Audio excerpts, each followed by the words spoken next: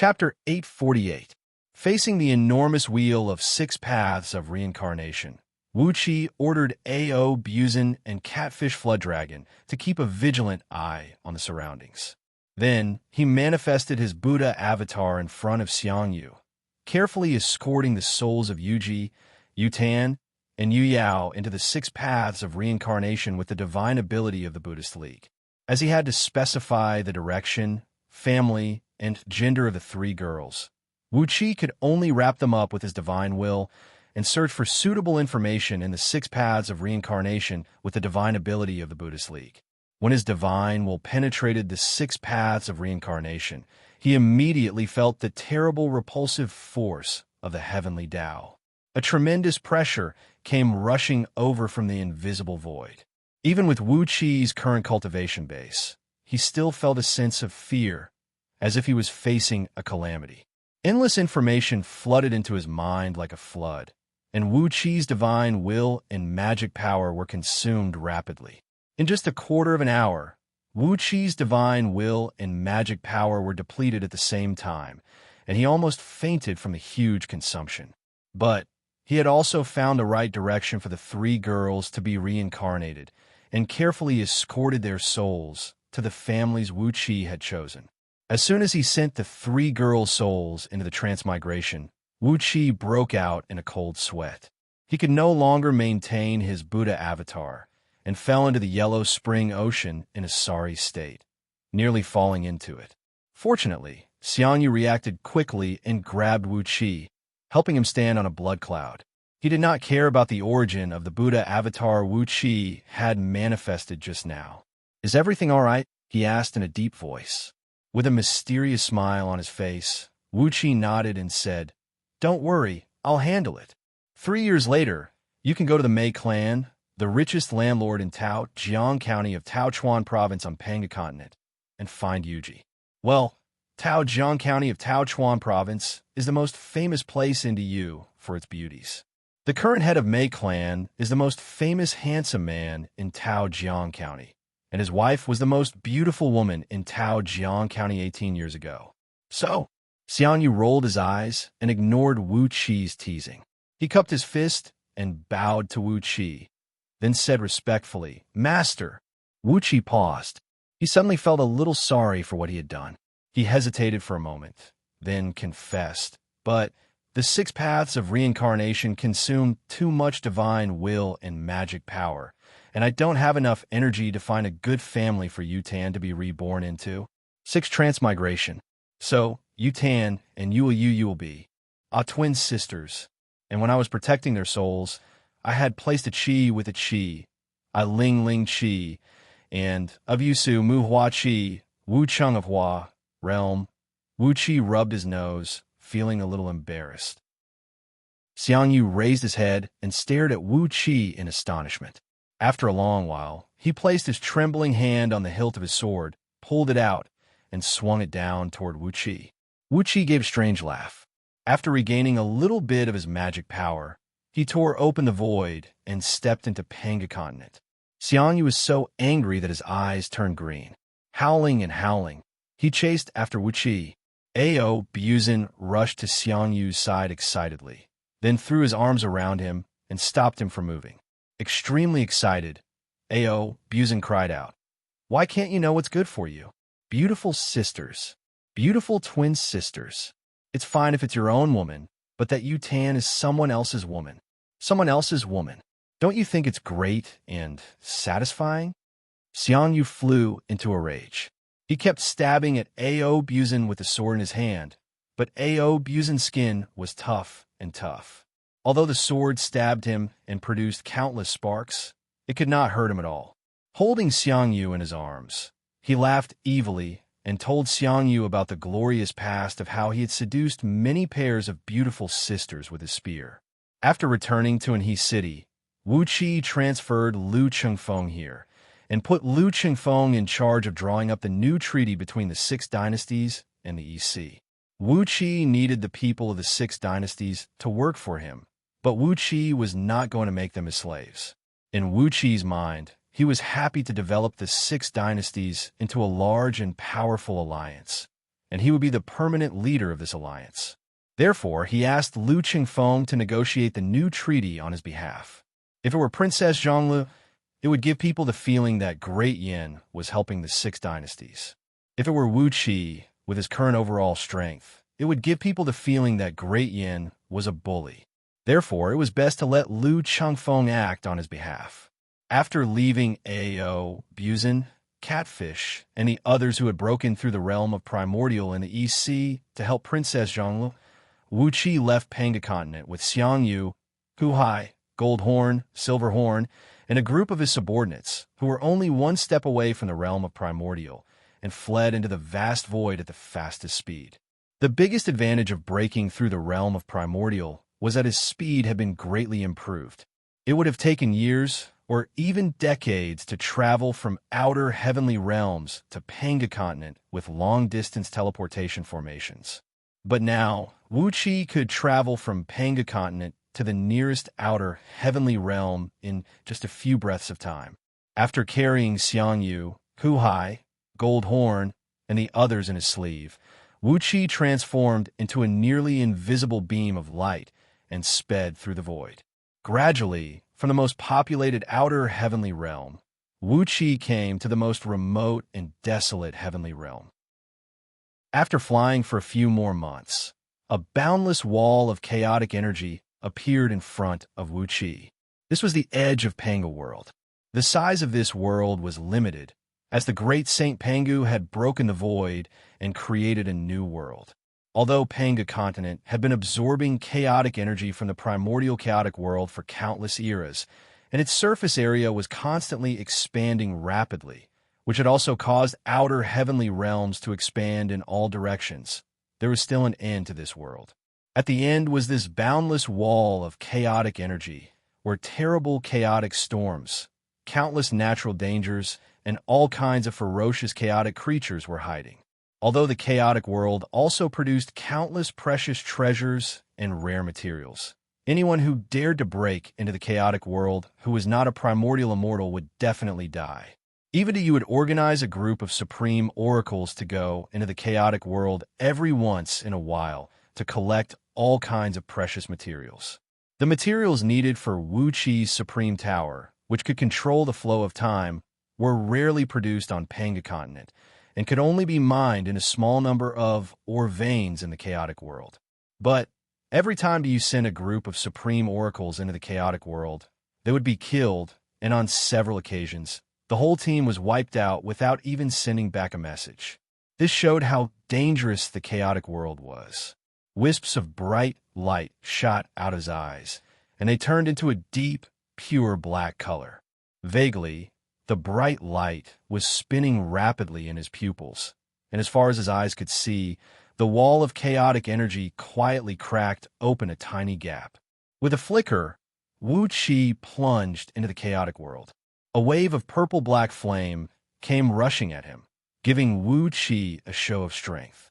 The frighteningly hot flame pounced on Wu Qi and burned his hair and clothes. Wu Qi gave a muffled grunt as his skin was scorched and covered with tiny blisters. The severe pain made Wu Qi's muscles tremble, and he almost screamed. It was the Nirvana flame, which was even more powerful than the divine flame of order, the divine flame of great tranquility, and the other innate divine flames. It was born purely for the purpose of burning everything in the world. The Nirvana flame did not have any other attributes. It did not have much destructive power against spiritual beings such as divine sense and soul, but it had a destructive power against all corporeal beings, such as the Dharma bodies of immortals, the golden bodies of Buddhas, and even innate spirit beings. The torrent of Nirvana flame that Wu Qi encountered was relatively thin, and the power of the flame was not too strong. Even so, Wu Qi was badly burned, and his handsome face was badly burned. If he ran out in the middle of the night, it would be enough to scare someone to death. Clumsily, Wu Qi activated the natural phenomena medallion and sprayed out a large cloud of smoke to wrap him up. Then, he took a deep breath and rushed out of the 10,000 miles wide Nirvana flame, rushing back into the depths of the chaotic world. At the same time as he left the place, Wuxia carefully collected a wisp of nirvana flame and stored it in his body, using the myriad harmonization grand magic to slowly refine it. After traveling through the chaotic world for over 3 months, Wuxia was badly burned by the heavenly thunder and earthly flame. His skin was badly cut by the raging Xianbing that suddenly sprayed out from the chaotic world, and he was chased by a nest of black-tailed spirit bees for 3 days and 3 nights. After going through hundreds of dangerous situations where he almost died and his soul vanished, Wuxia finally found a large rock that hovered motionlessly in the middle of the chaotic world, relying on his bizarre divine abilities and extraordinary treasures. This cyan rock was roughly disc-shaped. A little bit excited, Wuxia stepped onto it and gently waved his right hand. Tens of extremely fine silver threads outlined a few mysterious runes and fell into the rock. A bright light soared into the sky, and Wuxia was teleported out of the chaotic world. This was one of the 8 billion void teleportation stones Yuan Ling left in the chaotic world. Relying on these 8 billion void teleportation stones, Yuan Ling traveled across the chaotic world and collected countless natural treasures, which made him the #1 artifact craftsman and alchemist among all chaos fiend gods. It was through years of continuous refining of various rare materials that Lord Yuan Ling was able to create the heaven refining technique, this overbearing divine ability. Light and shadow flickered in front of him, and dense, pure Yuan Ling's clear air blew over. All the pores on Wuqi's body opened up, greedily absorbing this clear air that originated from the primordial world and was on the same level as the chaotic qi. In front of him was a small planet that was even smaller than Earth. On this exquisite and perfect planet, every mountain, every river, every grass, and every tree had been carefully arranged, without any flaws. A small sun was rotating around this planet, providing enough light and abundant spiritual energy to make this planet full of endless vitality. This was Yuan Ling's nether realm, the place where Wuqi's previous life, Yuan Ling, cultivated. In the depths of Yuan Ling's nether realm, in the chaotic world, it was the birthplace of Yuan Ling. Thanks to all kinds of natural hazards, even those chaos fiend gods did not know where Yuan Ling's nether realm was located. Taking a few deep breaths, Wuqi performed an incantation, bypassing the numerous restrictive spells on the periphery of Yuan Ling's nether realm, and silently landed in front of the cave abode, the Yuan Cave, where he used to cultivate in those years. The trees near the Yuan Cave swayed, even though there was no wind. Large leaves fell slowly and gently into Wuqi's body. The spiritual energy contained in each leaf was comparable to a supreme-grade primordial gene Dan, which was strengthening Wuqi's fleshly body and foundation. Wuqi sighed, clasped his hands behind his back, and nodded as he said, "I'm back. Was there something wrong with my head back then? Why doesn't this place keep any animals? Otherwise, I would have produced hundreds of primordial immortals as my henchmen over the years. TSK, with my weird temper, how did I get through it all alone? Even if I don't keep a bunch of henchmen, you can keep a few wives, and I'll have a few strong backers now." After complaining about his previous life for a while, Wuqi waved his hand, and Xianxia, Hu Hai, and the others tumbled out of his sleeve. Chapter 849. When Wuqi unleashed his divine will, he sensed the wisp of Yuan Ling's soul in Wuqi's divine will, and the 6 treasures obediently threw themselves into Wuqi's arms. The Yuan Cave was the cave where Yuan Ling used to cultivate. It was a small cave dug by Yuan Ling himself, measuring only about a mile in both length and width. Inside, there was only an alchemy chamber, an artifact chamber, and a study room. After entering the Yuan Cave, there were 3 doors that led to 3 rooms. There was no bedroom for one to live in, nor was there a living room to entertain guests. Looking at the simple layout, Wuqi could not help but sigh again.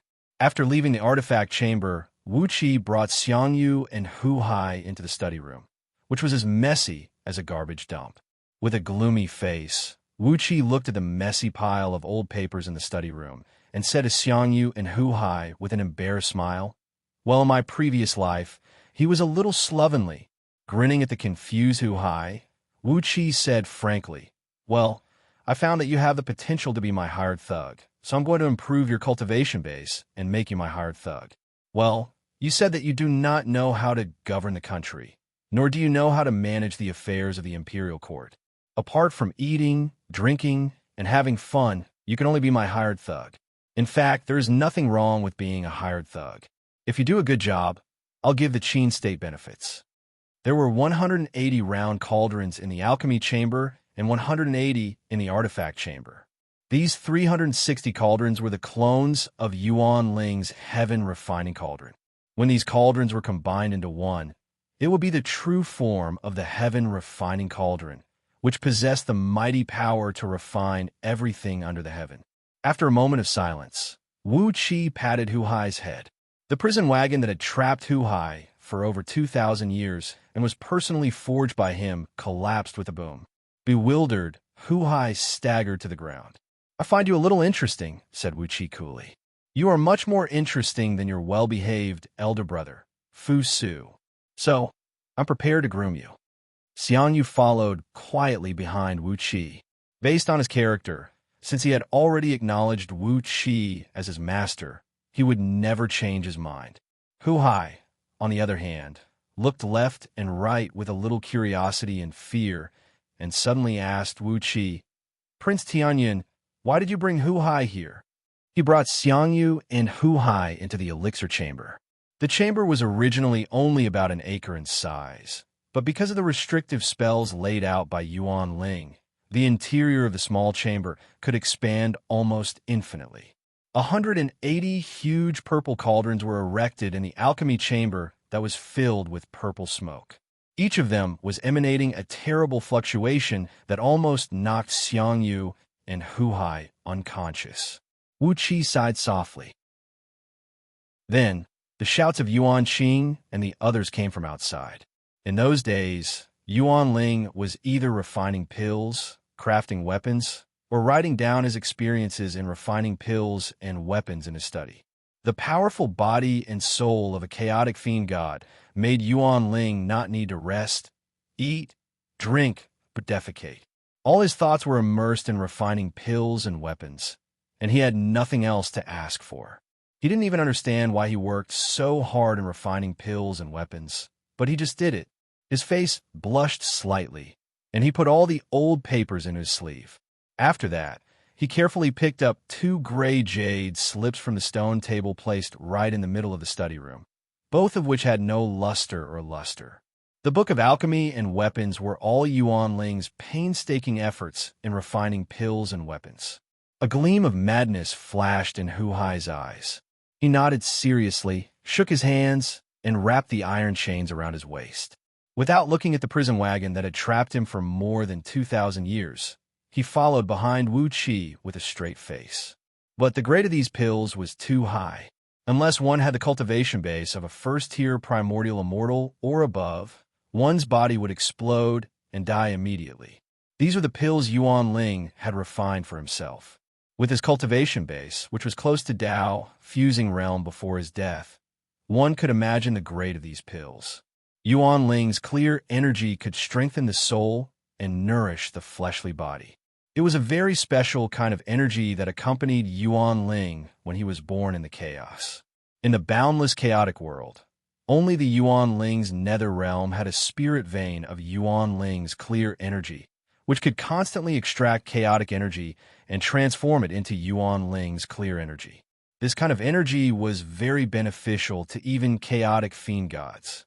If any cultivator could absorb and refine a part of Yuan Ling's clear energy, it would undoubtedly be a great fortune for them to be reborn. With his hands clasped behind his back, Wu Qi grumbled as he walked. "What kind of life did I have in my previous life? It's not bad to be a tyrant like A.O. Buzin. There are many beautiful women among the chaotic fiend gods whose cultivation base is not high, but whose faces and figures are beautiful.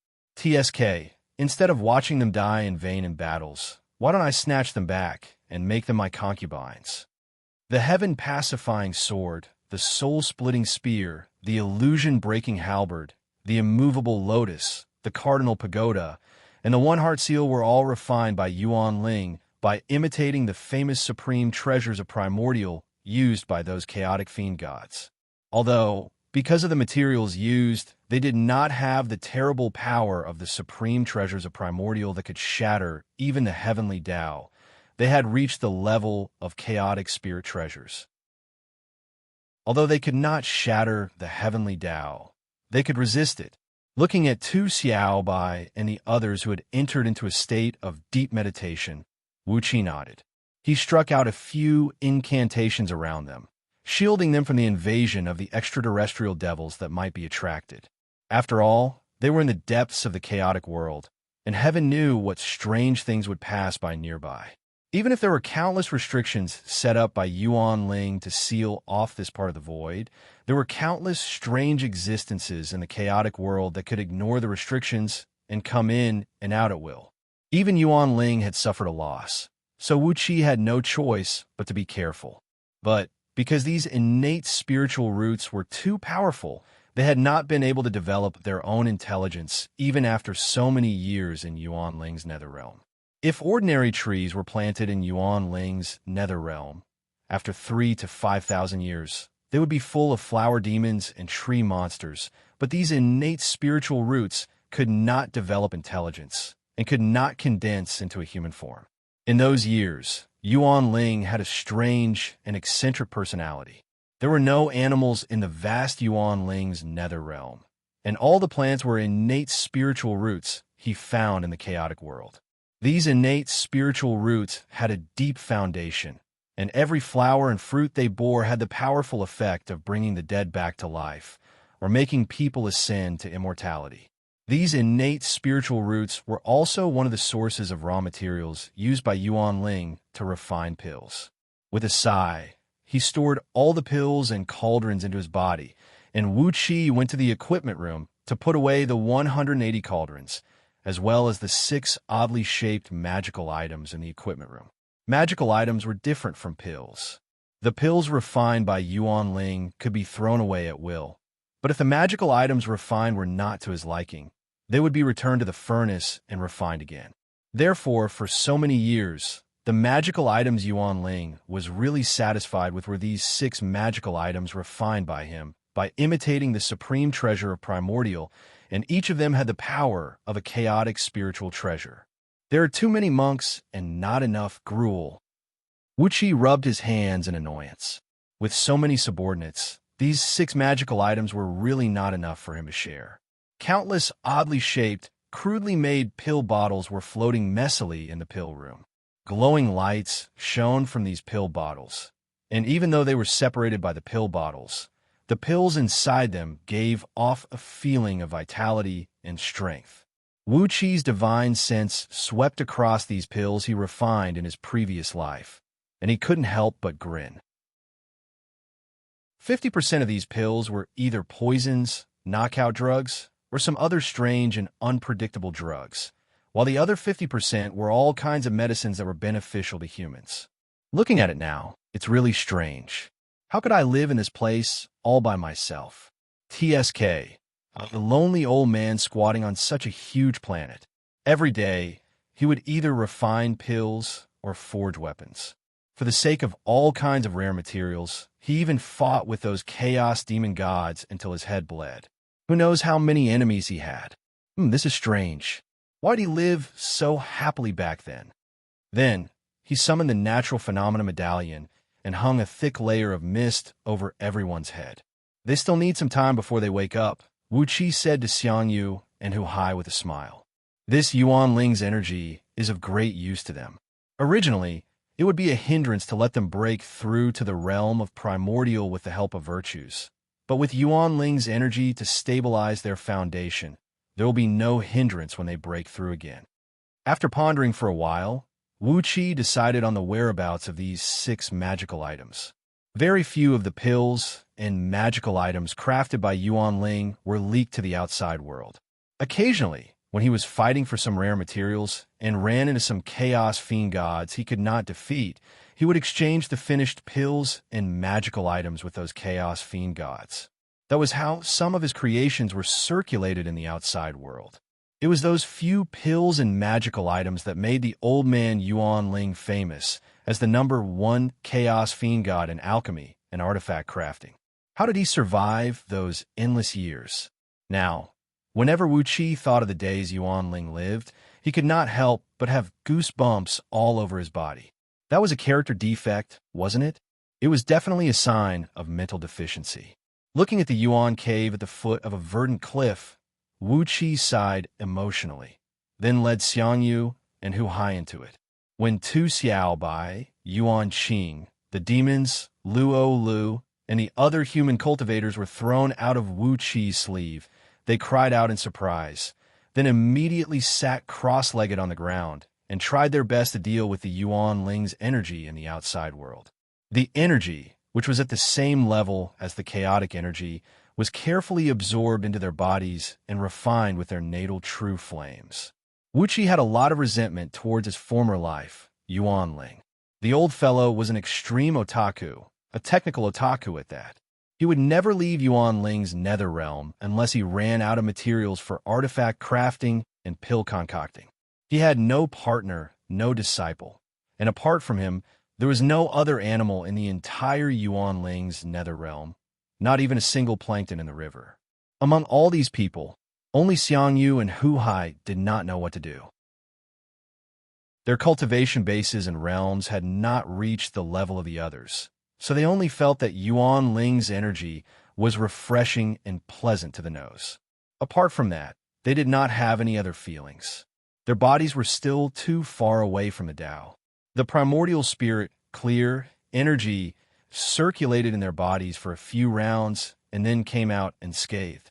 They did not have the ability to absorb the primordial spirit, clear energy. I have to find someone to pass down these two divine abilities. I can't be alone for the rest of my life. Chapter 850. Looking at the crowd standing in front of him, Wuxia smiled warmly. Let's cut to the chase. The reason I brought you out this time is to help you break through that threshold. Wuxia said solemnly. To tell you the truth, Pangu continent may fall into great chaos in the future, and so will outer heavenly realms. There will no longer be peace in this world. If we want to live and work in peace and contentment, and let our families and relatives live a good life, we will have to rely on you. Wuxia cupped his fist and bowed solemnly to the crowd. Lord Xianxia's father, the old Dragon King, who had been renamed Ao Guang, the Dragon King of the EC because of Wuxia's prank, also bowed solemnly and said, "There is no need to say that. Wuxia, my little friend, we are now bound together for good or ill. No matter how great the storm is in the outside world, we will be in the same boat." The others nodded in agreement, especially Luo Lu, Luo Hao, Luo Shui, Luo Ling, and Luo Yu. As Wuxia's disciples, they would not have any objection. As for Goldhorn and Silverhorn, their saliva was already dripping all over the ground. Will there be great chaos? Chaos is good. The more chaotic, the better. Ha ha ha. When the world is in chaos, we can eat people and set fires. How wonderful. The eyes of the two brothers turned green. Even Gold Feather and Silver Feather, who were standing behind them, had a ferocious hunger in their eyes. Dragons were the best food for dragon pythons of fire and ice, but the four of them could not possibly eat the few dragons around Wuxia, could they? Once Pangu continent was in chaos. Whether it was the Celestial Court, Buddhist League, or to you, they would raise countless dragons as mounts, guardians, or providers of beast souls. When a war broke out, they would have as many dragons as they wanted.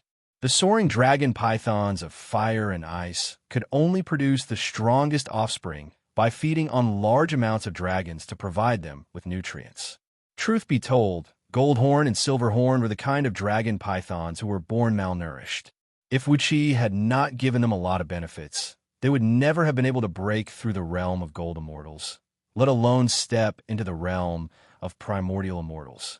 While the four dragon pythons were going all out, Yuan Qing's eyes were red with excitement. He waved his long rod and laughed wildly. Chaos is good. Chaos is good. Master, if there is chaos, we can go beat people up, right? Now, our fellow disciples can't even take 3 strikes from Yuanqing. Not satisfying, not satisfying. Giving Yuanqing a distressed look, Wuxia nodded and said, "You're right. If there is a war, when the war breaks out, you will be the vanguard of the East Sea." Yuanqing was dancing and laughing excitedly, but Wuxia was a little hesitant. If Panga continent was really in chaos, and the East Sea was really involved in it, if the East Sea was fighting on behalf of the Celestial Court, it was only natural for a monkey demon to be the vanguard. But if the army of the East Sea sent a monkey demon to fight on behalf of the U, would it attract the army of the U first? Shaking his head, Wuxia was too lazy to pay attention to these trivial matters. When the war broke out, it was not up to outsiders to decide who he wanted to use. With a cold snort, Wuxia fished out a pitch-black bodhisattva from under his sleeve and threw it to the ground. Then, he reached into his sleeve again and threw out more pitch-black bodhisattvas. Pointing at these bodhisattvas from the nether realm, who were shrouded in karma and had their eyes burned red with the red lotus karmic fire, Wuxia said coolly, 2 for each of you. Kill them, and you will be rewarded with virtues. Well, come one by one and absorb the virtues. With the evil karma they have created, it will be enough for you to break through the realm of primordial. When the time comes, with so many primordial experts guarding the East Sea, even if the army of the Celestial Court comes to attack us, we will be confident. Apart from Xianxia, the others present could not help but gasp when they saw the black bodhisattvas thrown out by Wuxia. Xianxia and Bai Wu, Patriarch Jiang Yun's companions, widened their eyes in astonishment and cried out, "Are these bodhisattvas from the Buddhist League? How did they become like this?" Wuxia briefly introduced the origin of these bodhisattvas and also explained why they had become like this. When the crowd heard that Wuxia had gone straight into the nether realm and killed all the bodhisattvas and arhats from the nether realm, their faces turned extremely interesting. Did this mean that he had become the sworn enemy of the Buddhist League? But when they thought about what Wuxia had done in the past, he had killed 3 Buddhas and robbed Buddha Fudu, so killing a few bodhisattvas was nothing to them. Clearing his throat, Luo Lu, the head of Luo clan, took a careful step forward. Although his 3 granddaughters were Wuxia's disciples, the seniority between him and Wuxia was not the same. He bowed respectfully to Wuxia and said, using the title of a disciple of the underhand sect leader, "Why don't I be the pathfinder?" Wuxia nodded, waved his hand, and said with a smile, "You could do it one by one. You can give a try first. Although this is the depths of the chaotic world, as long as you are born in Panga world, you cannot escape the surveillance of the heavenly Tao of that world. By killing these bodhisattvas, you will be rewarded with virtues, and as long as you can step into the realm of primordial, you will face the heavenly tribulation." After calculating with his fingers for a while, Wuxia smiled and said, "Since you have stepped into the Tao with virtues, the power of the heavenly tribulation will not be too strong. I will also share a part of the heavenly tribulation's power with you.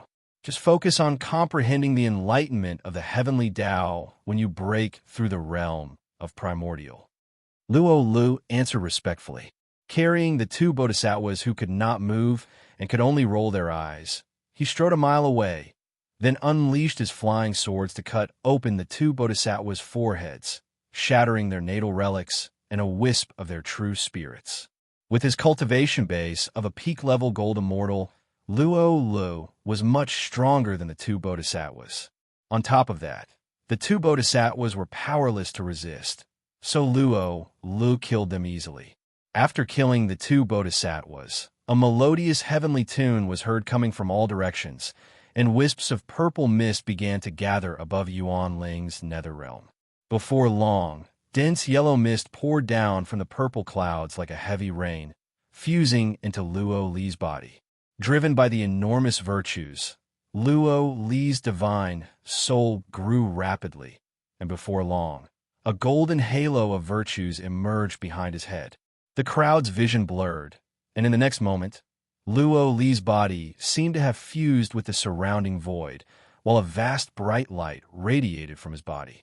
Those who were illuminated by the bright light felt a sense of clarity in their hearts, as if their intelligence had been greatly enhanced. When they looked around, they found that the world was so clear, as if every leaf and every blade of grass contained infinite mysteries.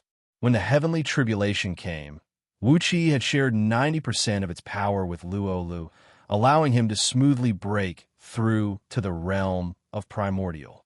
Wuxia asked him to go aside and absorb Yuanling's energy to stabilize his cultivation base, then asked Luo how to continue with the same process. One after another, the people brought here by Wuxia stepped into the realm of Tao by virtue of virtues. Everything went smoothly for those who came before him. But when the last one, Yuan Qing, was about to break through, he suddenly sensed an unusual sign.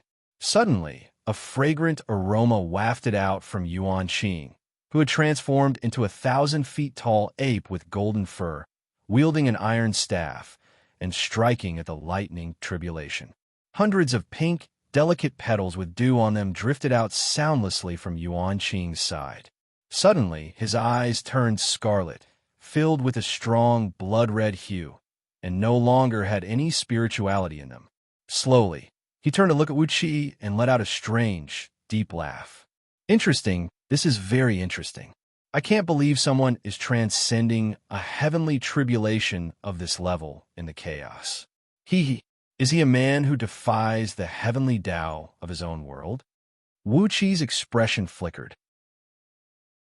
With a shake of his hand, he unleashed a beam of Buddhist light toward Yuan Qing. A muffled rumble echoed out as a beam of clear and bright light shot out of Yuan Qing's mouth, colliding head-on with the beam unleashed by Wuxia. Yuan Qing staggered back a few steps, and most of the blood-red hue in his eyes suddenly faded away. The deep voice rang out, and then suddenly became infinitely tender. Why are you so cruel and merciless as to kill me as soon as we meet? Don't worry, I'll deal with you when I'm here, little boy. After wandering here for countless years, this is the first time I've met such interesting creatures like you. Luo Lu and the others rose to their feet and asked in shock, "Who is this demon? How dare he do this?" Wuxia gave a cold laugh, shook his head, and said, "He is not a demon, but an invisible fiend born in the chaos. He comes and goes without a trace, and he is the ancestor of the so-called heavenly fiends. Look at how easily he has invaded Yuan Ling's nether realm. I'm no match for him now." Chi-Chi's expression flickered, while Wuxia waved his sleeve and sent everyone into it, then reached out to grab Yuan Qing. Before Yuan Qing could react, a small glinting seal shot out of Wuqi's fingertip and smashed into Yuan Qing's forehead, knocking him out. The seal was the single heart seal crafted by Wuxia in his previous life, and it had many magical uses. Even though Yuan Qing had stepped into the realm of primordial, he was still knocked out by the seal. Grabbing Yuan Qing, Wuxia stamped his foot and was about to put Yuan Ling's nether realm into his interstitial space. But before Wuxia could do that, a sheet of colorful light had appeared behind Wuxia silently. Two snow-white hands reached out of the light and slapped toward Wuqi's back amidst a melodious melody. The two hands were bone-piercingly cold, bringing with them a terrible chill that made Wuqi's scalp go numb. If he was hit in the back, Wuxia had no doubt that the yang in his kidneys would be shattered and frozen into ice cubes. With a furious roar, Wuxia flicked his sleeve, and all the bodhisattvas and arhats he had taken from the nether realm flew out of his sleeve. Kitagarbha was also thrown out by Wuxia, and a third of his mighty and boundless magic power was returned to him by Wuxia. With a flash, Wuxia transformed into a pitch-black arhat and slipped into the crowd of hundreds of bodhisattvas and 108,000 arhats. Then, he pressed his palm on Yuan Ling's nether realm and put it into his interstitial space. As soon as he put the layer of his previous life into his body, he heard dozens of miserable howls ringing out. The ray of light rushed into the crowd of monks and threw out its palms in all directions. Caught off guard, 3 bodhisattvas and 97 arhats were slapped on their waists. The yang in their kidneys was sucked dry, and their bodies were frozen into ice cubes. Wuxia had hidden his aura, so the ray of light could not find Wuxia for a while. "Interesting, little fella," he said in surprise. "Your technique of hiding aura is very good, but you can't escape from me no matter how hard you try." Wuxia narrowed his eyes. His body suddenly turned into a wisp of chaotic energy and drifted toward the outside world. If he had turned into chaotic energy and fled at any other time, the ray of light would have found him. But now that Wuxia had thrown out Kitagarbha and unlocked the restrictive spell on him, a loud roar suddenly rang out. "How dare you hurt a disciple of the Buddhist League? The Buddhist League is vast, and the sea of Dharma is boundless. Infinite transmigration formation, arise." A loud rumble rang out, and the chaotic airflows in the surroundings became extremely chaotic. This was not the nether realm, so they could not borrow the power of the 6 paths of reincarnation. But these monks had formed a formation, and by relying on their own Buddhist power, they had simulated a small 6 paths of reincarnation in the void. An enormous force restrained the ray of light, and Wuxia took the opportunity to leave. Chapter 851. Suddenly, a large hole thousands of miles in diameter was torn open in the boundless wall of chaotic energy, and Wuxia shot out of it like a bolt of lightning. He used all his divine abilities to break through the void and flew toward Panga continent at the expense of overdrawing his energy. Even with Wuxia's cultivation base of 8th tier primordial immortal and his attainment in the realm of Tao breaking, it only took him 20 days to return to Panga continent with a mouthful of blood. When he landed heavily on the top of the mountain outside Anhi City, Wuxia flung the people out of his sleeve and pressed his palm on Yuan Qing's head, whose eyes were still a little red. Buddhist energy flowed into his body, expelling the remaining fiend energy in his brain. Looking at the uneasy crowd, Wuxia smiled bitterly and said, "It's all right, we've gotten rid of that fiend for now. Well, a scapegoat has helped us stop him. I don't know how long we can hold him back, but I don't think he can come here." Panga continent was now the focus of the struggle between the Celestial Court, the Buddhist League, and the Yu. If an invisible fiend in the chaos invaded Panga continent and stirred up trouble, he would most likely be attacked by the joint forces of the Celestial Court and the Buddhist League. So, there was no need to worry that he would bring more trouble to Wuxia. With a long sigh, Wuxia counted his gains. There was no doubt that Yuan Ling's nether realm would bring great benefits to Wuxia and the people around him. After teaching his disciples, the Underhand sect and the East Sea's medicinal pills and magical artifacts would rank first in the world. On the other hand, the 6 chaotic spirit artifacts would not bring a fundamental change to the East Sea's overall strength, for there were too few of them. As for those medicinal pills, Wuxia was confident that he would not die of overeating after taking them, but the others, including Princess Zhonglu, should not take them recklessly. After a brief moment of contemplation, Wuxia asked Xianxia, Bai Wu, Qing Yi, and Qing Shun, the 4 old immortals, to bring everyone back to the East Sea, while he brought Xiangyu and Hu Hai and flew towards Anhi City. Riding on a cloud and drifting in the sky, Wuxia smiled helplessly at Xiangyu and Hu Hai and said, "I was planning to improve your cultivation base as well, but that fiend has ruined my plan. Well, there's a place suitable for you to cultivate. Are you willing to spend some time there?" Xiangyu and Hu Hai exchanged a look and nodded at the same time. Wuxia opened his mouth and swallowed the 2 of them. He directly stuffed them into Yuan Ling's nether realm. The mysterious Yin Celestial Tower also appeared above Yuan Ling's nether realm. Wuxia tried his best to increase the flow of time in Yuan Ling's nether realm to 2,000 times the limit that he could bear. At the same time, he sent a few blood-draining fiends to Xiangyu and Hu Hai, teaching them the Blood Sea Grand Magic and the Inferno Hell Fiend scripture. Since Xiangyu was cultivating the Qiyu Fiend technique and the Blood Sea Grand Magic at the same time, he might be able to cultivate the true form of the Blood Sea Fiend God, which was immortal and indestructible.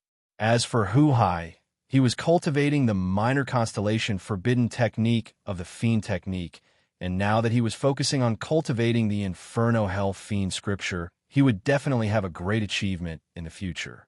Currently, Wuxia had immortals, demon immortals, longbow men, and heavenly ghosts under his command. He only lacked fiends and monks. I'll have to find a way to add a Buddhist branch to the underhand sect when the opportunity arises. But which disciple would be willing to be a monk? Am I going to look for a few disciples who have lost their families and lost all hope in the future? With some unpleasant thoughts flashing in his mind, Wuxia came to Anhe City with a strange smile on his face. Inside the city, the emperors and courtiers of the 6 states were drinking and feasting. It had been nearly a year since Wuxia left with his men, and the treaty between the 6 states and the EC had been officially drawn up. But without Wuxia, no one had the right to sign it. Over the past few months, DU had tightened the checks on the immortals and itinerant cultivators from all over the world.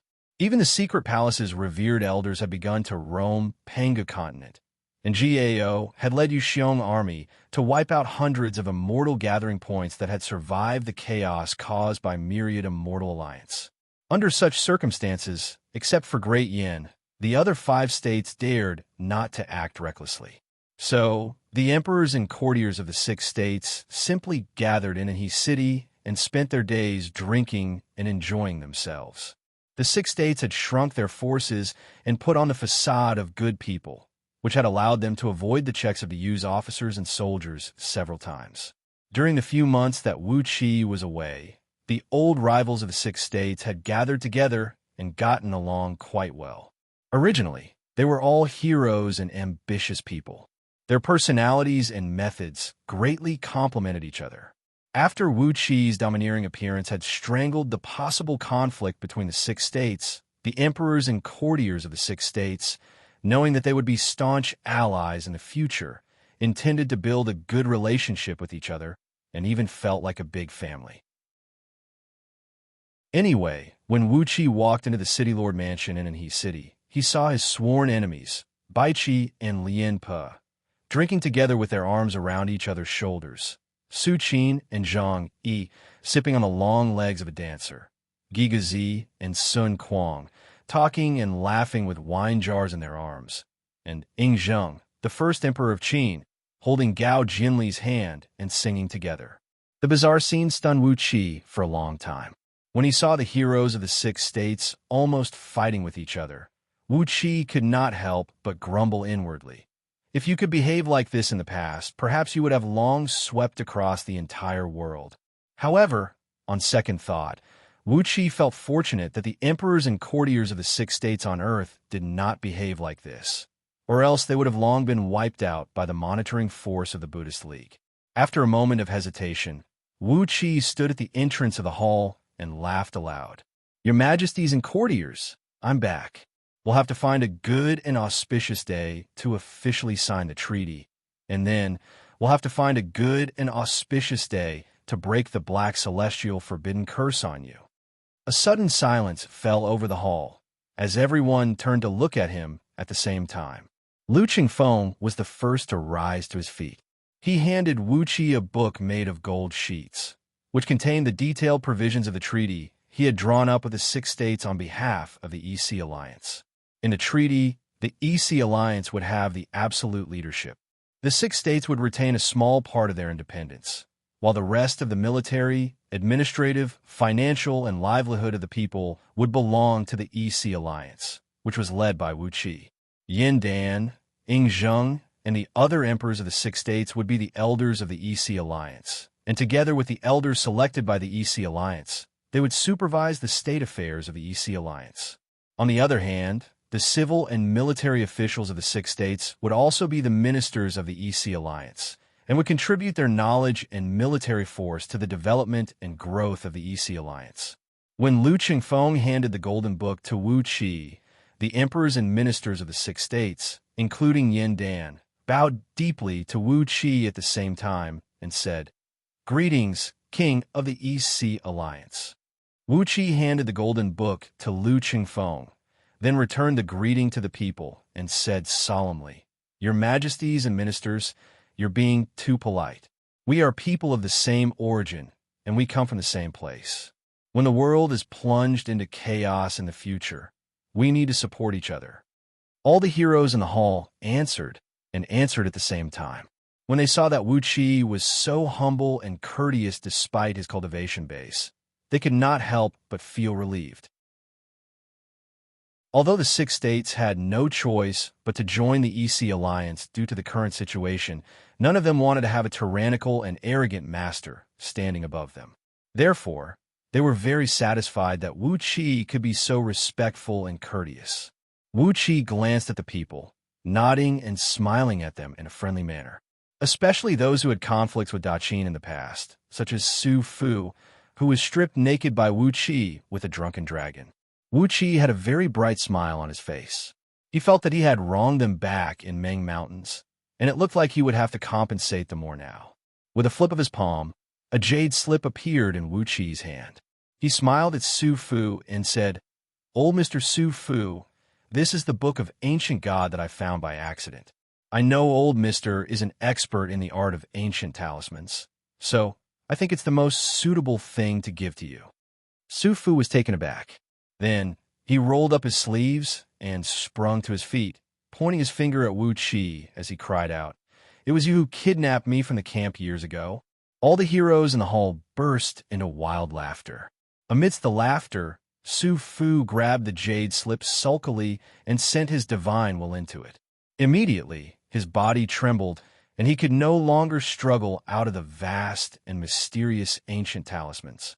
Compared to the Book of Ancient Gods, Su Fu's primordial rune inheritance was like comparing a firefly to the sun. There was no comparison at all. Everyone in the hall saw the change in Su Fu's expression, and they immediately realized that Wuxia had given Su Fu an incredible cultivation technique. Their eyes lit up immediately. After a moment of pondering, Wuxia produced dozens of jade slips, engraving all the cultivation techniques he had learned to the peak realm of Gold Immortal into these jade slips, then distributed them to the emperors and courtiers of the six dynasties. Whether it was the innate pure yang universal scripture, the Inferno Hell Fiend scripture, the Song of Gale, the Darking Water scripture, or other cultivation techniques, the cultivation techniques Wuxia had obtained were extremely exquisite. With these techniques, and Wuxia's meticulous cultivation, the future of the emperors and courtiers of the six dynasties was obvious. The emperors and courtiers of the six dynasties were men who knew what was good and what was bad. Originally, the cultivation techniques they obtained could only allow them to cultivate to the realm of heaven immortal, which was nothing compared to the cultivation techniques Wuxia had given them. The fact that Wuxia had so generously given so many cultivation techniques to them meant that he owed them a great debt. For a moment, even the most proud and arrogant among the emperors and courtiers of the six dynasties bowed deeply to Wuxia, and their impression of Wuxia had deepened. Wuxia hurriedly returned the bow, while Lu Qingfeng had already summoned the maids and servants to replace all the dishes and wine. After that, Wuxia and the others took their seats and resumed the banquet. The great hall was bustling with noise and excitement, and the emperors and courtiers of the six dynasties rose to their feet to toast Wuxia. Wuxia did not refuse any of them, and just enjoyed the banquet with the crowd. While the people of Anhe City were having a great time, somewhere in a very remote place on Pangu continent, a fair and tender little hand suddenly tore the void open. A ball of light silently flew out of it with a few figures in it. Kitagarbha, who was shrouded in the black smoke of retribution fire, stood behind the mass of light with an expressionless face. "This is Pangu continent, the place where the man who fled a few days ago came from," he said in a flat voice. "Senior, may I ask if we can leave now?" "Leave?" The voice in the mass of light suddenly laughed strangely. "How is that possible? I happen to be short of a group of people to run errands for me. With so many of you, you can be my subordinates. Don't tell me that this is how you repay me for helping you bald donkeys resolve the karmic fire in your bodies." The voice snorted coldly and said in a deep voice, "Run 36 eons for me, and I'll give you back your freedom." If you don't obey me, I'll break your bald heads. You don't like it? Come and beat me if you don't like it. According to the rules of the chaos, whoever has the bigger fist is the boss. Why don't you come and beat me? If you win, it's my duty to run errands for you. Kitagarbha opened his mouth and could not come to his senses for a long time. The group of bodhisattvas behind him trembled with anger, but the thought of the terrible strength of the mass of light, they finally bowed their heads in frustration. Looking at the boundless Pangu continent, the mass of light suddenly sighed with joy and said, "What a wonderful place! It's mine now."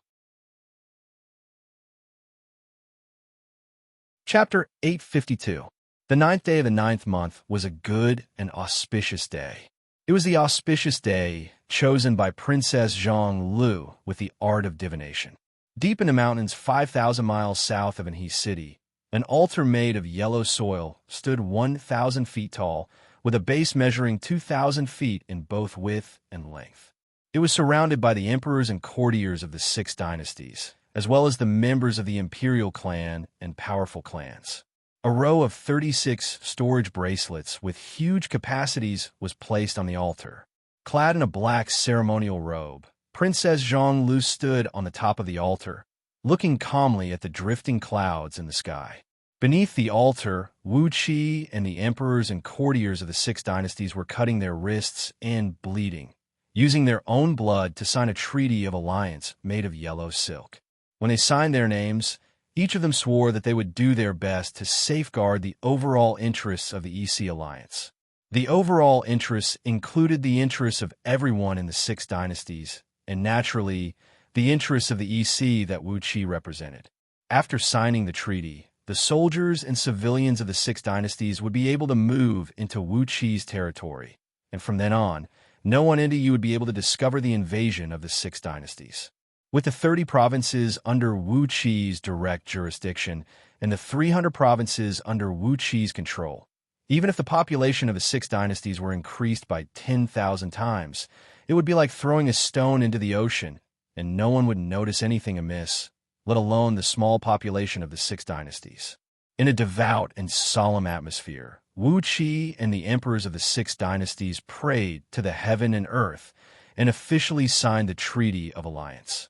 Also, the Emperor of Great Yin, Yin Dan, announced his abdication and handed the throne to his granddaughter, Princess Zhang Lu. From now on, Princess Zhang Lu had another official title, Empress Zhang Lu Jizi Xuan. But she did not like the name, so those close to her still called her Princess Zhang Lu. When the Treaty of Alliance was signed, Wuxia and the emperors of the 6 dynasties retreated to the rear of the army, while teams of elite soldiers transported a large number of livestock and immortals and cultivators they had secretly captured from the EC to the altar. With a soft cry from Princess Zhang Lu, these livestock and immortals were slaughtered. Their blood sprayed all over the ground, turning into a dense mist that rose thousands of feet into the air. Princess Zhang Lu recited an incantation and called out Lao Ai's name. Immediately, a faint pressure came pressing down from the sky. Wuxia gently flicked his fingers a few times under his sleeve, and the hundreds of thousands of soldiers of Dong Hai carefully hid themselves on the hundreds of mountains thousands of miles away from the valley. Holding Kunwu, swords manifested from Wuxia's chaotic energy, 1,080 captains of the army formed a massive fiend, slaying sword formation with hundreds of thousands of soldiers. Outside the formation, dozens of primordial experts of the EC, including A.O. Buzin, Lord Xianxia, and thousands of gold immortals, had formed a Yuan Ling formation to conceal their auras.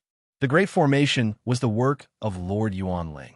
Although it did not have much offensive power, when it came to concealing one's presence, it was the best in the universe.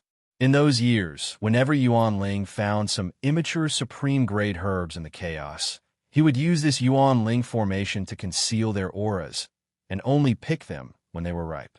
The fact that the formation could fool the eyes and ears of countless ancient chaos fiends showed how effective it was in concealing auras.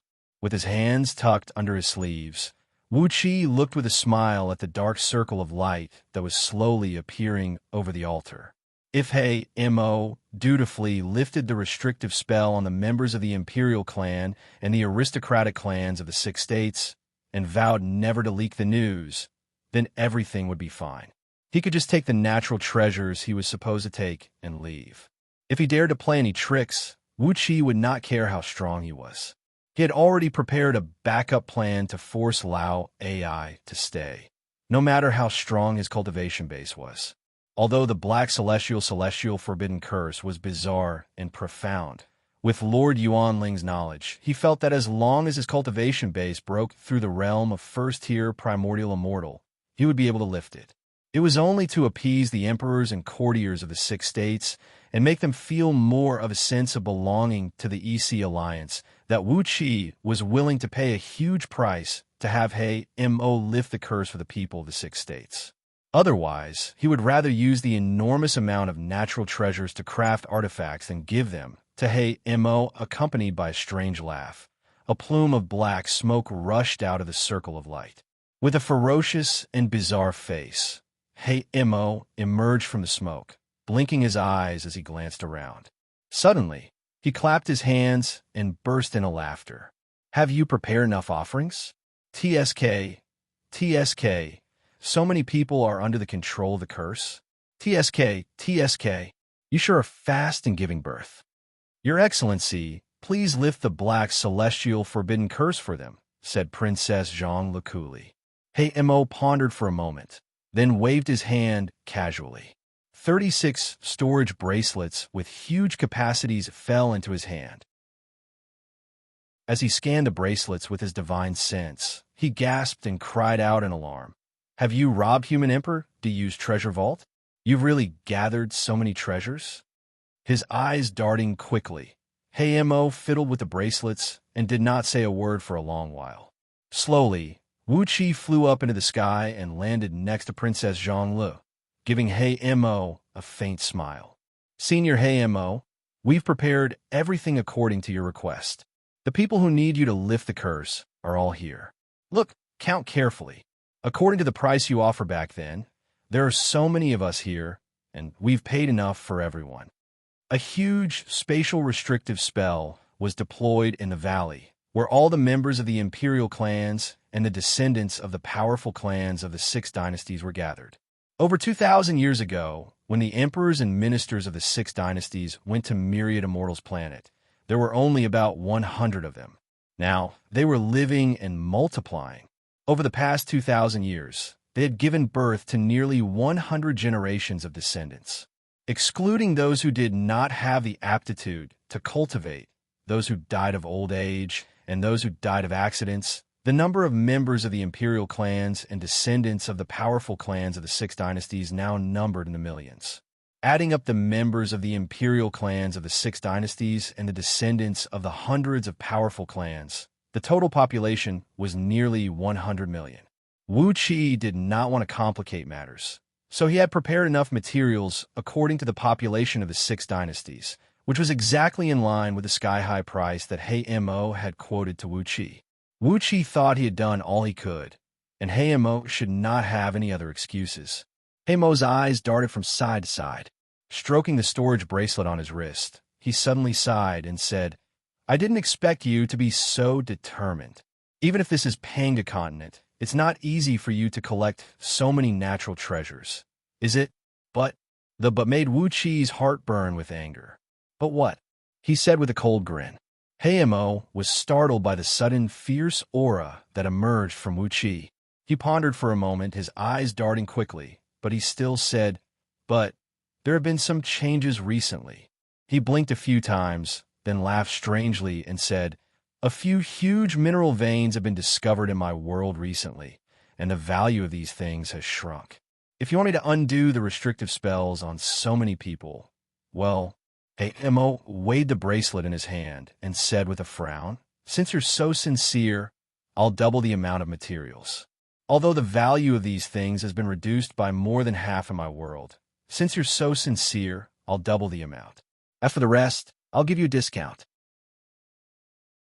Princess Xianxia did not say a word, and neither did Wuxia for a long time.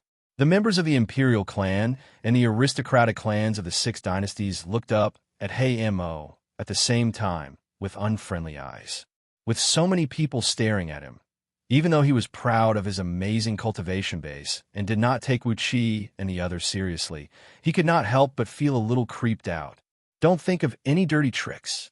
I can come and go as I please. What do you do to me? He said. Wuxia snorted coldly and slowly unleashed his aura of the realm of primordial. The aura of an 8th-tier primordial expert caused Mo's face to flicker abruptly. Reflexively, he flew back hundreds of feet. Then, a blood-red cloud rushed out of the top of Wuqi's head, from which 18 blood-draining celestial fiends flew out of Wuqi's head with strange laughter, each emanating the pressure of a 9th-tier primordial expert. Mo's face twitched at the sight of the 18 bizarre fiends, and he said subconsciously, well, in that case, just give me another 50%. No, 30% of the materials. Wuxia snorted coldly and waved his hand. 1,080 beams of green light shot into the sky as Chi activated the fiend-slaying sword formation. Countless soldiers of the East Sea plunged into the formation. Strengthened by the formation, the soldiers of the East Sea shone with a threatening golden light as they roared in unison and unleashed a terrible aura that pressed down on Mo's face fell instantly. The fiend-slaying sword formation? You've actually obtained the legacy of the human sacred emperor? Why do you have to do this? I must have remembered wrongly. Although the mineral veins in our world are huge, they happen to lack the materials in your bracelet. You and I are good friends, so why do you have to fight and kill each other? Well, how about I lift the curse for you now? Two figures flickered in the void, holding the soul-splitting spear and the illusion-breaking halberd respectively. Buzin and Lord Xianxia made their moves. Buzin fiddled with the soul-splitting spear, which was pitch black and shrouded in a faint purple mist, and said with a strange laugh, "Boy, why don't you let me stab you?" He was in a very good mood when he finally got a spear that suited his wicked taste. Lord Xianxia, on the other hand, waved the illusion-breaking halberd and tore a very thin, arc-shaped crack in the void. The crack lasted for a full 10 minutes without dissipating, which made Mo's face turn even more unsightly. He gave the divine weapons in Buzin's and Lord Xianxia's hands a deep look, then heaved a long sigh and said, "A chaotic spirit artifact? I've suffered a great loss this time." Wuxia looked at Mo calmly and said in a flat voice, "Swear that you will not reveal anything that happened today, and you're not allowed to use any hints or metaphors to reveal what happened here. I'll let you go, and you can take everything you have with you." Mo gritted his teeth and said with a cold grin, "I've suffered a great loss today. I didn't expect you to have such means and fortune. If you want me to obediently swear, you have to take out enough bargaining chips. If you can really intimidate me, not only will I obediently swear, but I will also accept your offerings in the future." Wuxia pondered for a moment, then gave Princess Zhang Lu a look. A lotus throne shrouded in bright light spiraled out from under Princess Zhang Li's feet. It was the immovable spirit artifact crafted by Wuxia in his previous life. As it had fused with the innate silver lotus, it was extremely strong in both offense and defense. A stream of auspicious mist rose from the top of her head, and a small 9-storied pagoda slowly emerged. It was the fundamental pagoda, which could be used to protect and nourish one's foundation. When the two chaotic spirit artifacts appeared, Mo's face was so bitter that it could almost ooze out bile. He heaved a long sigh and raised both hands to swear his natal fiend god oath. Then he waved his hand. Accompanied by a shrill ghost howl, plumes of black smoke rushed out of the heads of the emperors and courtiers of the six dynasties, as well as the descendants of the aristocratic clans, and quickly entered his body.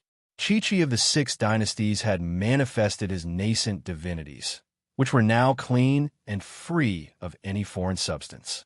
For a moment, the valley was filled with thunderous cheers, and there were even some descendants of the imperial clan and aristocratic clans shouting, long live the king of East Sea. Wuxia laughed heartily as he stood on the altar and looked down at the people of the six dynasties. Chapter 853. Even wise men like Gigu Zi and Sun Quan were thrilled that the restrictive spell that had troubled them for more than 2,000 years had been lifted. How could heroes like them tolerate having their lives and destinies controlled by others? Even if they could live, they would be no different from puppets. Wuxia had spent a huge sum of money to lift the restrictive spell, which was no different from giving them a second life, freedom, and dignity. Coupled with the cultivation techniques that Wuxia had given them, the people of the six dynasties finally had a true sense of belonging to the East Sea Alliance. Just as Xianxia had said after the sacrificial ceremony, are those sacred immortals and Buddhas really that great? Do they really think we are just ants? Let us do what we want, and let those high and mighty people understand that we, the common people, are not to be bullied. Of course, it was a little funny for the Emperor of Daqin to call himself the common people, but Xiang's words had won everyone's cheers. The feast lasted for 3 days and 3 nights. The people of the six dynasties enjoyed themselves to the fullest, venting the stress and grievances that had accumulated in their hearts for so many years.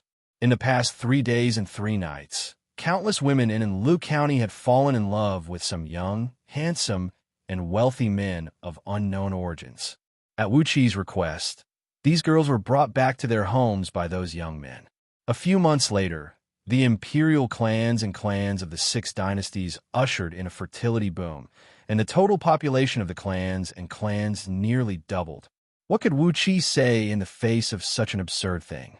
Even his father-in-law, Yin Shijuan, had fooled around with a few daughters of wealthy merchants in his city with Fu Su, the crown prince of Daqin, giving Wuqi a few mistresses. What else could he say? After the 3-day feast, Wuqi led the army of the East Sea back to the East Sea city.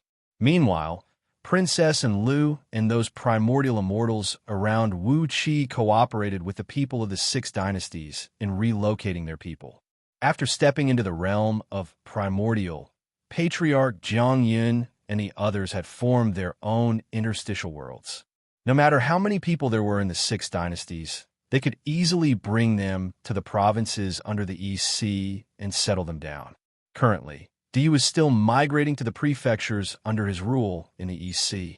There were trillions of people migrating from all over the world.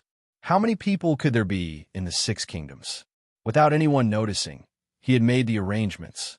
The various provinces of the Yu were vast, and the distance between each province was several million miles.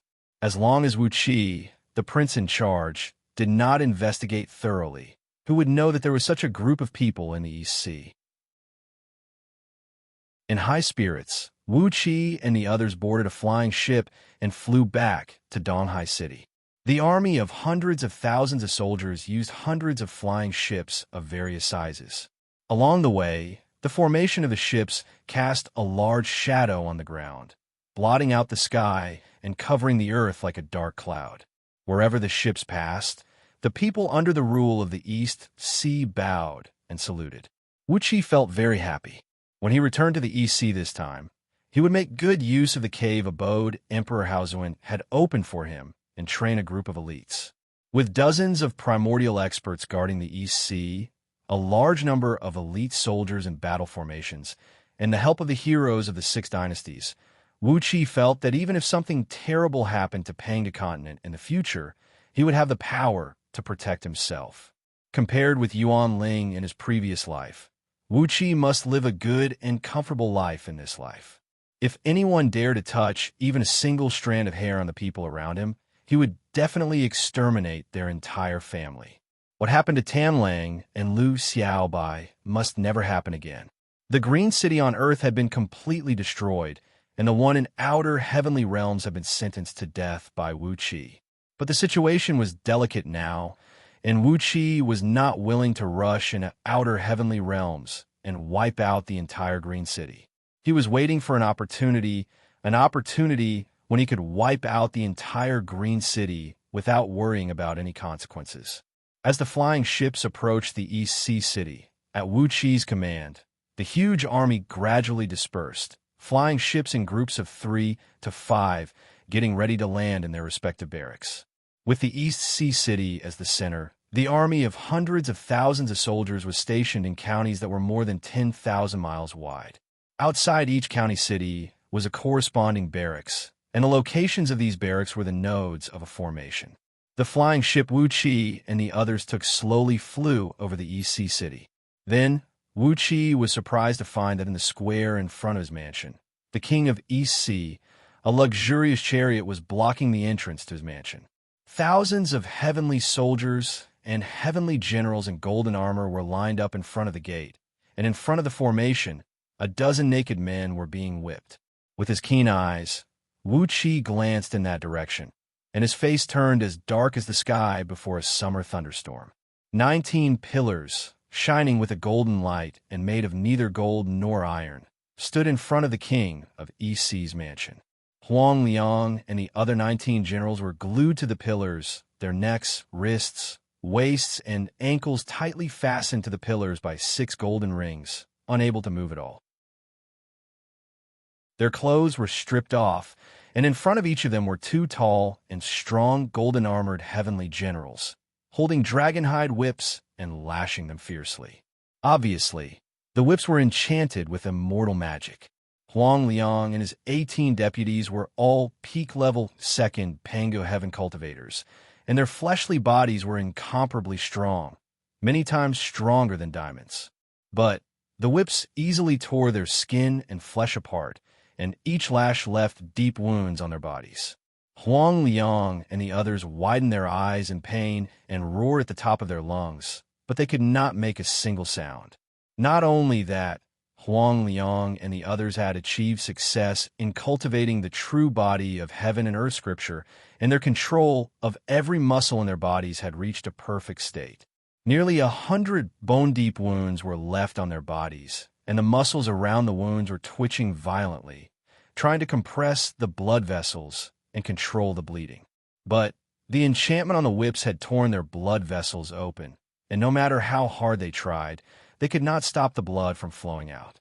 Under each of their feet was a pool of blood about 20 feet in circumference.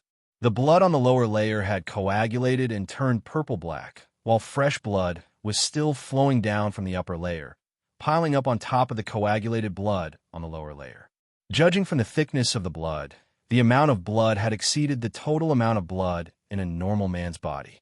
Fortunately, Huang Liang and the others had strong fleshly bodies, which allowed them to keep extracting Pangu's sacred energy to produce fresh blood to replenish the consumption. Otherwise, they would have died from excessive blood loss. However, the cultivation technique of the human race was very different from that of the Immortals and the Buddhist League. Although they could extract Pangu, sacred energy, to replenish the blood loss in a short period of time, every drop of new blood consumed their own natal energy. Unlike the Buddhist cultivators, they could not constantly replenish themselves with the natural energies. Therefore, there was a limit to the time that Huang Liang and the others could hold on. When the blood loss exceeded their limit, they would still die. The generals who stayed in the East Sea City were tied up in front of the king of East Sea's mansion and sentenced to severe punishment, while the hundreds of thousands of soldiers stationed in the East Sea City were lying on the streets and alleys of the East Sea City. Judging from the way these soldiers unsheathed their weapons, they were pouring into the city from all directions to attack the king of East Sea's mansion. But a pitch-black bell hovering over the king of East Sea's mansion had defeated their attack. Every now and then, the round bell would let out a slight chime. The chime was filled with a strange power that could take one's soul away. The soldiers of Donghai who had fallen to the ground were all knocked unconscious because their souls were severely shaken. Wu Qi's face darkened. It was easy to find soldiers who could temper their bodies, but it was difficult to find people who could cultivate the magic of oracles. Although the East Sea had a strong army now, the Directorate of Celestials only had a few oracles. It was obvious that the soldiers who rushed into the city had no time to produce talismans to protect their fragile souls before they were knocked unconscious by the bell. If there were enough oracles to join the battle, they would not be defeated so miserably. Among the army of hundreds of thousands of soldiers, there were many generals with the cultivation base of gold immortals, while the rest of the soldiers had the overall strength of heaven immortals. Yet, they were utterly defeated by a soul-suppressing bell. Wuxia felt his face burning. It was a little shameful, and at the same time, he was burning with anger. Waving a hand to signal A.O. Buzin, Lord Xianxia, and the other demon immortals to stay on the flying ship, Wuxia flew down alone and landed in front of Huang Liang and the others. A dragon whip was about to lash out at Huang Liang's face. Wuxia grabbed it and kicked the soldier in the lower abdomen. With one kick, Wuqi's foot pierced through the soldier's armor, went through his lower abdomen, and came out from his back. He swung the dragon, whip down hard. Before the soldier could even let out a miserable howl, the whip came down from the top of his head and split half of his body in half. Before his immortal soul could escape, it was torn to pieces by Wuqi's whip. With a cold snort, the blood centipede sword shot out, turning into beams of blood-red light that swept across the battlefield. Before the 30 heavenly soldiers who were whipping Huang Liang and the others could see clearly what Wuxia had produced, their bodies were torn to pieces by the sword, and their immortal souls were also killed. The heavenly soldiers and heavenly generals standing in front of the king of East Sea's mansion were stunned. They stared blankly at the mangled flesh and blood of their comrades on the ground, unable to figure out what they should do for a long time. Wuxia sneered, threw away the dragon whip, and clapped his hands to the left and right. 2 simple palm thunders shot out whistling through the air. Wuxia had only used the magic power equivalent to all the energies of a gold core cultivator to unleash each of them. However, with his current understanding of the heavenly Tao and his frightening cultivation base, when the 2 inconspicuous thunderbolts shot out from his palms, they immediately absorbed the surrounding natural energies. In just a blink of an eye, all the natural energies within 10,000 miles circumference were sucked dry by the thunderbolts. Accompanied by loud, crackling noises, the 2 chaotic thunderbolts shot out and smashed heavily on the 2 rows of heavenly soldiers and heavenly generals. Some of the heavenly generals had already unleashed their defensive immortal artifacts, but as the thunderbolts swept across, they were all turned to dust, and more than 2,000 heavenly soldiers and heavenly generals disappeared without a trace. But the thunderbolts only engulfed the soldiers and heavenly generals, and nothing else was damaged, not even the grass on the ground. Wuqi's control of power had really reached the realm of Tao. The remaining 1,000 heavenly soldiers and heavenly generals were stunned. They looked in horror at Wuxia, who had killed more than half of their comrades with just a wave of his hand, as if they had seen a ghost. The front door of the king of EC's mansion suddenly opened, and a handsome young man in a purple robe, a purple crown on his head, a purple jade belt around his waist, and a pair of purple cloud boots walked out slowly like an eggplant. The crown prince of the celestial court, Lord Baong, sniffled as he glanced at the corpses of the heavenly generals killed by Wuxia and smiled faintly. "How dare you, King of East Sea? How dare you attack the imperial army of the celestial court? I'll give you a chance to redeem your life. Hand over the beautiful girl I saw last time, and I'll spare you for your disrespect today." Hearing that, Wuxia was so angry that he laughed. Chapter 854. More than 1,000 pale-faced celestial soldiers and heavenly generals drew their weapons and surrounded Wuxia.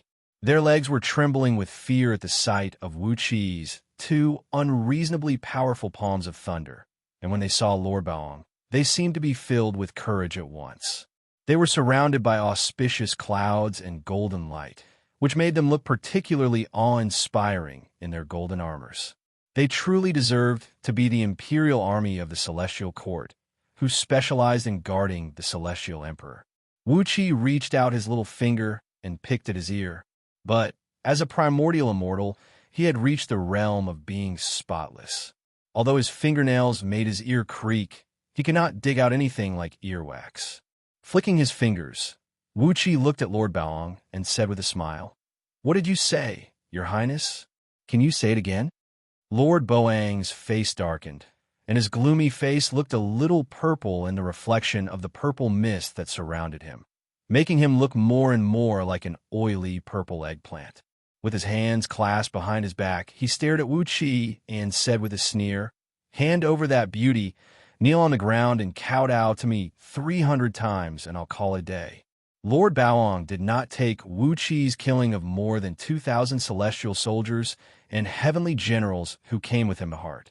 It was just 2,000 imperial soldiers, and the celestial court did not lack such a small number of soldiers.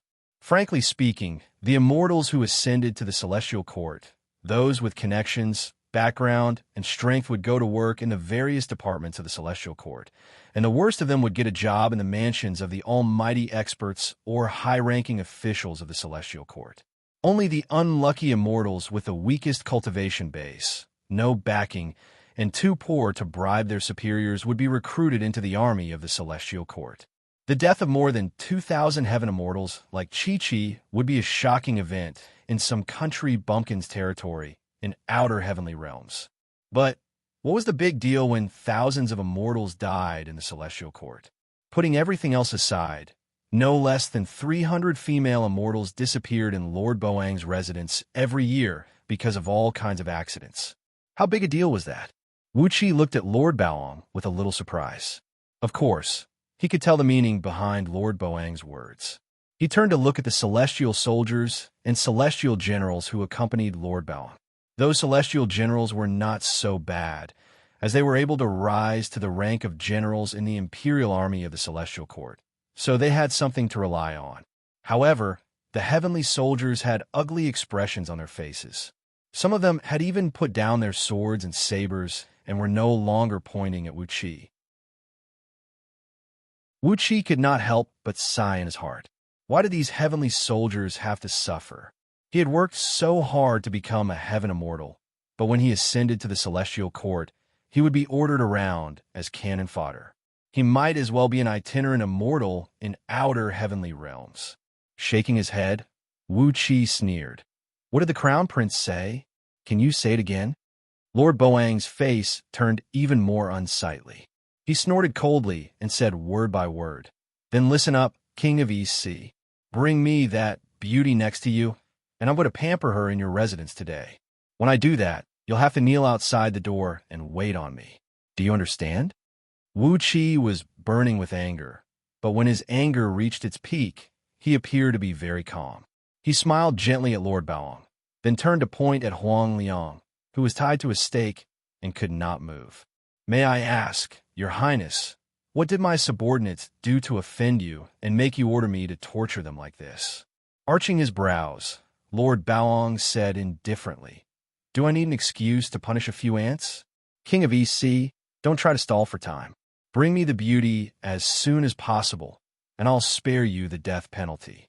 Otherwise, don't blame me for being ruthless when all the living beings in your EC are wiped out."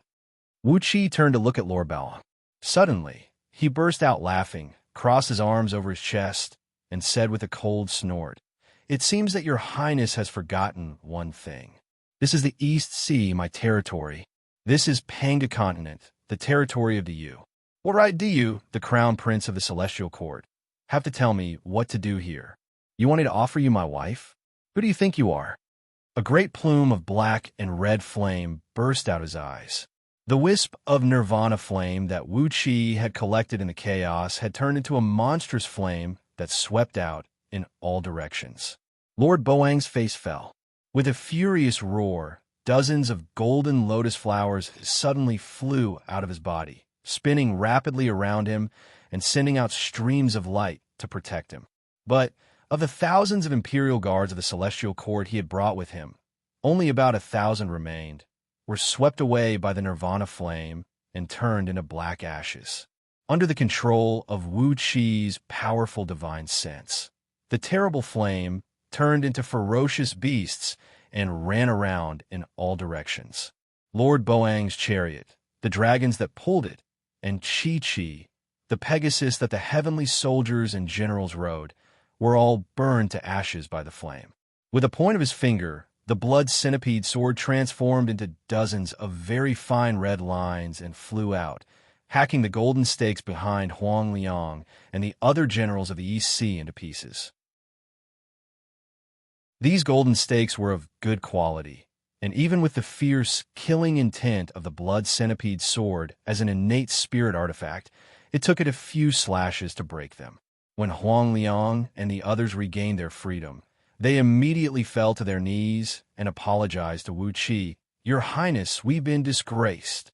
With a wave of Wuqi's hand, Huang Liang and the others were rolled up by a gentle force, and they were clad in battle robes and armors. "You've been disgraced this time," said Wuxia lightly.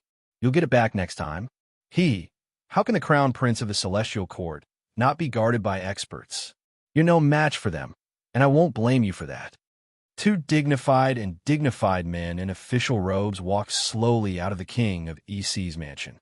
One of them was holding a jade rui scepter, which emitted a great sheet of green light to protect Lord Baoang and himself. A deep sound of waves could be heard coming from within the green light. The nirvana flame could burn everything in the world, but it could not penetrate the green light at all.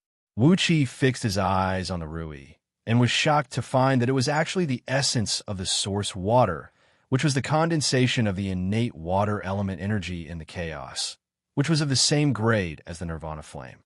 No wonder it could withstand the attack of the nirvana flame. Fortunately, Wuxia had unleashed the nirvana flame, a domineering divine flame of chaos.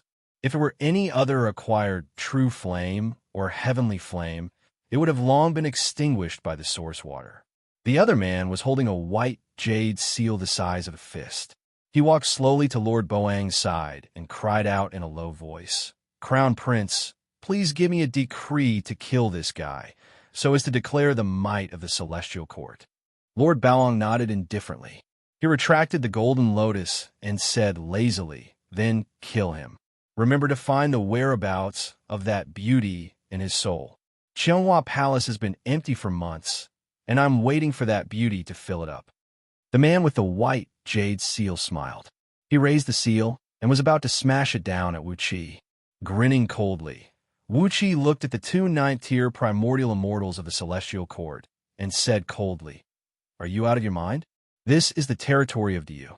How dare you, the Celestial Court, attack me here? Are you trying to provoke a war between the Celestial Court and you?" Upon hearing Wuqi's words, Lord Baoang suddenly burst into wild laughter. "So what if I'm provoking a war? It's just a couple of years, and you do you?" While Lord Baoang was running his mouth, the Celestial Court official coughed softly, and Lord Baoang immediately shut his mouth. He cleared his throat awkwardly, then turned to the Celestial Court official and said with a smile, "Just kill everyone in the city. Who will be able to leak this information?" The two Celestial Court officials exchanged a glance. The one with the jade seal smiled, raised the seal, and shouted at Wuxia, "King of East Sea." Wuxia gave the Celestial Court official a look. Without saying a word, he produced the heaven-pacifying sword and slashed at the Celestial Court official. Wuxia was laughing in his heart. "Do you think I have to answer just because you call me? I've read this kind of plot too many times in fairy tales. When you call me, I answer, and the seal will have some changes waiting for me. Do you really think I'm so stupid that I have to answer just because you call me?" The Celestial Court official had called out to Wuxia calmly, but Wuxia ignored him and slashed at him with the sword. His face flickered, and he quickly performed an incantation gesture with his left hand, raising the seal and slashing it down at Wuqi's head. As soon as the seal left his hand, it transformed into a ball of misty light the size of a human head, smashing down at Wuqi's head with a deep, powerful rumble of thunder. Compared with the magnificent appearance of the seal, the heaven-pacifying sword Wuxia crafted in his previous life looked ordinary and did not stand out in the slightest. It was 3 feet and 3 inches long, 3 inches and 3 centimeters wide, and 3 centimeters and 3 feet thick. Its shape was simple and unadorned, and it did not emit any light or glow. It was just an ordinary sword that met the seal head-on. Crack! An almost inaudible noise came, as if an apple had been cut open by a sharp weapon. The heaven-pacifying sword was still stabbing at the celestial court official's heart. The light of the seal was completely gone, and it was cut in half, falling to the ground and turning into a stream of light that drifted away in the blink of an eye. The celestial court official grunted and coughed out a mouthful of blood. The seal was the magical artifact he had cultivated with his life, and it was about to be upgraded into a primordial artifact by Yuan Ling. Over the years, it had smashed countless divine weapons and taken countless lives. Never in his wildest dreams did he expect that an ordinary sword wielded by Wuxia could destroy his prime magical treasure so easily. Lord Baoang was, after all, the son of the great celestial emperor, and his eyesight and knowledge were not something that ordinary people could compare with. Looking at the heaven-pacifying sword that was flying slowly, he cried out at the top of his lungs, "It's a chaotic spirit artifact. It's a chaotic spirit artifact. You're just a subject of the you. How could you have a chaotic spirit artifact?" The heaven-stabilizing sword seemed to be flying very slowly, and everyone could clearly see its every move. However, it was precisely this extremely slow-flying heaven-stabilizing sword that had locked onto the star official, unable to move at all. The celestial court official was coughing up mouthfuls of blood because his natal magical artifact was destroyed. He also saw the sword coming at him, but he just kept coughing up mouthfuls of blood and did not move at all. He did not even have the thought of resisting or dodging. Before the heaven-sealing sword, everything was completely frozen, including one's thoughts. The sword, which was flying at the speed of a walking man at most, easily pierced the celestial court official's heart, and then flew back to Wuxi's hand. The light in the celestial court official's eyes dimmed, and then he fell to the ground, dead. Lord Baoang and the other celestial court officials stared at Wuxia as if they were looking at a ghost. "How dare you kill my subject?" Lord Baoang growled. King of Wuxia stepped forward, broke the water shield with the sword, and slapped Lord Baoang in the face. With a ferocious and twisted smile on his face, Wuxia stamped his foot on Lord Baoang's abdomen again and burst out laughing. "I'm going to be executed by the heaven with my whole clan, aren't I? Before I die, you'll die with me." The other celestial court official came to his senses. He quickly performed a spell with both hands, trying to deal with Wuxia, but a spear and a halberd came silently from behind him. The spear pierced his heart, and the halberd pierced his forehead. The celestial court official trembled and was killed on the spot by the sneak attack of Audiobook and Lord Xianxia. Grabbing Lord Baoang by the neck and lifting him up, Wuxia sneered at Huang Liang and said, "Tie him up and whip him at will." Huang Liang and the other generals of the East Sea were overjoyed. They cupped their fists and answered with a loud voice. Chapter 855.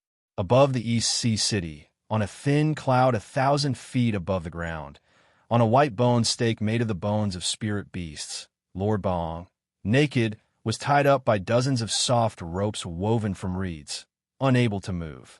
These reed ropes were green in color, and there were countless strange runes engraved on them with human blood. Although they were just ordinary ropes made from reeds, with the addition of these runes, they had an extremely strong restrictive power. At most, these ropes could only imprison a peak-level gold immortal. But Lord Baoang had stepped into the realm of 9th-tier primordial 1 eons ago. Of course, as the crown prince of the celestial court, Lord Baoang's overall strength came more from the virtues in the mortal world. He was the so-called primordial of virtues. Although he had the attainment of a primordial expert, he did not have the foundation of a primordial expert, and his magic power and cultivation base were only equal to that of an ordinary upper-tier gold immortal. Therefore, he could not withstand a single blow from Wuxia. Therefore, these ropes could easily imprison Lord Baoang, and no matter how hard he struggled, he could not move. If he wanted to get out of this predicament, there was another way.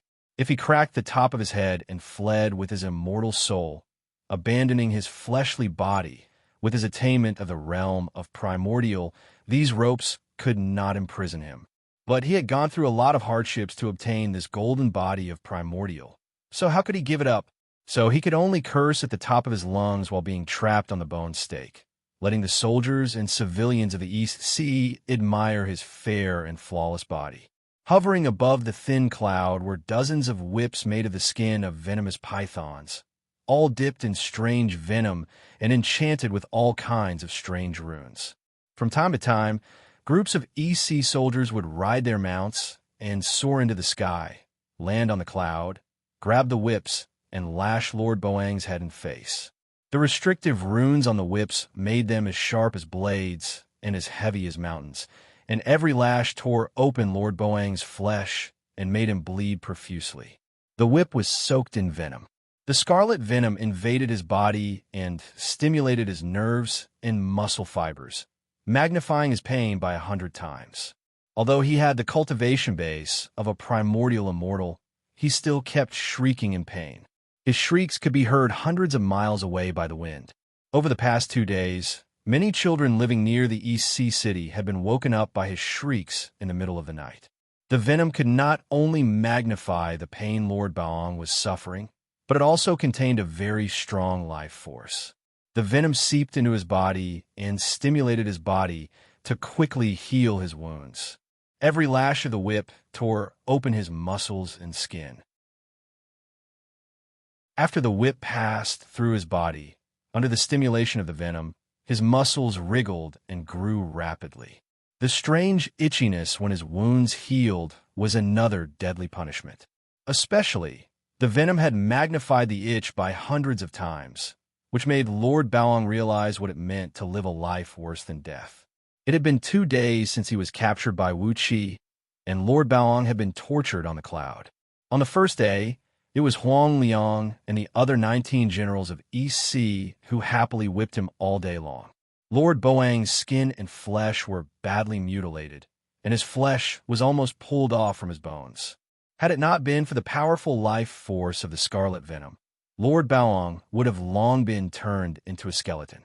The next day, it was time for the generals and soldiers of East Sea to take turns to enjoy the pleasure of beating the crown prince of the Celestial Court. The crown prince of the Celestial Court was a figure who stood at the pinnacle of the universe.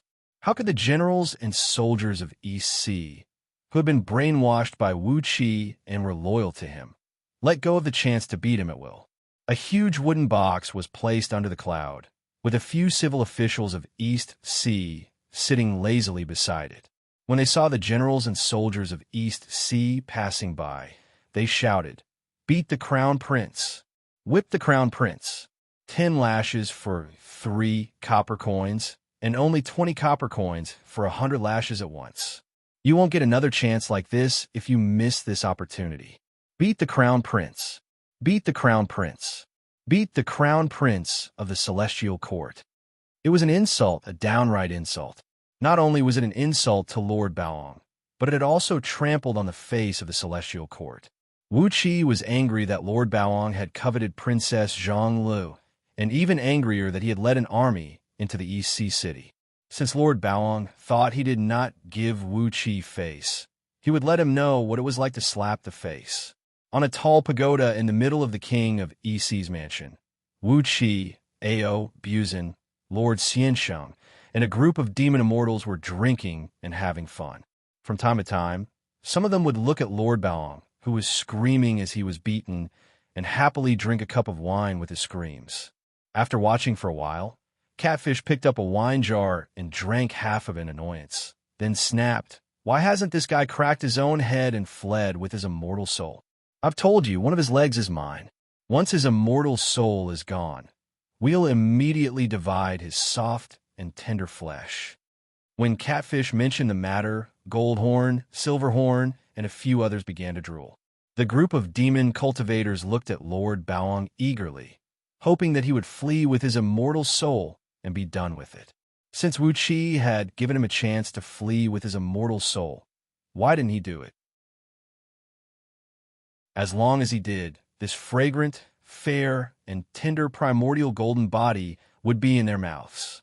Catfish and the others had eaten countless immortals and cultivators, but they had never tasted the body of a primordial immortal, especially when this Lord Baoang was the crown prince of the Celestial Court. just for his identity. They had to give him a good meal. 4 catfish and the others, who had solved the problem of food and clothing. Everything they ate now was food, and it was time to pay attention to taste. Ordinary cultivators were too lazy to eat it, but they were a little interested in heaven immortals. Usually, eating a gold immortal was a serious feast, but this primordial golden body was equivalent to a Manchu Han imperial feast, not something they could eat normally. So, they were drooling while waiting for Lord Baong to crack his own head and flee with his immortal soul. Wuxia had already set up a follow-up plan to deliberately tease Lord Baong. When his immortal soul was some distance away, when he was glad that he had escaped, the 6 blood-draining celestial fiends, who had sealed off the universe millions of miles away, would naturally tell him what a boundless nightmare was. When that time came, Lord Baong's fleshly body would be their food. How wonderful would that be? Especially Audiobook. He kept pouring wine into his wine vessel, spilling it all over the ground. What a nice human whip, the whip of a primordial immortal, he murmured. It's a great tonic for energy and yang. Should I put it in a hot pot or stir-fry it? Or should I just slice it and dip it in mustard? That's also a way to eat it, isn't it? Lord Baong's miserable howls kept ringing out. Wuxia sat upright in a large chair and watched as dozens of East Ocean soldiers whipped Lord Baong until he was bleeding profusely. His eyes were as cold as 10,000-year-old ice cubes. Lord Baong had leaked the news 2 days ago. So, in 2 or 3 years at most, the Celestial Court and the Buddhist League would launch a full-scale attack. Once they did, there would be no turning back for you, the Celestial Court, and the Buddhist League. When that happened, Wuxia would have to face the Celestial Court no matter what. No matter how he humiliated Lord Baong now, he would have to face the Celestial Court in the end. If that was the case, how could Wuxia let Lord Baong have an easy time since he had foolishly knocked on his door and asked for death? I'll have to do it sooner or later. You're the crown prince of the Celestial Court, so it's a good time to kill you as a sacrifice. Wuxia snorted coldly. You don't know what you're talking about. Do you really think the Celestial Court will win for sure? How dare you come here at this time to court death? I'm helping you achieve your goal. If you want to die, I'll send you to hell. Just as he was thinking of something ruthless, a purple cloud drifted down from the sky, bringing with it a strange fragrance.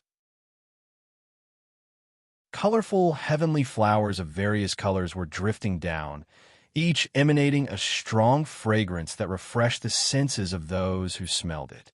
A celestial lord, clad in a long robe that was as light as flowing water and holding a purple scroll in his hand, was slowly descending toward the East Ocean City with a solemn expression. Behind the celestial lord's purple cloud, 100 square cloud platforms also slowly descended, each with 1,000,000 heavenly soldiers and generals standing solemnly. They descended silently from the sky, emanating a tremendous pressure that made the air around the East Ocean City stagnate. When he was still 100 miles above the ground, the celestial lord pressed down the cloud, unfolded the purple scroll in his hand, and read it out emotionlessly. His Majesty has decreed that the King of East Ocean, Diyu, is to return Lord Baong to you, and no one will be held accountable for what happened in the past. Closing the scroll, the celestial lord looked at Wuxia and said in a deep voice, King of East Ocean, please release the crown prince of the Celestial Court. Wuxia rose to his feet slowly and flew slowly to the Celestial Lord. He studied the Celestial Lord for a while. He was only an 18th tier gold immortal, but the quality of the robe he was wearing was very high, making him an important subject of the Celestial Court. Clearly, this Celestial Lord had a strong backing, which was why he could occupy a high position in the Celestial Court with the strength of an 18th tier gold immortal. After studying the Celestial Lord for a while, Wuxia said indifferently, What if I don't release him? The Celestial Lord narrowed his eyes at Wuxia and said with a sneer, The army of the Celestial Court will trample the East Ocean to the ground. Wuxia picked his ear with one hand, then wiped his fingers on the robe on the chest of the Celestial Lord. Do you dare, Celestial Court? Wuxia patted the Celestial Lord's face and said with a chuckle, I won't release him. If you want to release him, ask the great Celestial Emperor to come here and admit in front of me that he has failed to teach his son well, that he has taught a mad dog to bite people everywhere. The great celestial emperor must compensate me with the compensation for the loss of 10 billion elite soldiers in the East Ocean, as well as the compensation for the loss of 100 billion civilians. By the way, the Crown Prince has raped 1 trillion civilians in the East Ocean, so you have to calculate the compensation carefully. The Celestial Lord's face turned purple with anger at Wuxi's action, and then he laughed when he heard the astronomical figure Wuxi mentioned. Trembling, he pointed at Wuxi and said, "Good, good. What an arrogant man. You are so domineering and rude, and the disaster of the East Ocean is right in front of you."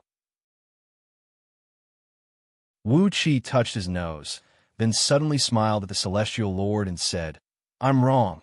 I'm really wrong. Please forgive me, Celestial Lord." The Celestial Lord's face became much better. "Now that you know you are wrong, it proves that the East Ocean can still be saved," he said with a cold smile. Wuxi nodded repeatedly and said, "Yes, I'm really wrong. The Crown Prince did not rape 1 trillion civilians in the East Ocean, but he took the sows raised by the people of the East Ocean," and the Celestial Lord's face turned blue with anger. With a roar, he interrupted Wuxi, pointed at Wuxi, and cursed, "What an arrogant man. You are out of your mind. The East Ocean will be destroyed here today. Wuxi snorted coldly and swung the blood centipede sword, cutting off the Celestial Lord's arms and legs, then kicking him away. With blood centipede sword in hand, Wuxi pointed at the heavenly soldiers and generals on the cloud platforms in the sky and snapped, "Go back and tell your heaven and earth that the East Ocean is here. Do you really dare to invade the territory of the East Ocean?" A heavenly general, clad in purple armor and riding a black Qilin, walked slowly out of the ranks. The heavenly general, who looked to be in his 50s, gave Wuxi a deep look and said indifferently, "Arrogant man, the disaster of the East Ocean is right in front of you." He fixed his eyes on Lord Baoang, who was tied up and thrashed, then raised his right hand and waved it. The heavenly soldiers and generals on the cloud platforms shouted in unison, and the clouds quickly flew up into the sky and left. Wuxi's face turned gloomy. Chapter 856. Lord Baoang could not care less about his identity as the Crown Prince of the Celestial Court. He cried and begged Princess Zhonglu, begging for his own death. But how could a man who had offended Princess Zhonglu die so easily? Lord Baoang, who had become more like a monster than a human, was locked in an iron cage and hung in front of the city gate. Next to him was a yellow silk cloth with the words Lord Baoang, the Crown Prince of the Celestial Court, written on it, allowing the soldiers and civilians to see it. Every 3 to 5 days, someone would go and cut off one of Lord Baoang's arms and legs, then remove 3 to 5 parts of him. Then someone would heal him with immortal pills and mystic arts, and the severed arms and legs would regrow. The severed arms and legs would not rot for a while, so Chi-Chi piled them up under the iron cage where Lord Baoang was imprisoned.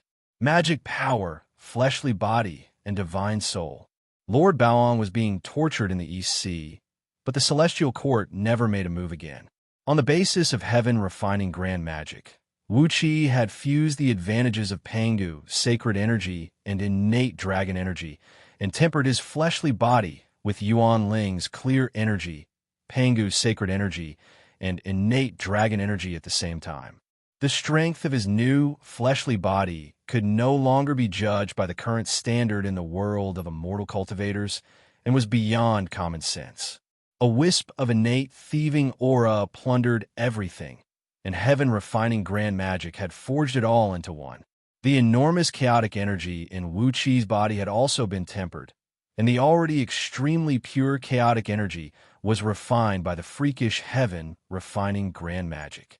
Out of 10,000 portions of chaotic energy, 1 portion was finally refined into the primordial purple energy, which only appeared briefly when the great Saint Pangu created the world, and was only heard about through the grapevine, even among the chaotic fiend celestials and demons.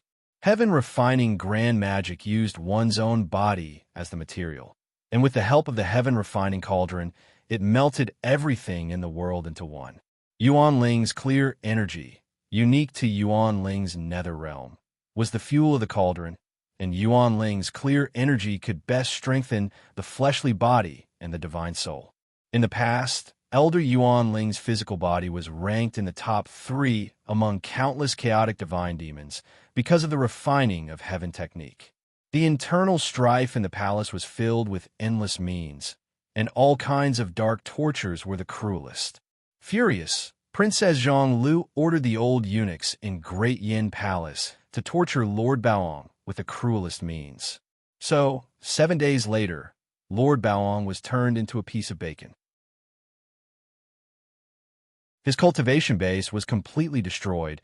His immortal soul was sealed in his fleshly body by Princess Zhang Lu with the 7 orifices soul-subduing nail, and he was forced to drink a powerful life-prolonging pill so that he could not die. Lord Baoang howled hoarsely as he was subjected to all kinds of punishments invented by tyrants, such as Xianxia and Xianxia. After 7 days and 7 nights of howling, he was turned into a living piece of bacon.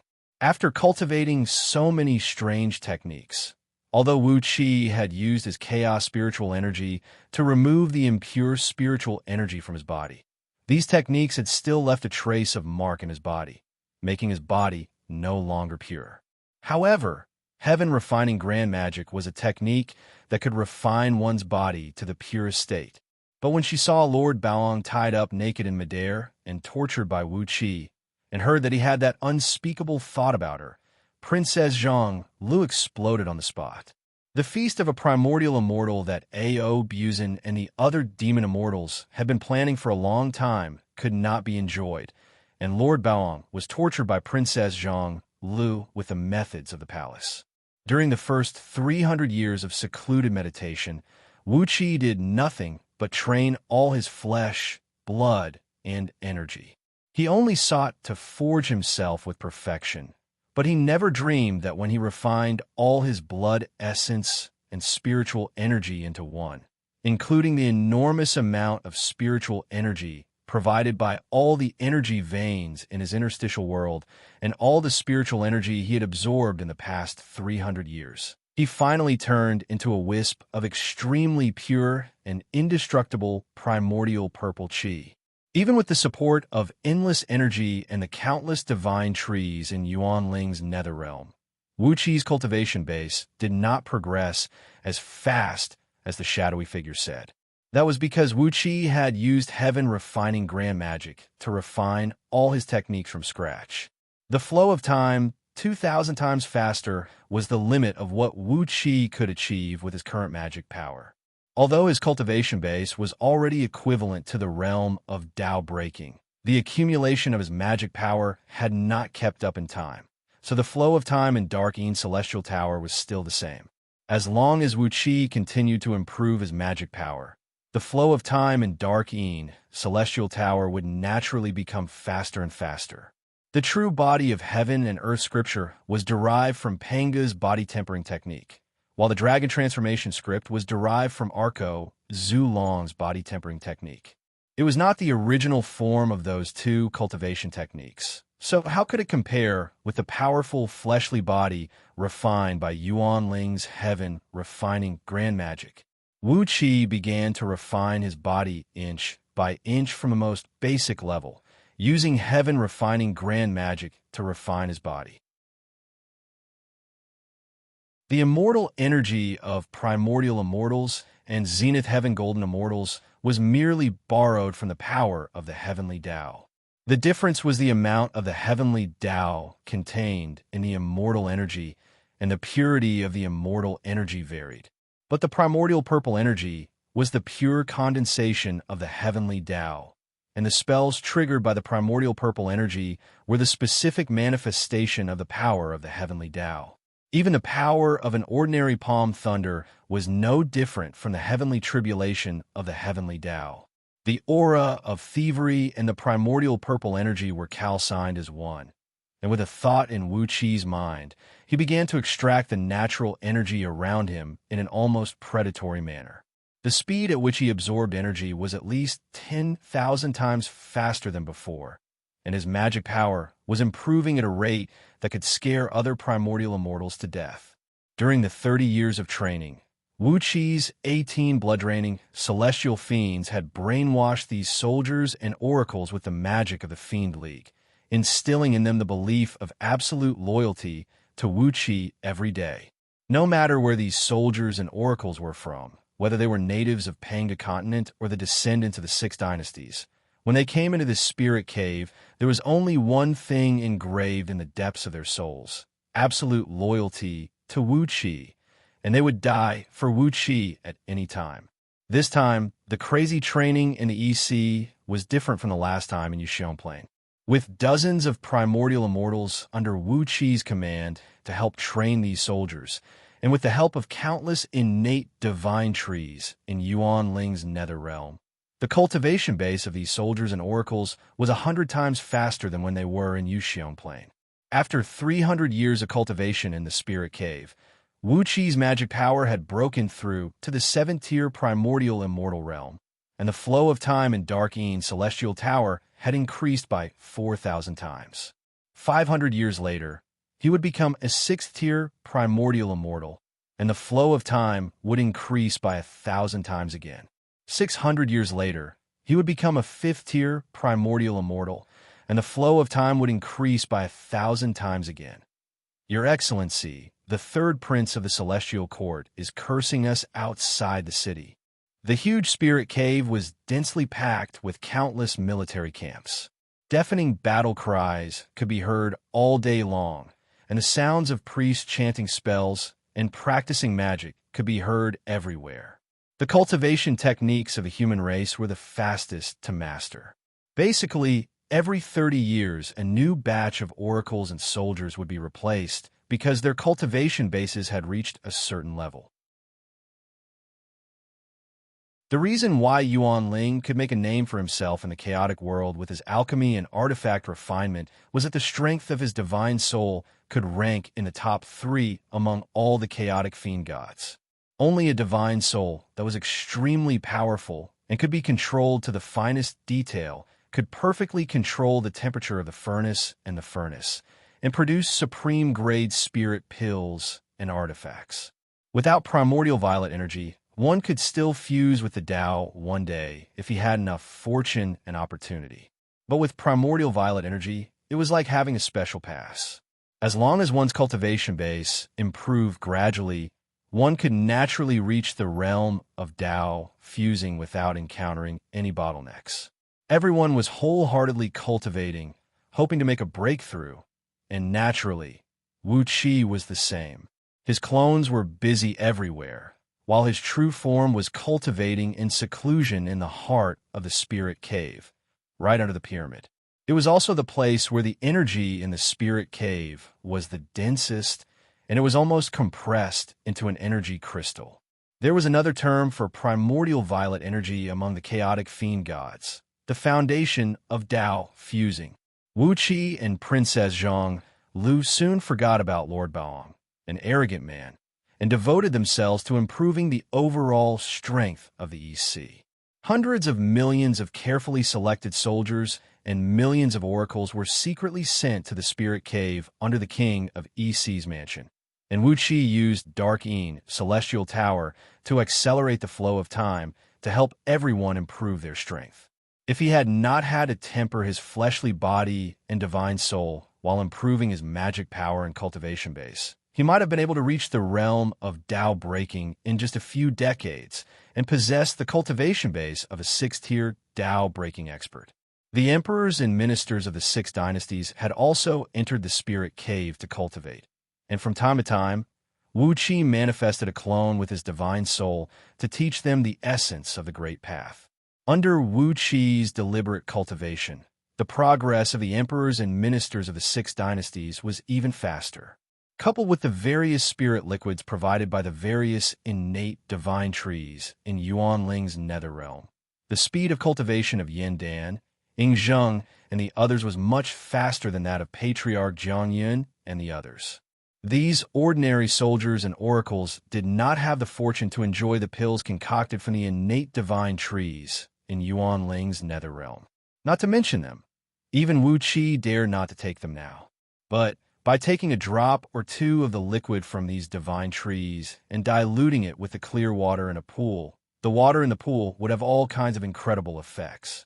It could either temper one's fleshly body or strengthen one's soul. All in all, it had great benefits and provided a great help to the army and the oracles of the East Sea. At the foot of the pyramid, the heaven refining cauldron was burning with a purple flame. Wuqi sat cross-legged in it, allowing the purple flame to temper him, treating himself like a piece of metal and refining him crazily. Starting with the most basic art of qi refining, he slowly tempered himself with the heaven refining grand magic. At the same time, he kept refining Yuan Ling's energy and the countless spirit liquids collected from the divine trees into his body. And so, Wuqi slowly tempered himself in the cauldron, improving his overall strength at a steady pace. Finally, one day, the flow of time in Dark Een Celestial Tower accelerated to 10,000 times, and Wuqi's cultivation base stopped at the level of peak-level primordial immortal. Lord Baoong could only watch as his arms, legs, and internal organs piled up into a small hill before his eyes, and every 2 or 3 days, he had to suffer the inhumane torture of having his limbs cut off and his abdomen cut open. He could neither live nor die, and could only struggle and wail in the iron cage every day, begging for death. He regretted so much that he had offended a terrible woman like Princess Zhonglu, but there was no medicine for regret in the world. Lord Baoong's fate was miserable. Wuqi could not help but shudder at the thought of how miserable it was. Immersed in the heaven-refining grand magic, Wuqi continued to cultivate without any sorrow or joy. A vast amount of energy fused into his body, and there was no more chaotic energy inside him. Instead, there was a vast expanse of purple mist rising and filling him with a faint purple mist. Any random movement of his would cause the purple mist to rise, and the void around him would become blurry like porridge.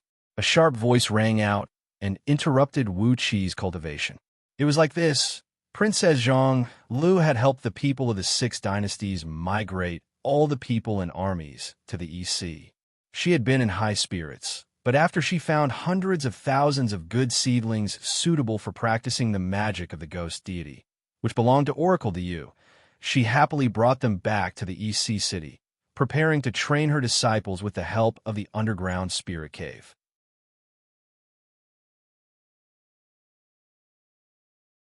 Chapter 857. A challenge from the 3rd prince of the celestial court? Wuqi gave a cold snort.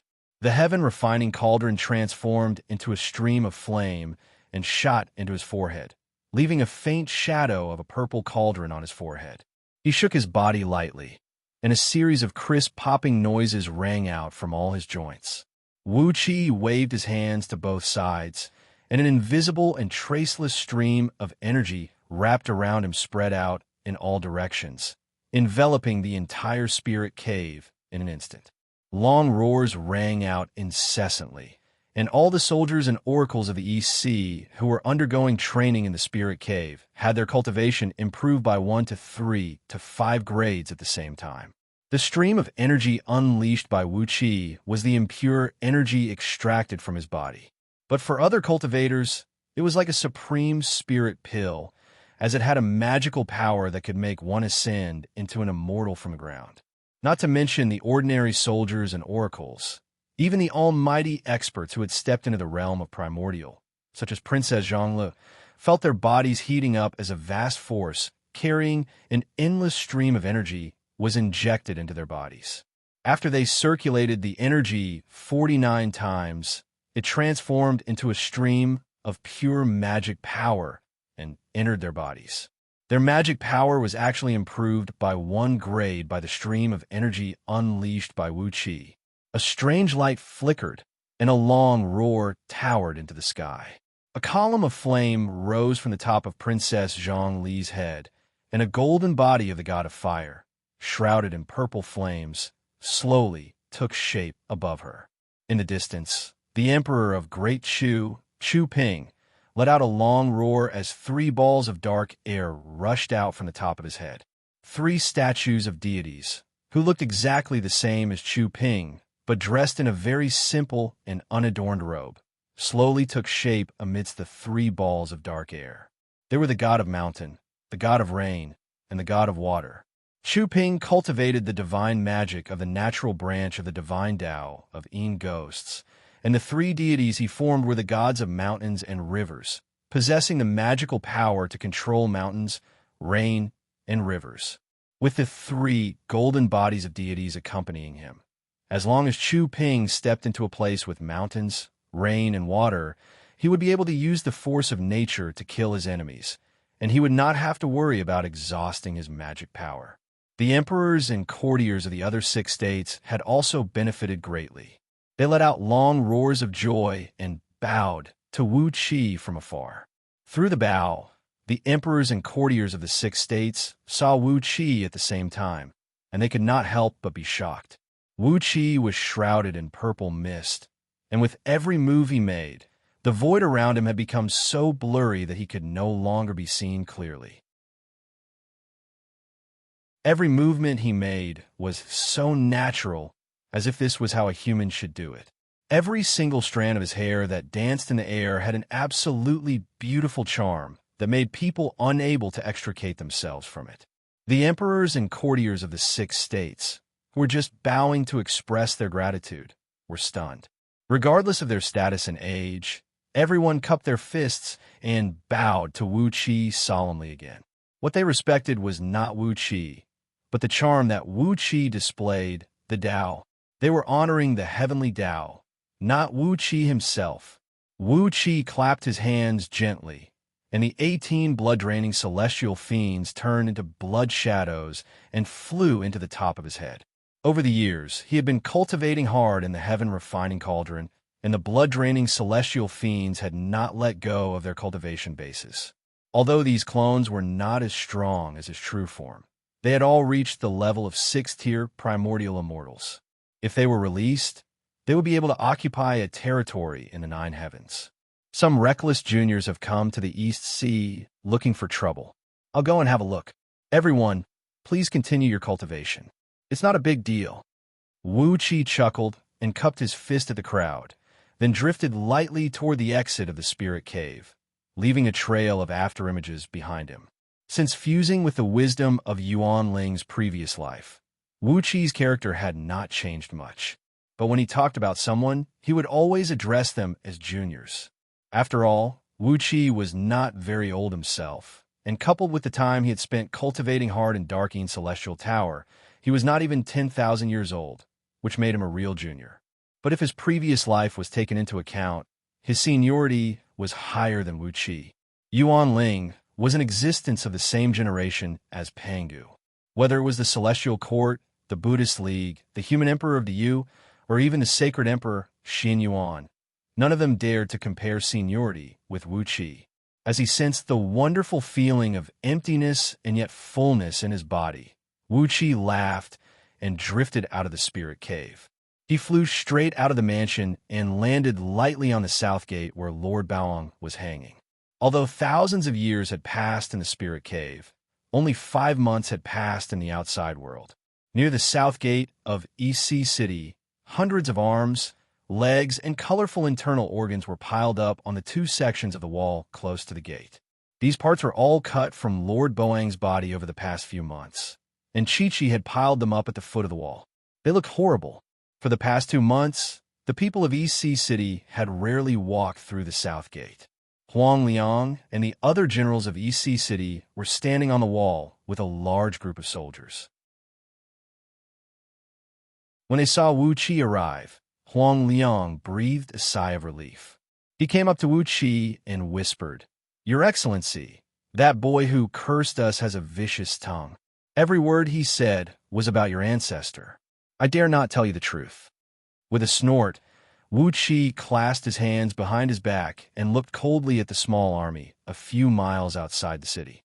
300 heavenly soldiers and heavenly generals in silver armors were surrounding a handsome young man who rode on a five-colored elk, clad in a five-colored brocade robe and a series of Chilan armor.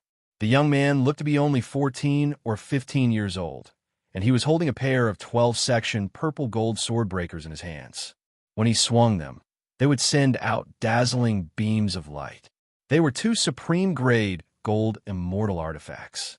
Wuxia was shocked when he glanced at the sword breakers with his chaotic divine eyes. With his identity as the third prince of the celestial court, it was only right for him to have two supreme-grade gold immortal artifacts. If he did not, he would look shabby. But the person who crafted these two sword breakers was not an ordinary person. There were only 12 simple talismans on each of the 12 sword breakers, each of which had the power to move mountains and drain seas, as well as the ability to pluck stars from the sky. Once these two sword breakers were unleashed, any ordinary immortal would be killed instantly. At this moment, the third prince of the celestial court pointed the sword breaker at the top of the city wall and snapped, "You shameless villain! How dare you harm my brother with such a vicious punishment? Put my brother down at once, or I'll turn all your people into ashes with one swing of my sword breaker." He paused for a moment, then suddenly cursed, "And that treacherous king of East Sea of yours. He is really a lowly son of pigs and dogs. How dare he take away my brother's lover and humiliate him like this? Ask the king of East Sea to come out and face his death." Wuxia twitched his mouth. Although the third prince was the third prince of the celestial court, his cultivation base was only at the level of a second-tier heaven immortal. However, there were a few experts among the heavenly soldiers and generals behind him, and the strongest among them was an 8th-tier primordial immortal who cultivated both Buddhism and Taoism, judging from the faint aura emanating from him. If Wuxia did not practice the heaven-refining grand magic, Wuxia would not be his match if they were at the same realm and cultivation base. Clearing his throat, Wuxia said in a clear voice, "Third Prince, I'm Wuxia, the King of East Sea." With his current cultivation base, Wuxia did not care about titles, so he openly used his real name. The third prince raised his eyebrows, pointed a finger at Wuxia, and cursed, "You're the despicable thief. Release my brother at once and hand over the beauty he has taken a fancy to. Otherwise, all the living beings in the East Sea will be reduced to dust today." Wuxia gave the third prince a deep look, who had a weak cultivation base but a very arrogant tone. Then he looked up into the sky. With his current cultivation base, he could see through the 33 heavens, all the way to the 9 heavens. As long as he wanted to, he could see everything in the universe clearly. But what puzzled Wuxia was that there was no one in the sky to help him. There were only a few heavenly generals on duty, walking back and forth lazily in front of the southern gate of the 33 heavens, and there was no sign of an ambush. Wuxia was stunned. He stamped a few iron chains on the battlements, shaking the cage that imprisoned Lord Baoang. "Lord Baoang, this third prince is not your father's son, is he? How dare he invade the East Sea with just the cultivation base of a second-tier heaven immortal?" Lord Baoang, whose soul was almost disintegrated from the torture, shuddered and screamed, "Don't hit me! Don't hit me! Lord Boyong is indeed my brother. It's just that he was born with an incomplete soul, and his progress in the cultivation of immortal magic is very slow. So he only has the cultivation base of a second-tier heaven immortal now. But he is my brother, the only remaining son of my father and mother, and he is the closest to me." Wuxia understood. The great celestial emperor of the celestial court had the empress and countless concubines, so he had countless children. Lord Baoang was the eldest son of the empress, so he was made the crown prince of the celestial court. Lord Boyong was the second son of the empress, and he was Lord Boang's blood brother. But how could the great celestial emperor's child be born with an incomplete soul? This was too strange. Wuxia did not say a word. Seeing that Wuxia was ignoring him, the third prince, Lord Boyong, felt a surge of arrogance rising in his heart. He clamped his legs and sat down on the five-colored elk, then snapped, "You reckless bastard! Die!" The elk turned into a beam of light and rushed to the top of the city wall, while Lord Boyong raised the purple-gold sword-breaker and smashed it down at Wuqi's head. As soon as the sword-breaker moved, the void above Wuqi's head collapsed with a boom, and the time and space were torn to pieces. An invisible force came at him, trying to imprison Wuqi's body. It was a very strong force, and if caught by it, even those primordial immortals with a slightly weaker foundation would suffer a great loss, not to mention ordinary gold immortals. The expert who crafted this pair of sword breakers was truly an incredible expert. With the standard of a gold immortal artifact, he was able to unleash a power that was not weaker than a 9th-grade primordial artifact. It was indeed the means of a grandmaster. But for Wuqi, this attack was not enough. He did not even bother to strike. Wuqi looked up at the two sword breakers that were falling down from above. Lord Boyang's hands shook, and his wrists were broken at the same time. The sword breakers spun and flew up into the sky, only to be driven away by Wuqi's glare. Lord Boyang shrieked as he leaped onto a white cloud and fled into the distance. Wuqi snorted coldly and pointed out a finger. A wisp of primal purple energy, which attracted the thunderbolts of heaven and earth, turned into a thunderbolt as thick as a water tank and struck down at Lord Boyang. With the cultivation base of a mere second-tier heaven immortal, Wuqi's thunderbolt had triggered the laws of heaven and earth, and its power was comparable to the heavenly tribulation of a 9th-tier primordial immortal. How could Lord Boyang withstand such a powerful thunderbolt? At that very moment, the 8th-tier primordial immortal who had been hiding behind Lord Boyang sprung up, curled his body into a ball, and threw a punch at the thunderbolt. As he punched, he sneered and scolded, "How dare the king of EC? How dare you?" Before his voice could fade away, a loud rumble rang out as the thunderbolt struck the heavenly immortal. Countless electric bolts shot out in all directions. The heavenly immortal howled miserably as half of his body was smashed to pieces by the thunderbolt. He barely managed to grab Lord Boyang, who was pale with fright, and fled into the sky in a panic, not even bothering with the 300 soldiers behind him. Looking at the fleeing heavenly immortal, Wuqi smiled, flicked his sleeve, and turned to leave. He did not bother to chase after him.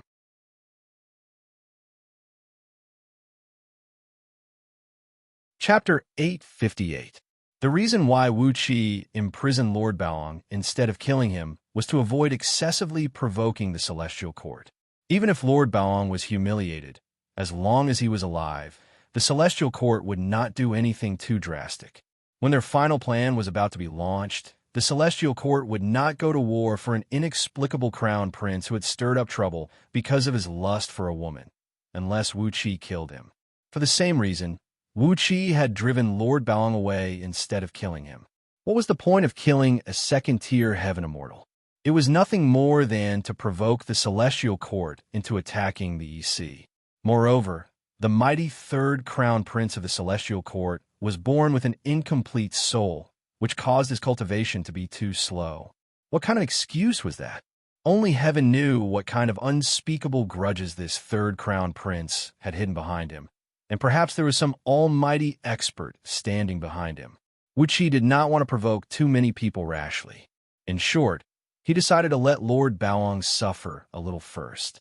As long as the Celestial Court did not do anything, Wuqi would never do anything. Wuqi returned to the underground spirit cave and continued to practice heaven-refining grand magic, stabilize his foundation, and improve his cultivation base. With the wisdom of his previous life and the various supreme scriptures he had obtained in this life, Wuqi had fused them with heaven-refining grand magic. He felt that his Tao heart was clear, and he had taken a big step forward compared to what he had obtained in his previous life. During this session of cultivation, Wuqi brought Princess Zhang Lu along with him. He was not in a hurry to improve his magic power and cultivation base, and instead, he focused all his attention on improving Princess Zhang Li's body. The primordial Tao of divinity was mysterious and extremely powerful, and it could often kill people without them noticing. It was an extremely rare help. Even though Wuxia was made of iron, how many nails could he hit? He needed an assistant who was strong enough. Therefore, Princess Zhonglu also entered the heaven-refining cauldron and trained day and night with Wuxia. Apart from Wuxia and Princess Zhonglu, who were trying their best to improve their cultivation base, Patriarch Xianxia had also started studying the pill technique taught by Wuxia. Together with his 2 wives and his best friends, Immortal Xianxia and his 2 brothers, he led over 10,000 disciples of the Underhand sect, who were very talented in alchemy and began to concoct all kinds of pills in large quantities. In any case, there were countless ordinary medicinal herbs planted in the spirit cave, enough for these disciples to practice. In Yuanling's nether realm, there were all kinds of extremely precious, innate divine trees, which could allow immortals with profound cultivation bases like Patriarch Xianxia and the other immortals to concoct excellent primordial immortal pills. Supremacy 3 Flame had inherited Wu Qi's artifact scripture, and as he was an expert in using flames, he was able to craft all kinds of magical items with ease. Together with over 10,000 disciples of the Underhand sect and several tens of thousands of craftsmen from the EC, he forged all kinds of magical items for the immortals, demon cultivators, ordinary soldiers, and oracles of the EC, according to the artifact crafting technique Wuxia had studied in his previous life. With Yuanling's attainment in the Tao of artifact crafting, he could easily improve the power of the magical items by a large margin with just some ordinary techniques. Under Supremacy 3 Flame's painstaking study and spirit of striving for perfection, the equipment in the EC was much better than the standard equipment in the U and the Celestial Court. In order to prepare for the coming chaos, all the people in the EC were mobilized. Mineral veins were dug in secret, and countless ores, energy stones, and immortal stones were sent into the forging rooms in the spirit cave. In this spirit cave, where time flowed 10,000 times faster, tens of thousands of craftsmen worked day and night to forge all kinds of weapons of war, followed by hundreds of thousands of craftsmen, and then millions of craftsmen. Every once in a while, a group of immortals and soldiers would leave the spirit cave, hurrying to various places in the EC to supervise the construction and expansion of cities and passes. Especially at the various important checkpoints, there were even military towns of astonishing scale built. These military towns were connected with teleportation formations. In order to prevent the teleportation formations from being isolated by someone with a void-sealing spell, several dozens of backup teleportation formations were set up outside the towns, so that the reinforcements could be mobilized at any time. Batches of newly recruited soldiers kept being sent into the spirit cave, and batches of soldiers who had been brainwashed and were extremely loyal to Wu Qi kept walking out of the spirit cave. Even the weakest of these soldiers had a cultivation base equivalent to an 18th tier heaven immortal who specialized in body tempering. On top of that, their numbers were huge, and once they were gathered together, they would be a mighty army that could shake the world. However, these soldiers had all been secretly sent to various military camps, cities, and towns in the EC. Unless it was absolutely necessary, no one knew how many soldiers had been cultivated in the EC. Now hundreds of billions of people had moved into the territories of the 30 provinces of the EC. According to the ratio of 100 people to 1 soldier, Wu Qi could build an army of 1 billion soldiers in a short time. This was also the most helpless thing for the Celestial Court and the Buddhist League to deal with the U. No power dared to fight a war of attrition with the U for a long time, and any power that dared to fight a war of attrition with the U, including the ancient gods, had been swept into the garbage heap of history, never to rise again. With the cultivation techniques of the human race and the huge population, if it were not for some objective conditions, the Yu's army would have long swept across outer heavenly realms like locusts, and even reached the gates of the Celestial Court and the Buddhist League. As the EC accumulated its strength bit by bit, all kinds of armaments, such as flying ships, crossbows, arrows, sabers, spears, swords, halberds, armors, shields, and many others had been piled up like mountains in their warehouses. According to Wuxia's highest order, the EC was preparing armaments on a scale of 10 billion people who had been killed or wounded in 10,000 years of war. Meanwhile, Liangzhu was constantly transferring all kinds of armaments to the EC. As long as Wuxia sent an official document to Liangzhu, all the large armaments, talismans, and bone talismans he applied for would never be deducted. Meanwhile, the EC city, the heart of the EC, had been turned into a deadly city under MOD's design. It measured 1,000 miles in both width and length, and was surrounded by 36 city walls. The ground of the vast city was built with gold essences of 5 elements, and had the ability to hover in the air like MO City. It was also equipped with countless mechanisms and powerful restrictive spells, including powerful formations such as the Cosmic Star Formation and the Fiend Slaying Sword Formation. MOD used all his ingenious ideas in the study of mechanisms on the construction of the EC city. In order to help MOD expand the city, Wuxia even covered the entire EC city with Dark Ean's Celestial Tower at the cost of his blood essence, forcibly speeding up the flow of time in some parts of the EC city. When the EC city was finally expanded after 1,300 years, Wuxia scanned the new EC city with his divine will and cursed under his breath. Damn it! He was too lazy to express any opinion on this deadly city.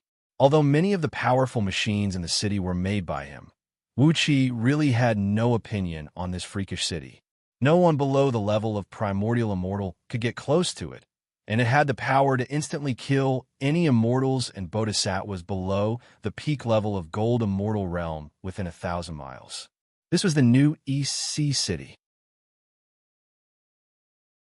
Just as the EC city was preparing for a contingency, some bad signs finally began to appear. First, in a few 9th-grade provinces far to the east of DU, some refugees had raided the government offices and captured the few county cities in those provinces. Then, those refugees who came out of nowhere raised the banner of the human emperor is immoral, slaughtering the common people, changing the world and reorganizing the human race. When he received the official document sent directly from Liangzhu, Wuxia cursed reflexively. How could these refugees capture a county city? Even if it was a county city in a 9th-grade province, there were always 30 to 50 soldiers stationed there. Even the soldiers and oracles who had cultivated to the realm of nascent soul were not people that ordinary people could deal with, especially the refugees. Under Great Yu's strict control, how could there be any more refugees? Putting everything else aside, where did those refugees come from? If it was a natural disaster, the local government in DU was very efficient in providing disaster relief. Powerful soldiers were enough to deal with most natural disasters. Abundant provisions were enough to settle any number of refugees, and powerful spells could definitely ensure that these refugees would have houses to live in, clothes to wear, and fields to farm in a short period of time. DU was a dynasty where it was impossible for refugees to rise. So, why would a county city be captured by refugees? Then, more and more strange things happened. In a province in the northeast of DU, a phoenix landed on a hill, threw its head back, and cried out, "The new emperor shall rise 49 times before dying." In a province in the southwest of DU, a 9-color divine dragon descended from the sky, carrying a stone tablet on its back with the words "The you shall perish" engraved on it. A few days later, the main rivers of 3,988 large rivers in the west of DU burst into floods at the same time, destroying a large number of residential houses and making countless people homeless. Wherever the floods passed, a black turtle stood on top of a mountain, carrying a stone tablet on its back. The golden characters on the tablet shone with a dazzling light and could be seen clearly by everyone in a radius of millions of miles. A line of golden characters read, "The birth of the sacred emperor, the abdication of the human emperor." About a month later, the barren land at the junction of the 3 provinces in the southeast suddenly caved in tens of thousands of miles deep. In the huge, dark pit, countless ghosts and monsters were screaming all day long. DU is unruly, harming the people, the birth of the sacred emperor. Their shrill cries drifted in all directions day and night, and the farthest place even reached the border of Zhong province. Before the officials of you could refill the sinkhole, tens of thousands of meteors fell from the sky. When they smashed into the ground, they exploded, and out of each came a strange ape with a white body, a black head, a red tail, and green claws. These monkeys hopped and ran like the wind, wandering all over Panga continent. If they saw the people of Yu, they would shout, "Do you know? Emperor Haozuan will die in less than 3 months. The birth of the sacred emperor will change the world. The birth of the sacred emperor will change the world." Or, when they ran into the local officials of Yu, these monkeys, who ran so fast that ordinary Yu generals could not catch up with them, would shout, "Aren't you going to save your own lives? Run. Yu is unruly, and the emperor's aura is crumbling. Yu will be destroyed, and a new emperor will rise." Emperor Haozuan flew into a rage and sent a large number of powerful oracles to hunt down these monkeys. But no one knew what these monkeys were, as they could tear through the void and travel at will. Even though the supreme oracles of Yu possessed mighty cultivation bases, none of them could kill even one monkey and offer it to Emperor Haozuan. Then, all kinds of ominous signs began to appear all over Panga continent.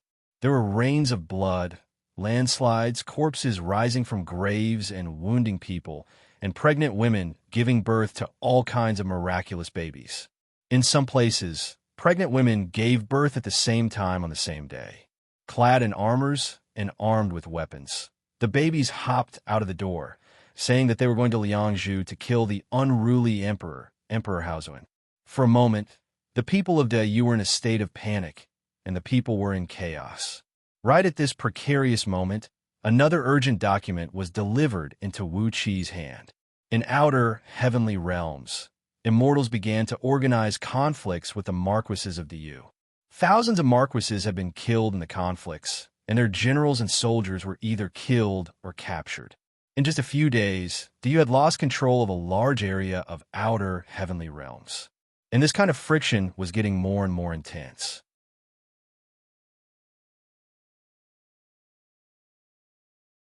Chapter 859. Inside the heaven refining cauldron, Wuxia and Princess Zhang Lu had fused into one, and under Wuxia's guidance, they were making a breakthrough to the realm of Dao breaking. If Wuxia were alone, he would have made the breakthrough easily. But to help Princess Zhang Lu break through with him, Wuxia would have to work 100 times harder. Fortunately, Princess Zhang Lu cultivated the primordial Dao of divinity, which was different from immortals and Buddhas. There were no bottlenecks in her cultivation, and as long as she had enough talent and energy, she could break through. If it were a female immortal, it would not be so easy for Wuxia to help her break through the realm of Dao breaking, even if he had to give up all his blood essence. Princess Zhang Lu sat cross-legged on Wuxia's body. Their bodies had turned into a hazy, purple mist, and the primordial purple energy was flowing back and forth inside of them. A fiery, purple-golden divine power had transformed into a huge vortex amidst the primordial purple energy, crazily devouring the natural energy in the surroundings. Almost all the natural energy in the spirit cave had been sucked away by them, and the others could no longer absorb any energy. Even though the pyramid was constantly drawing an enormous amount of natural energy from Liangzhu, it could not support their consumption. In a flurry, Ao, Buzin, and the others piled up a huge amount of immortal stones they had mined next to the heaven refining cauldron. But no matter how many supreme-grade immortal stones they piled up, they were all sucked up in just a blink of an eye. Luo Lu and the others had left the spirit cave and gone to various spirit mountains and rivers in the East Sea to mine immortal stone veins for Wuxia and Princess Zhang Lu to use in their cultivation. With their cultivation bases as primordial immortals, Luo Lu and the others had collected all the immortal stones in all the energy veins within hundreds of thousands of miles with just a wave of their hands. Even though a dozen primordial immortals were desperately collecting immortal stones for Wuxia, they still felt they could not make ends meet. Fortunately, Wuxia still had a Yuanling's nether realm inside his body. When the spiritual energy of the outside world could no longer meet their needs, Wuxia began to extract the original spiritual energy of the spiritual vein in Yuanling's nether realm. Yuanling's fresh air kept rushing into Wuqi's body, and after his careful transformation, it gradually merged into Princess Zhongli's body. Princess Zhongli did not practice any body cultivation techniques, but under the nourishment of Yuanling's clear qi, her body became more and more flexible and strong. Along with a deep roar, the purple mist surrounding Wuqi suddenly transformed into 99 Ganoderma-shaped clouds, wheeling ceaselessly around him. A beam of golden light with a slightly dark purple hue slowly emerged from the top of his head, transforming into a wheel of light that looked like the sun behind his head. Princess Zhongli's body trembled. The indestructible lotus, the cardinal tower, and the heart seal emerged at the same time, and the same beam of golden light with a slightly dark purple hue rose from the top of her head. Amidst it, 9 avatars of the ancient gods could be vaguely seen, emanating a suffocating, terrible divine pressure. Wuqi slowly opened his eyes and clenched his fists.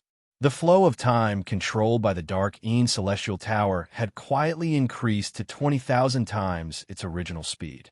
Wisps of purple mist shone from his eyes as he looked up into the sky. His chaotic divine eyes had evolved into the primal Dharma eyes. With just a glance, nothing under the heaven could escape his sight, unless it was blocked by an almighty expert with a cultivation base equal to his. Very good. A few of my old enemies are still alive, and they are very nourishing. With a flash of purple mist in his eyes, Wuqi retracted all his aura. He and Princess Zhongli had broken through to the 6th tier of the divine gold realm at the same time, which was the lowest tier of the Tao-breaking realm. At this level, even if the great tribulation of the heavenly Tao came, they would not be powerless to fight back. The so-called Tao-breaking realm was the possibility of destroying the heavenly Tao and transcending the shackles of the heavenly Tao. Princess Zhongli opened her eyes as well. She bent down and kissed Wuqi on the forehead, frowned, and said with a sigh, "But now, unless we can cultivate in seclusion in Yuxiong Plain, it will be a long time before we can break through to the next realm." The amount of magic power needed to break through to the 9th tier of the primordial realm was a frightening number. It was because Wuqi had refined 2/3 of Kitagarb's magic power that he and Princess Zhongli could safely break through to the peak of the 1st tier of the primordial realm. Even though they did not encounter any bottlenecks in their cultivation base, the accumulation of magic power alone had troubled them for a long time. If Wuqi had not extracted the essence of Yuanling's nether realm at all costs, and at the cost of nearly destroying Yuanling's nether realm, he could barely gather enough energy to transform into magic power for himself and Princess Zhongli to break through. Now, the essence of Yuanling's nether realm was almost gone. If he wanted to restore it to its original state, it would take at least hundreds of thousands of eons to replenish it, unless it could plunder a large number of energy veins from the outside world. He helped Princess Zhongli up, summoned a pool of clean water, and washed their bodies. After that, both of them changed into a new set of clothes. Wuqi was wearing the robe of the Yu, while Princess Zhongli was wearing the robe of a supreme oracle. As he put on his clothes, shoes, socks, and a crown, Wuqi chuckled and said, "It's already a blessing that we've broken through to the realm of Tao breaking in such a short time. It's not convenient for us to do it now.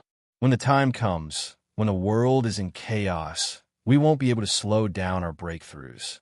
Just now, when he scanned the sky with his Dharma eyes, Wuqi found the cave abodes of several old acquaintances in the sky above Pangu continent.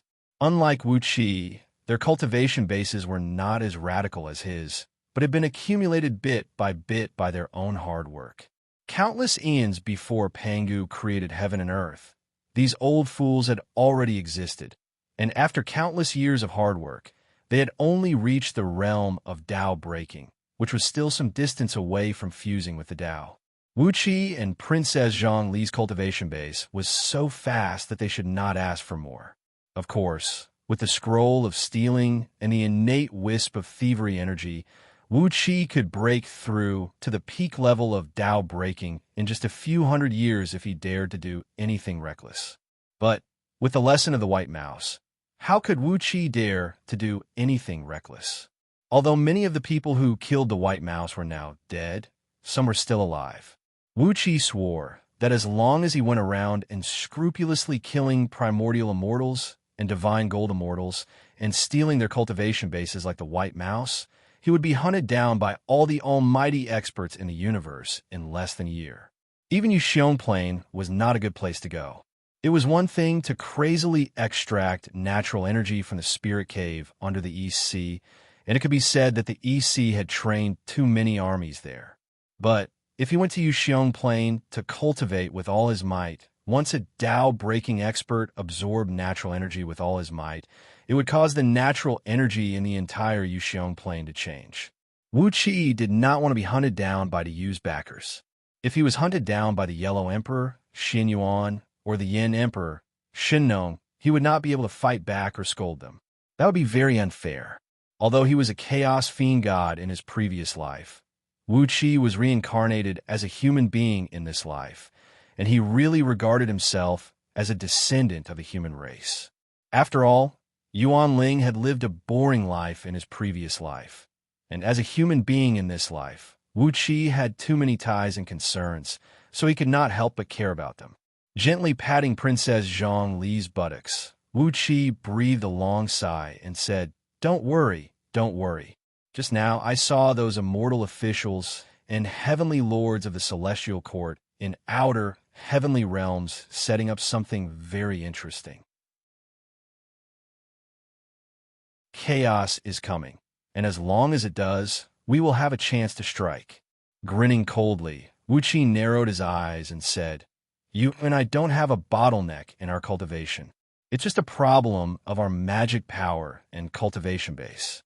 When the time comes, we can capture as many primordial immortals of the Celestial Court, Buddhas of the Buddhist League, great heavenly ghost kings of the Ghost Realm, fiend emperors of the Fiend Realm, and demon emperors of the Demon Realm, and we'll take all their cultivation bases as our own. Even Mouseby could reach the peak level of Tao-breaking realm in just a few hundred years. So how could Wuxia be weaker than him? In the past, the white mouse was all alone, and he had offended too many people because of his unscrupulous behavior. But now, Wuxia had so many people around him, so many friends and family, and his means had become more shrewd and treacherous. He would never make the same mistake as the white mouse. With a proud sneer, 18 figures rushed out of the top of Wuxia's head. After being tempered by the heaven-refining cauldron, the impurities in his blood-draining, celestial fiend's bodies had been completely removed. Therefore, in the eyes of others, they looked like immortals of great virtue. Each of them was shrouded in immortal energy and had the cultivation base of a first-tier primordial immortal. But it was a pity that Wuxia's cultivation time was too short. Although these clones had strong cultivation bases, they lacked handy magical treasures. They did not even have a primordial immortal artifact, not to mention a supreme artifact of primal chaos or a spirit artifact of chaos. This had greatly reduced their overall strength. As long as he could make up for this shortcoming, Wuxia was confident that he could slowly deal with those old fools. No matter what they want to do, how can they not give me some benefits? Wuxia sneered. The heaven-refining cauldron turned into a beam of dim light and shot up into his forehead, turning into a faint shadow of a round cauldron that was imprinted on his forehead. The pyramid in the middle of the spirit cave was constantly spewing out a huge amount of natural energy. The natural energy that Wuxia and Princess Zhongli had drained over the past 2 years was quickly restored, and the soldiers, immortals, and oracles of the EC had once again resumed their normal training. Lu Qingfeng and the other civil officials of the EC rushed up to Wuxia and presented the documents they had accumulated over the past few days. Princess Zhongli took over all the documents and quickly read them, while Wuxia clasped his hands behind his back and looked at the soldiers of the East Sea who were undergoing hellish training in the spirit cave with a smile on his face. What a delightful sight! So many heroes of the Warring States period were training these soldiers of the East Sea. Baiqi, Wang Jian, Meng Tian, Li Exen, Wei Liaozi, Li Mu, Lin Pe, Zhao Qua, Yu Yi, and many others. What a delightful sight! While the famous generals were training the soldiers, Gigazi, Sun Quang, Mo Di, Su Qin, Zhang Li Si, Su Fu, and a few others were teaching the oracles of Donghai's Directorate of Celestials all kinds of cunning strategies. Wu Qi's ears twitched, and what Gigu Zi and the others were teaching came into his ears immediately. After listening to a few sentences, Wu Qi felt his heart beating wildly. What a pity! Whether it was the Yu, the Celestial Court, or the Buddhist League, they all paid particular attention to fighting in a dignified manner, adhering to the rule that only the strongest would win. But what did Gigu Zi and the others teach these oracles? Wu Qi could not help but sigh for those who would have to fight the army of the East Sea in the future. They would surely die a miserable and aggrieved death, wouldn't they? Wu Qi suddenly realized that it was absolutely wise of him to forcibly gather the people of the 6 dynasties together. Just then, Princess Zhang Lu cried out in alarm. He quickly turned to look at the document in Princess Zhang Li's hand. 300 outer heavenly realms closest to Panga continent are flying here at high speed.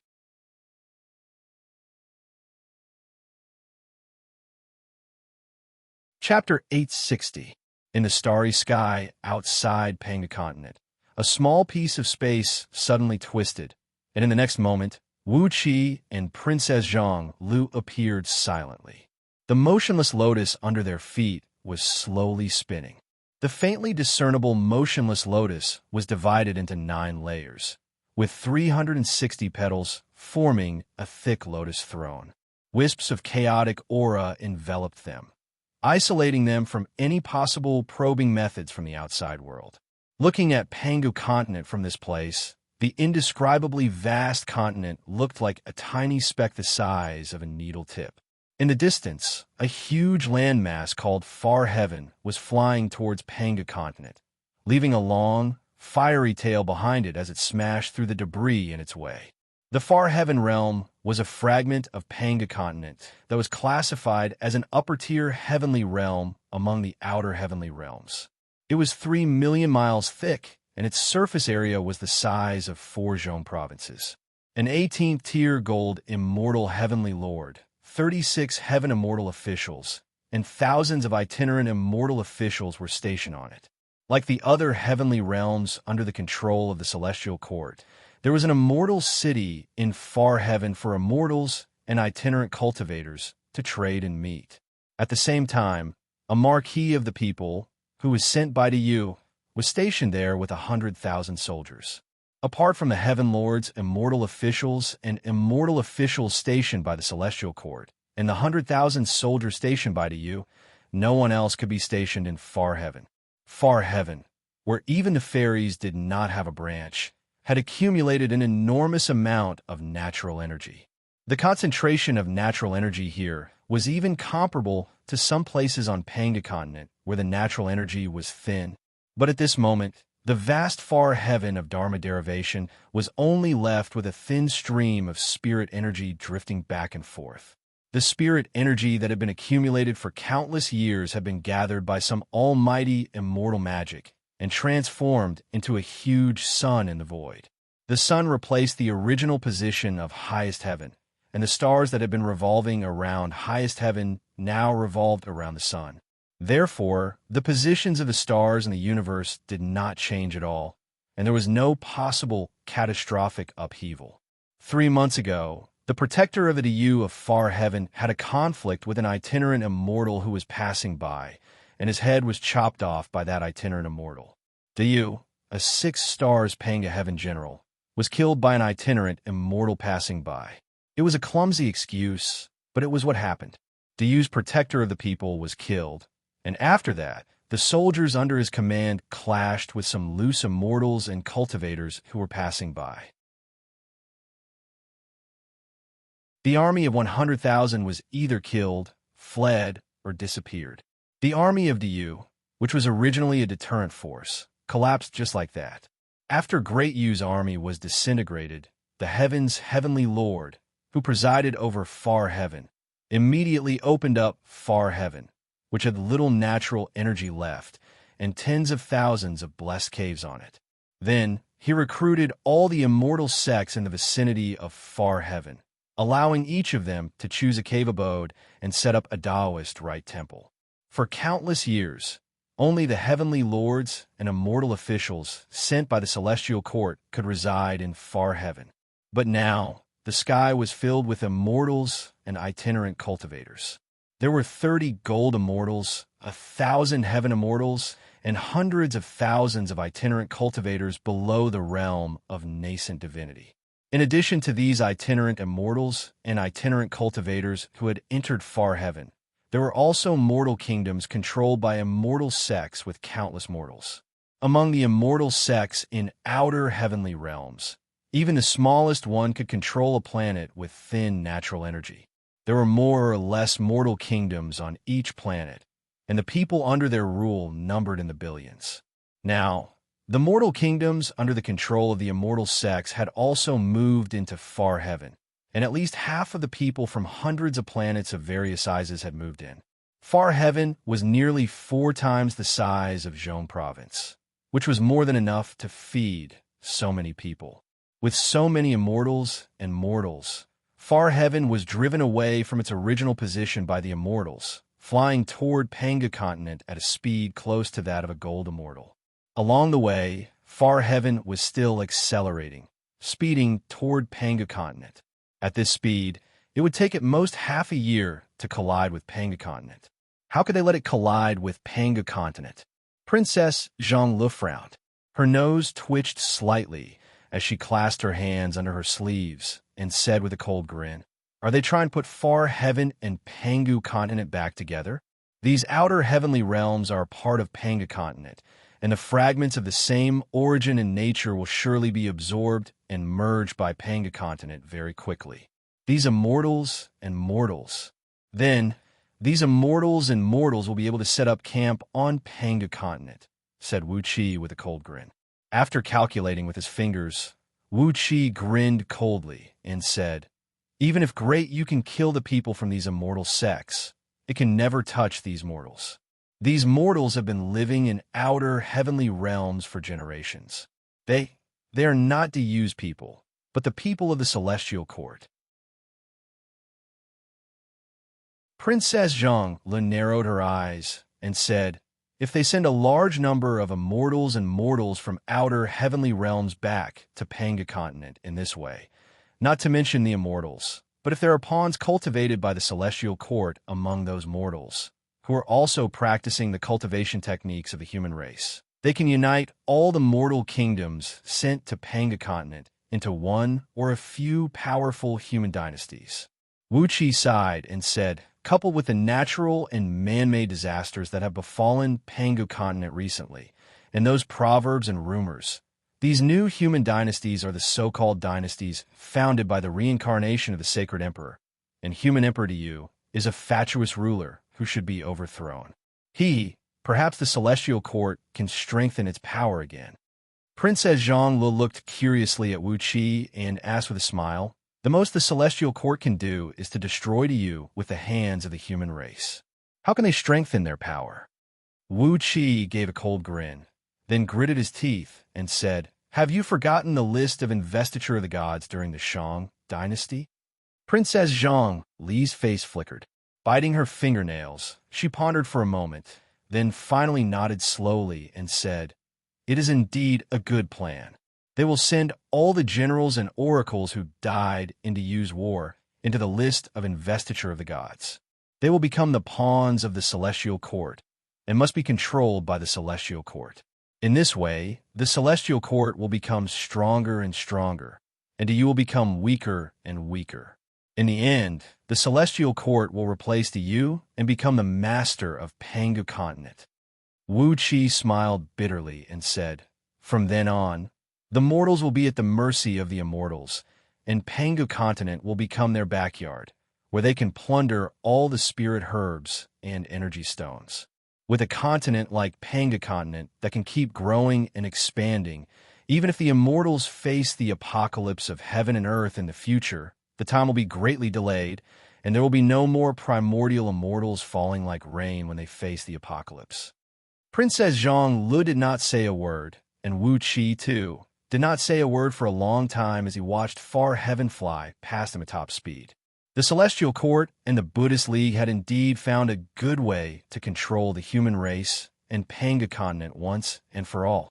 In order to achieve this, how much effort had they put in, and how much preparation had they made in advance? Perhaps the Battle of Investiture of the Gods by King Zhou of Shang on Earth was just a preview of what would happen on Panga continent today. God knew how many times such exercises had been carried out in the mortal worlds. Everything was for the ultimate control of the human race and Panga continent. However, who was the one who came up with this plan? Was it those old fogies, the great celestial emperor of the Celestial Court, or the Lord Buddha of the Buddhist League?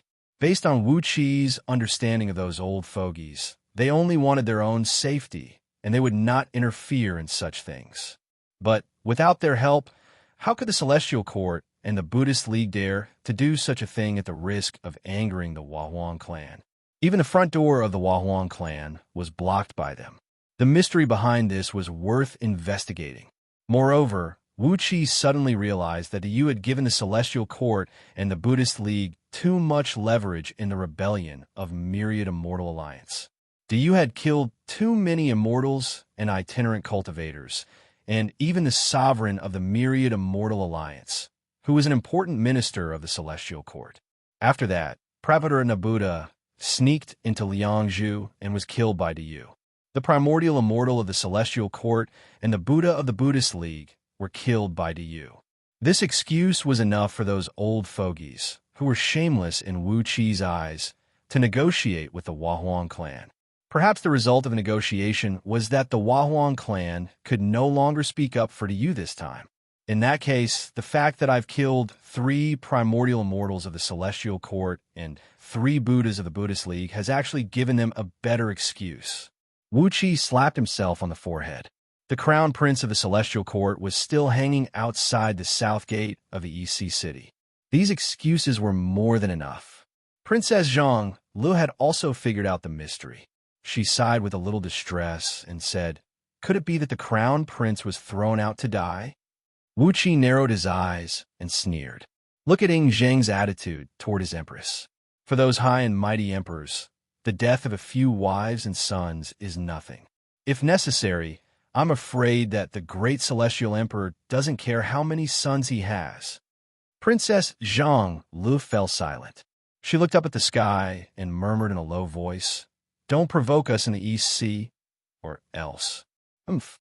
Suddenly, a sheet of golden light flashed in front of far heaven, which had flown tens of millions of miles away. In the next moment, a troop of the Yu soldiers in golden helmets and armors appeared in front of it. A general of the Yu, whose cultivation base was at the peak of the 9 stars realm of the second Panga heaven, was riding on a single horned Qilin. With a mace in his hand, he pointed at far heaven and cried out, "This is the airspace of the Yu. Back off now, or else." The enormous far heaven came crushing down silently. The general of Daiyu roared furiously and rode away from the impact of the huge landmass, but the soldiers behind him howled miserably as they were smashed to pieces. Far heaven was one of the fragments of Panga continent, which was transformed from the body of the great Saint Pangu. The generals and soldiers of the Yu, who cultivated the cultivation techniques of the human race, could destroy the stars in the void, but they could not destroy Panga continent. Therefore, all 30,000 elite soldiers of the Yu were smashed to pieces by Far Heaven. Far Heaven did not stop, but continued to fly toward Panga continent. The general of the Yu roared furiously. Waving his mace, he broke into Far Heaven. A Buddhist chant echoed out of the void as 7 bodhisattvas of the Buddhist League came to the general at the same time, waving their hands to unleash a great sheet of Buddhist light to freeze him in place. Almost at the same time, a flying sword shot out of the 10 blessed lands of far heaven, transforming into a beam of light that pierced the vital parts of the general's body. 7 bodhisattvas of the Buddhist League and at least 30 gold immortals of the Tao League struck at the same time, chopping the general into pieces without giving him any chance to fight back. Wuxia sighed softly. He gave the rapidly flying far heaven a look and shook his head gently. Zixian, let's go back and prepare for war. Hee, the investiture of the gods? It's very interesting.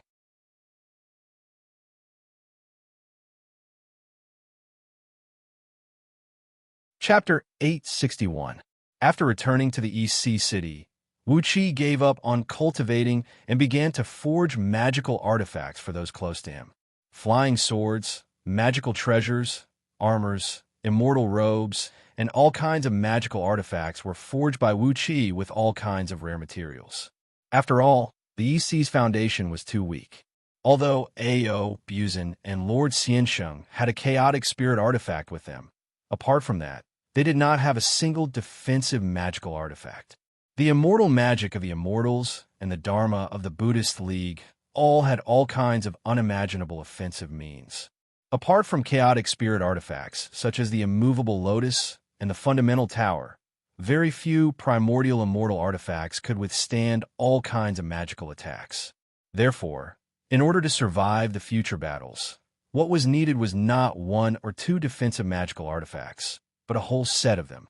Even with the power to accelerate time by 20,000 times, and even though he was a grandmaster of artifact refinement in his previous life, it was not easy for him to craft a set of satisfactory magical artifacts for everyone around him. He had to take into account the properties of everyone's magic power and fighting habits. It would take thousands or even hundreds of years to craft a good gold immortal artifact. Even if Wuxia could divide the heaven refining cauldron into 180 cauldrons that specialized in crafting artifacts at the same time, he could only take care of the most important people around him. 180 cauldrons hovered in midair. Purple flames flickered quietly in them, and strange noises kept ringing out of them. Sitting cross-legged under the cauldrons, Wuxia frowned and said to the people in front of him, "I can sense the presence of some old fools. They are very tricky and difficult to deal with. We can't be careless, and we can't fight them head-on." After calculating for a while, Wuxia smiled bitterly and said, "Unless we can have 10 Dao fusing experts and 100 Dao breaking experts in the East Sea, we won't be able to fight them head-on. These old things may not personally make a move, but you have to be careful of some of them who are very shameless. They will do things like bullying the young. Although they are shameless for the sake of their reputation, they're used to sneak attacks from behind." Ao Buzin's expression was also very ugly. He first gestured a 7, then a 9. Wuxia nodded his head, then made a gesture of 18 with his hand. Ao Buzin's face fell. He smiled bitterly and said, "Why are these old bastards still alive?" Wuxia breathed out a sigh and did not say another word. Years ago, Yuan Ling had already stepped into the realm of Dao fusing, but he was beaten in a transmigration by their joint attack, leaving only a speck of his true spirit.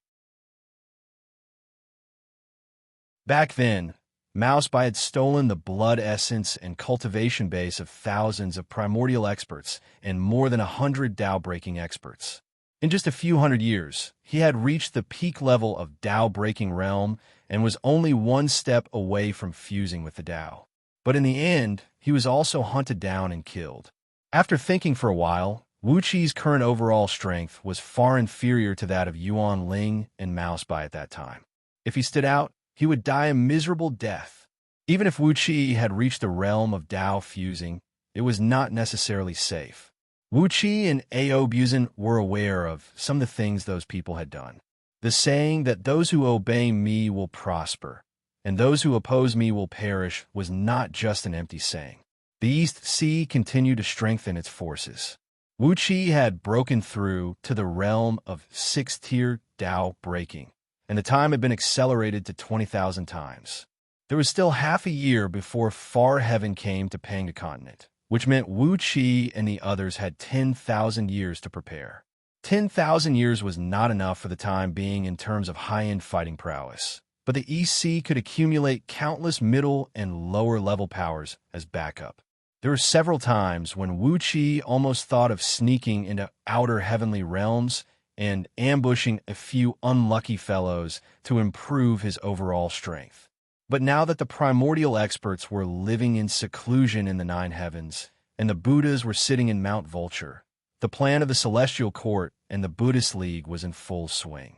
Countless people in the universe were scanning the surroundings with their Dharma eyes, and Wuxia was not sure that he could hide from those people. Every time he thought of Mouse Bai's notoriety and the terrible consequences if the scroll of stealing was exposed, Wuxia forcibly suppressed the idea of taking the risk. Time went by, and finally the day came. Far Heaven was the first to approach Panga Continent. Holding Princess Zhongli's hand, Wuxia produced Dark Een Celestial Tower, broke through the void, and hurried toward the place where Far Heaven was going to land. Suddenly, countless dark shadows came tearing through the void. Like Wuxia, hundreds of Supreme Oracles had arrived, all of them hiding in the void with the help of the Supreme Towers. Waves of magic power were deliberately released, spreading out in the void. An unknown number of primordial experts of the Celestial Court and Buddhas of the Buddhist League were also hiding in the void. Their purpose in coming here was obvious. If the Supreme Priest dared to act blindly without thinking, these people would immediately take action. Not far from Wuxia, Wuchi's old acquaintance, Yugu, was sitting cross-legged on the top of a Supreme Tower, sipping wine from a small wine cup in his hand. Sighing, he shook his head at Wuxia and said, "There's no news from Sacred Emperor Xianyuan and Sacred Emperor Shinon, and the communication between Her Majesty Empress Hua and Yu has been completely cut off. The reaction of the four holy beasts and divine spirits who are on good terms with the human race is very strange. This time, I am in trouble." Sitting on the spire of Dark Een Celestial Tower, Wuxia asked with a frown, "What does your majesty mean by this?" Yugu toyed with the small wine cup in his hand, his face extremely gloomy. He shook his head and said with a sigh, "What else can I mean?" While Wuxia was pondering the meaning of Yugu's words, the sky suddenly lit up. A landmass the size of 4 Zhong provinces, wrapped in countless elements of earth, water, fire, and wind, was slowly descending toward Pangu Continent. The place where Far Heaven was descending was a barren land directly west of the Yu.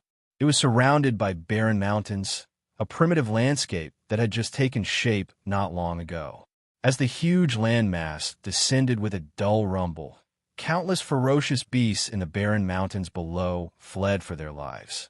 A deafening rumble rang out as Far Heaven collided with Panga Continent. Countless cracks, large and small, appeared on the land hundreds of millions of miles around because of the collision. The ground trembled violently, and one mountain after another was thrown into the sky by the tremendous force of the impact, then smashed back down again, shaking the ground like the surface of a drum. Earth energy rushed out of the cracks on Pangu Continent, filling the surrounding void with a grayish hue. The place had become a mess, but for the entire Panga Continent, it was like a speck of dust had fallen on a football field. The people in Yu Province, who were a little further away, did not feel any unusual changes at all. As soon as Far Heaven made contact with Panga Continent, the crowd could clearly see that it was like a drop of water falling into the ocean. Far Heaven quickly dissolved and fused with Panga Continent. It all went smoothly, without any stagnation at all. In just 6 hours, the huge landmass had fused with Panga Continent and became inseparable. There was no immortal magic or magic at work. It was Panga Continent that had voluntarily absorbed part of its body. When the shaking of the ground subsided a little and the cracks on Pangu Continent healed, a deafening rumble rang out from under the ground.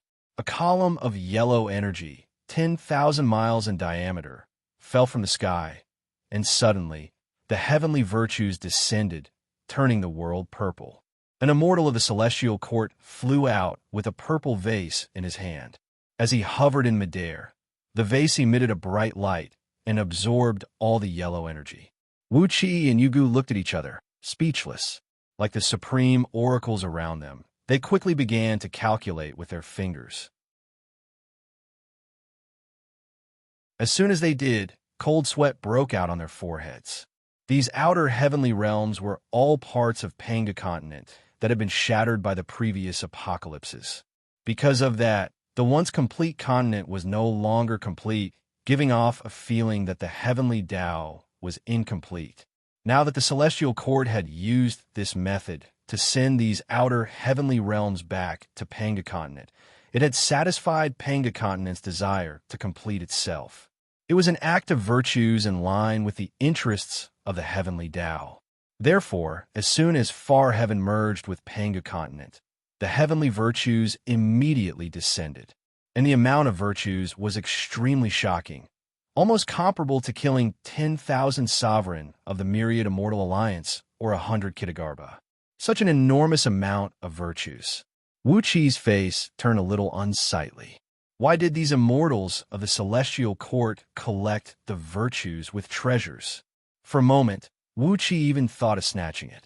But when he carefully sensed the few faint divine wills in the immortal, Wuqi cautiously stopped. The attention of those existences that made Wuqi so afraid was all focused on this virtue. If he made a move now, he would be courting death. With a faint sigh, Wuqi patted Princess Zhang Li's little hand and whispered a few words to her. While Wuqi was hesitating, the immortals and itinerant cultivators on Far Heaven, which had merged with Panga continent, flew up into the sky and headed for the nearby Spirit Mountains and rivers, preparing to build their cave abodes there.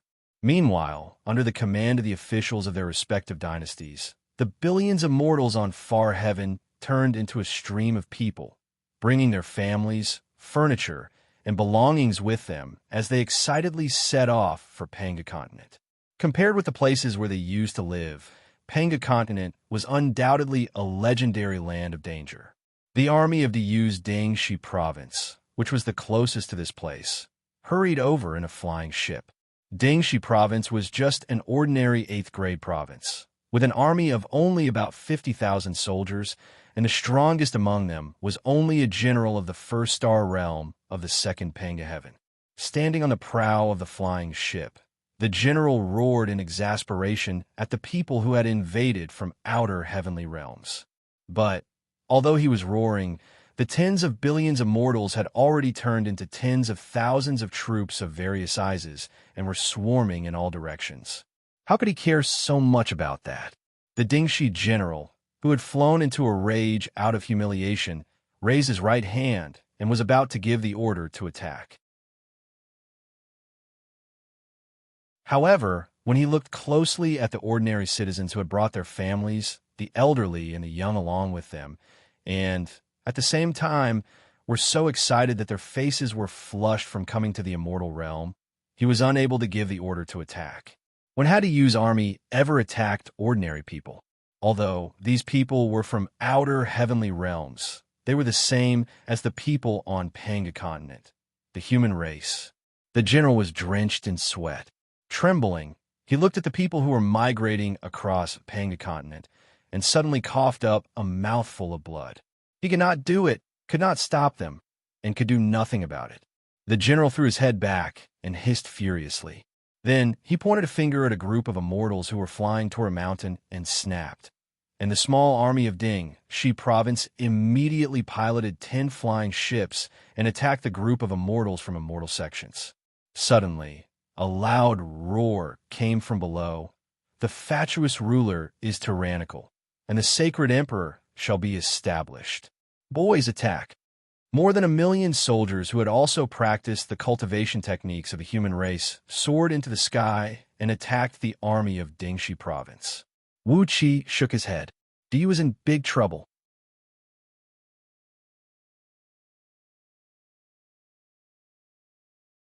Chapter 862.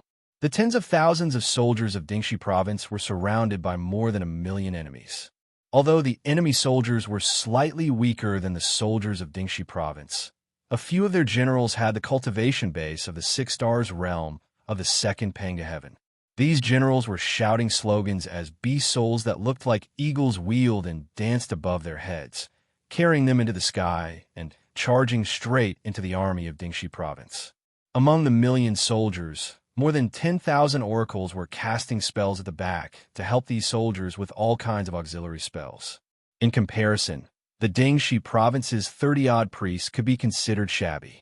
Although Zhong province, a first-grade province, had hundreds of thousands of oracles, Dingxi province was only an 8th-grade province, and its directorate of celestials was too small. The power of magic made up for the gap in cultivation base. The army of 1,000,000 soldiers had surrounded the 10 flying ships of Dingxi province, and countless bolts were raining down on them. Clearly, the craftsmanship of these bolts was the same as that of the Yu, and they had made a great breakthrough in their ingenuity. However, the products of outer heavenly realms could not be compared with those of Panga continent, so the actual power of these bolts was less than 10% of the Yu's standard ordnance. The bolts bounced off the flying ships, and none of them made it into the ships. Instead, the decks on both sides of the ships were moved aside, revealing the firing ports of large, custom-made crossbows. Accompanied by loud, rattling noises, wave after wave of bolts flew out. Wherever the dark bolts passed, the armors and defensive spells of the soldiers from outer, heavenly realms were pierced, and their bodies were torn to pieces by the powerful bolts. Yu, with a long knife in hand, the general of Dingxi province leaped out of the flying ships and lunged at the generals of the enemy. With a flicker of his body, one of the generals swung his scimitar lightly, and his head flew into the sky along with a jet of blood. The gap in absolute strength could not be made up for. On top of that, the generals of the enemy had fused with their beast souls and possessed the ability to fly at will, and their agility in the air was not something the general of Dingxi province could compare with. In the void, a supreme oracle cursed angrily. The supreme tower shattered the void, and he appeared directly above the two armies that were fighting. He shouted sternly, "How dare you? How dare you attack this old man's descendant?" He raised his right hand high up into the sky, and countless dark clouds swooped over from all directions. The dark clouds transformed into hundreds of thousands of venomous black serpents that shot down from the sky. The poisonous pythons pierced through the air with a sharp sound, like countless arrows falling one after another. The cold and poisonous gas penetrated the internal organs, and a large number of enemy soldiers could only let out a miserable howl before they turned into pus and blood, falling down one after another. Wuxia gave Yugu a look. Yugu said in a low voice, "He is the most senior patriarch of the Jilin clan. The Jilin clan does not have a strong background, and Dingxi province is the only vassal province of the Jilin clan. The boy who was killed just now is Jilin Feng's 9th-generation grandson. Am I right?" It turned out that a descendant of his clan had been killed. No wonder this supreme oracle named Jilin Feng couldn't wait to rush out. What surprised Wuxia was that none of the primordial immortals and Buddhas hiding in the void made a move. Although Jilin Feng was a supreme oracle, he was the weakest one, only as strong as a 9th-tier primordial immortal. Any one of them could easily stop his massacre. A supreme oracle against 1,000,000 ordinary soldiers was a complete massacre, and it would only take the span of a few breaths for the army to be wiped out. Just when Jilin Feng's spell had killed a large number of enemies, and when the general of the enemy who had just killed his junior was badly mutilated, a 1,000-feet-tall flagpole was suddenly erected in the distance. A huge golden flag with a circumference of 100 feet was embossed with a gold-plated character, Meng. A clear voice that sounded like the roar of a dragon rang out. "This evildoer is too powerful. Which of you can share my burden?" Two pitch-black 7-story pagodas came piercing through the void, emanating a powerful energy wave that forced Jilin Feng to retreat a few miles back. On top of the pagodas stood two haggard old men, who looked no worse than those senior oracles of the Yu. Their loose black robes were fluttering noisily in the strong wind. With their hands clasped behind their backs, they stared at Jilin Feng with a cold grin on their faces. All the supreme oracles of the Yu hiding in the void were struck dumb. The aura emanating from these two old men was no different from that of the oracles who practiced various mystic arts in the Yu's directorate of celestials. However, the shape of their supreme pagodas was very strange.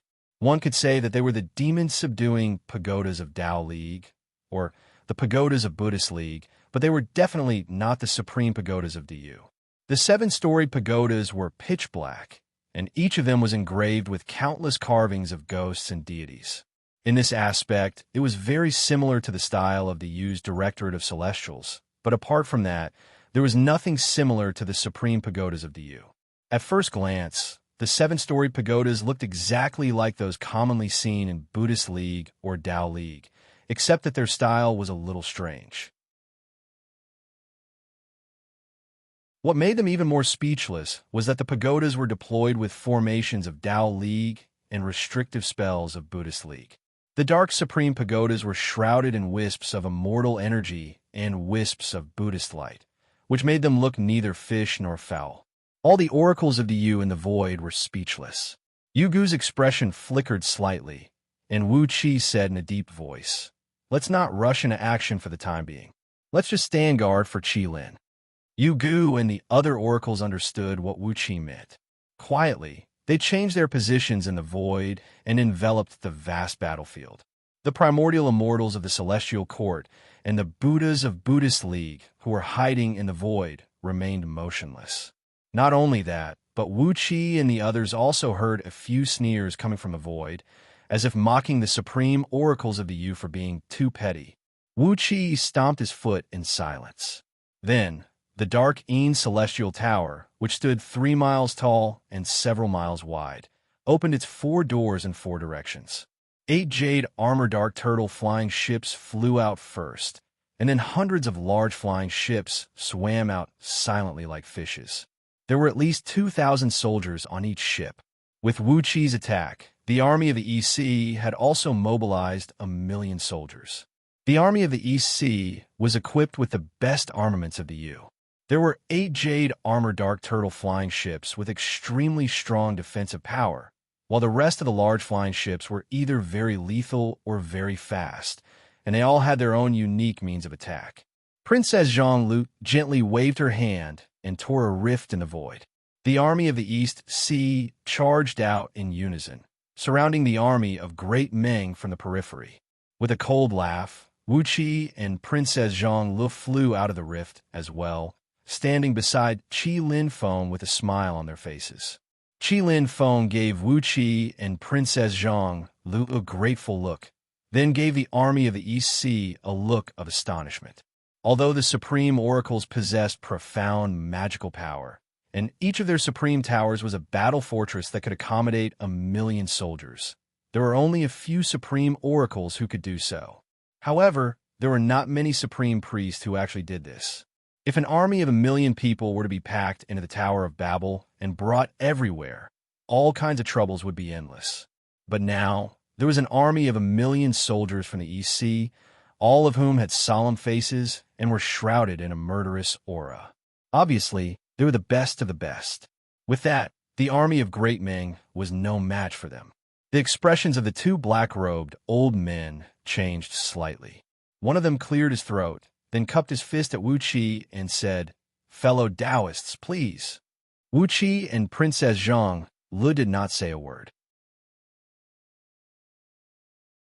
Qilin Feng stepped forward and said to the 2 old men with a cold smile, "You have killed my juniors. Hand over the culprit quickly, or else." The 2 old men looked at each other and laughed at the same time. They said in unison, "Otherwise what? Fellow Taoist, are you going to slaughter the people of Great Meng? We are all people of the human race. If you really do that, you will have a hard time dealing with the Huahuang clan." Qilin Feng's expression flickered. He snorted coldly, then waved his hand and unleashed a snake-shaped dark energy toward the 2 old men. In just a blink of an eye, it had transformed into a 9-headed black serpent, opening its mouth and biting down at the 2 old men. "I can't kill these ordinary people, but I can kill you," he cried out sternly. Wuxia narrowed his eyes and stared at the 2 old men. He opened his primordial Dharma eyes slightly and saw through the circulation of magical power in the two old men's bodies, as well as the various incantation gestures and spells they were chanting. The two old men performed an incantation gesture at the same time, then stamped their right feet on the top of the pagoda. A loud rumble echoed out in the void as dozens of light beams wrapped around numerous meteors, each the size of a water tank, tumbled down from the sky. Over 30 meteors smashed onto the nine-headed black serpent's body, causing the black mist around it to churn violently. These meteors came from beyond the heavens, and they had been tempered by the power of the sun, moon, and stars day and night, which gave them a sharp aura that was not found in the mortal world. As the black serpent was only a manifestation of magical power, it was instantly smashed into pieces. The remaining meteors came straight at Qi Lin Feng. Qi Lin Feng snorted coldly. Countless specks of light lit up on the supreme tower beneath his feet, and streams of ghost fire spread out rapidly along the tower. Before long, the dark supreme tower was covered with countless ghost fires, forming a complicated rune formation. 3 layers of black light shields burst out in the sky, and the meteors smashed onto them and exploded into flames. The meteors disintegrated, but the light shields remained intact. After a brief exchange of blows, both sides had found out each other's actual strength. Qi Lin Feng's magical power was much more powerful than his opponent's, and his cultivation base was slightly stronger as well. However, the two old men were able to use meteors to attack.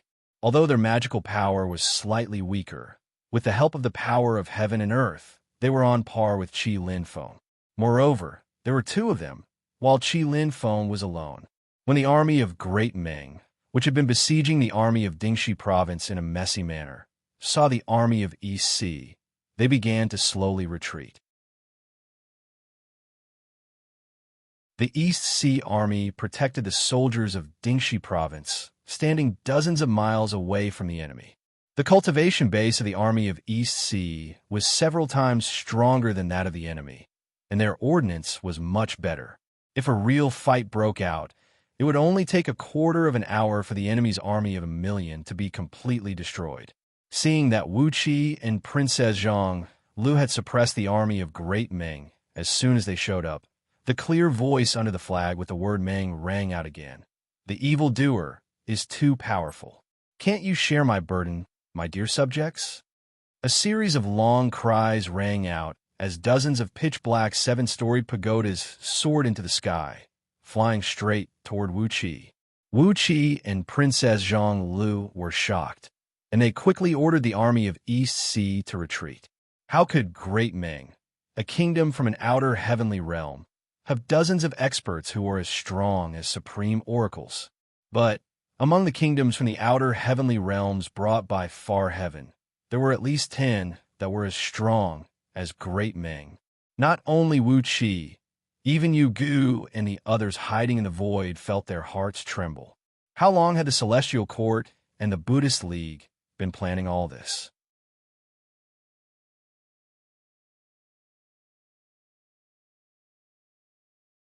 Chapter 863.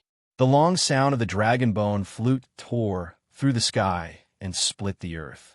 Accompanied by this shrill sound, more than a dozen flagpoles, each about 1,000 feet tall, were erected among the crowds of people walking out of the far heaven. Apart from the Ming flag, the other flags were either with 1, 2, 3, or 4 characters, all of which represented a dynasty or an empire. A dozen middle-aged men dressed in gorgeous robes and with the air of emperors on their faces were riding in splendid chariots, pulled by flood dragons. Above each chariot, there were at least a dozen, and as many as 100 7-storied supreme towers that looked almost identical, following closely behind. On top of each supreme tower stood an old man in a black robe. The ripples of energy emanating from them were as dazzling as the bright lights in the night. The combined strength of the dozen or so outer heavenly realms that had descended from far heaven was greater than the number of Dayu's supreme oracles hiding in the void, which made the hearts of everyone, including Wuxia, sink. Quantitative change led to qualitative change. With such a large number of supreme oracles, let's just call them supreme oracles for the time being, there must be a few existences with amazing strength hiding among them. The auras of the primordial immortals of the Celestial Court and the Buddhas of the Buddhist League gradually faded into the distance. And as their ripples of energy faded away, countless sneers drifted down with the breeze. Yu Gu and the others emerged from the void, their faces gloomy. Their supreme towers had shattered the void and brought them to the battlefield. Hundreds of the Yu's supreme oracles were facing nearly 1,000 enemies from outer heavenly realms whose cultivation bases were on par with theirs. The faces of the Yu's oracles were solemn, but the people from outer heavenly realms were in high spirits, and without exception, their faces were full of pride. Even though Yu Gu and the others were stronger than these people, they still could not make them feel the slightest fear.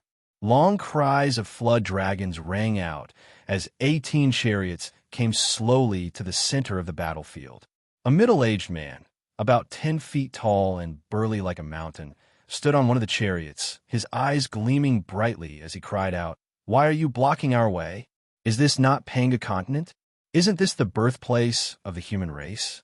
Aren't we the descendants of the human race? Aren't we qualified to live and thrive on Panga continent?" The series of questions caught Yu Gu and the others off guard. Vague spiritual fluctuations spread through the air as they discussed how to answer the man's questions. After a long time, Yu Gu said with a little embarrassment, "You're right, Your Excellency, but—" The man snapped, "But so what? Don't tell me Panga continent belongs to all of you?" The man's words were as sharp as knives. How could Yu Gu and the other old oracles, who had been cultivating in seclusion all year round, be his match? It was obvious that this man was one of the strongest among the 18 emperors. His questions were aggressive, but his words were reasonable. Yu Gu and the others could not think of any words to refute him. Panga continent was transformed from Saint Pangu's body, and the humankind was created by the combination of Saint Pangu's spirit blood and the bloodlines of hundreds of the most powerful divine creatures. Therefore, the humankind alone enjoyed the great fortune of Panga world and was able to thrive on Panga continent. As these people were also descendants of the human race, they naturally had the right to settle down on Panga continent.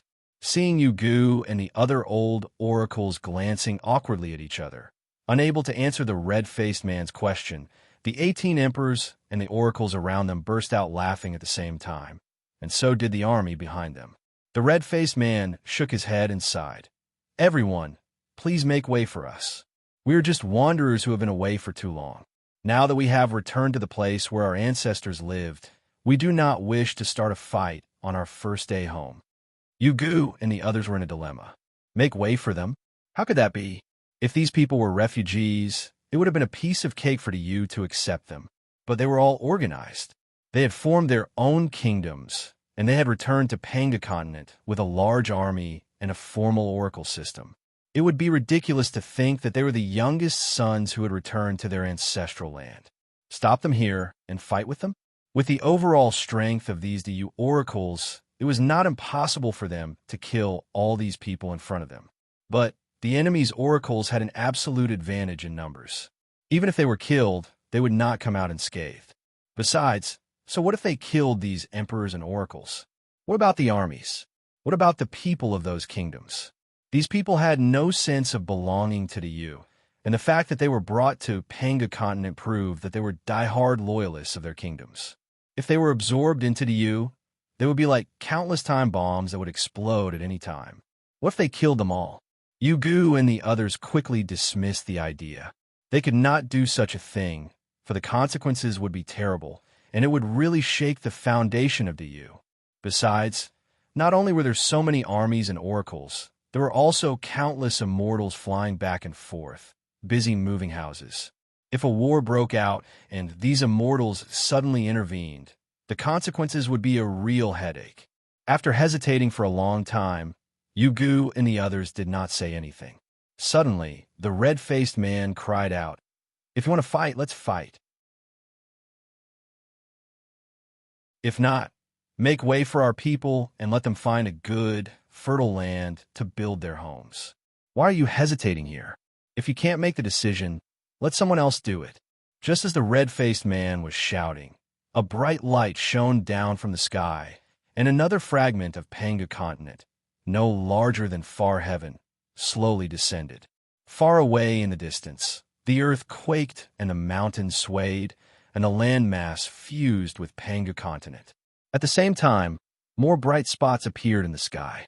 They were the remnants of the first batch of 300 outer heavenly realms approaching Panga continent at high speed. By the looks of it, it would only take a couple of days before the rest of the outer heavenly realms would also land on Panga continent. Cold sweat kept dripping from Yugu's forehead as he clenched his fists.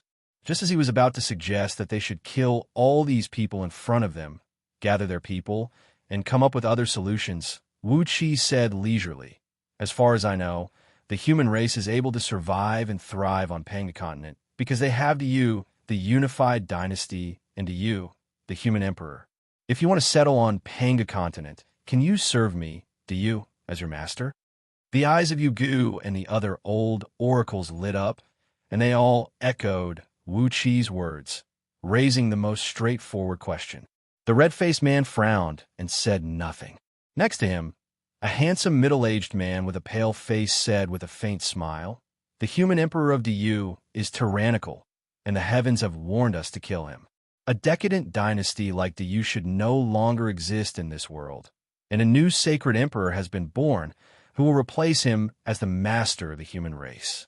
The new sacred emperor may be me or some other imperial brother. Don't you think it's ridiculous for you to use such an excuse to make things difficult for us?" "Interesting," Wuqi said with a faint smile. "The founding of the U is something that Chi-Chi, the ancient saints, has promised, and it is also the decree of the holy mother of the human race, the Wahuang clan. The human race is the descendants of a Yin emperor and the Yin emperor, and the current human emperor is the lineal descendant of the Yellow emperor and the Yin emperor. All of you have said that the human emperor is tyrannical and wants to replace him. You make it sound so easy." "The heavenly Tao has warned us," said the red-faced man in a deep voice. "The current human emperor of the U is tyrannical, so—" Wuqi interrupted them and said, "Don't say those words that will deceive the common people. Be generous and do in the open. The heavenly Tao has warned us? He, who can represent the heavenly Tao? You, or those bastards behind you?" With a flick of his sleeve, Ao Buzin's true form waddled out from Wuqi's sleeve. With a sway of his body, he grew to 10,000 miles long in an instant. He threw his head back and cried at the top of his voice, "The emperors of the 18 dynasties are licentious and tyrannical, and they have harmed the common people. The heavenly Tao has warned us, the human emperor of the U, to send angels to kill them. The imperial clans of the 18 dynasties are all bastards who have harmed the common people. The heavenly Tao wants them all dead." Ao Buzin revealed his true form, a 10,000 miles long black dragon, roaring with a loud voice. Then he unleashed his enormous dragon pressure without any scruples. Instantly, the weather changed, and all the common people could only see Ao Buzin's enormous body hurriedly bowing and kowtowing to him. Ao Buzin roared even more excitedly. He changed some of the things he had done in the past and applied them to the 18 emperors, describing them as evil and tyrannical emperors who could not appease the common people without killing them. The red-faced man trembled with anger. He pointed his finger at Wuqi and scolded him sternly. But how could their voices be of any use when facing Ao Buzin's tremendous roar? Princess Zhonglu was amused. She chuckled and said, "Little K-er, it's your turn." She reached out and drew a line in the air. Then Little K-er and her current partner, Feng Tianling, who was also a member of the Phoenix clan, turned into 2 fire phoenixes and flew out of the void.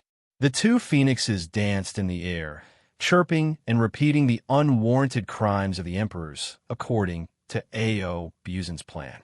Watching the dragons and phoenixes recount the crimes of the emperors, the common people turned pale. They dropped to their knees in bewilderment, not knowing how to react. Yugu and the other old oracles burst out laughing. Their eyes flickered with a bright gleam.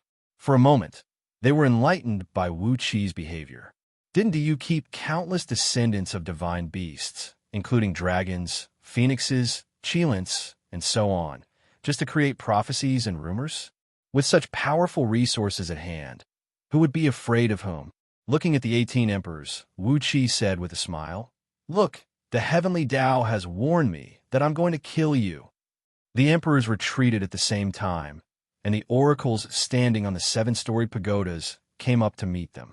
Large groups of soldiers and horses soared into the sky from the crowd of commoners, forming an orderly formation as they pressed forward. Wuqi's eyes flickered. He wanted to kill them all here. He wanted to see how strong these invaders were.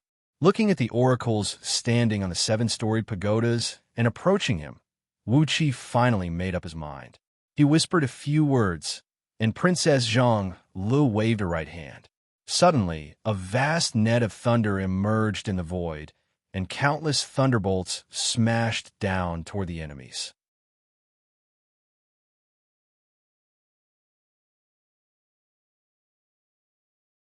Chapter 864.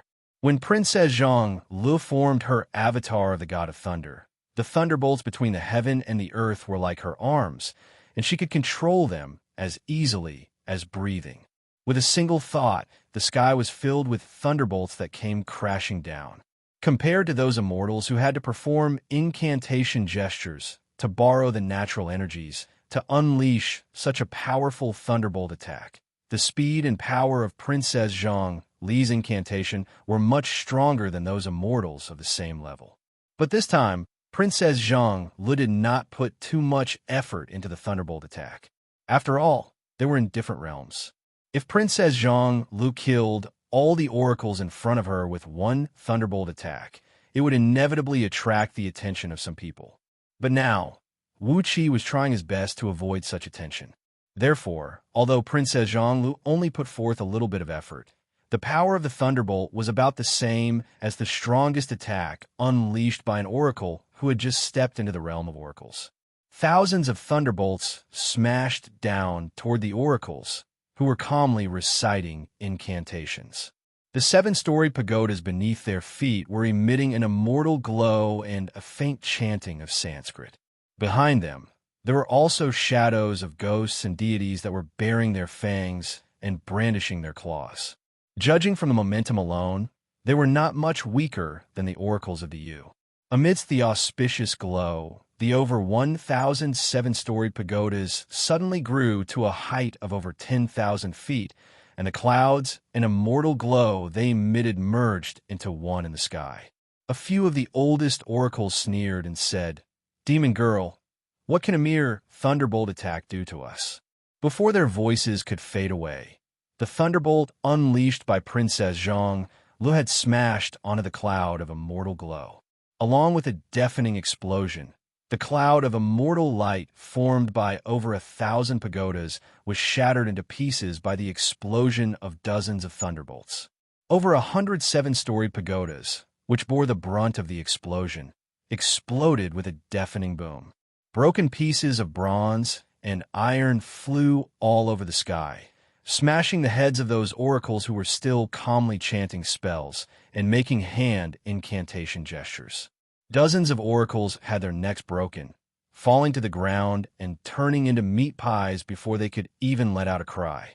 Princess Zhang Lu, who launched the thunderous attack, was stunned. She had only prepared a thunder magic to harass the enemies first, and the main force of the battle should be Yu Gu and the other old oracles of the Yu.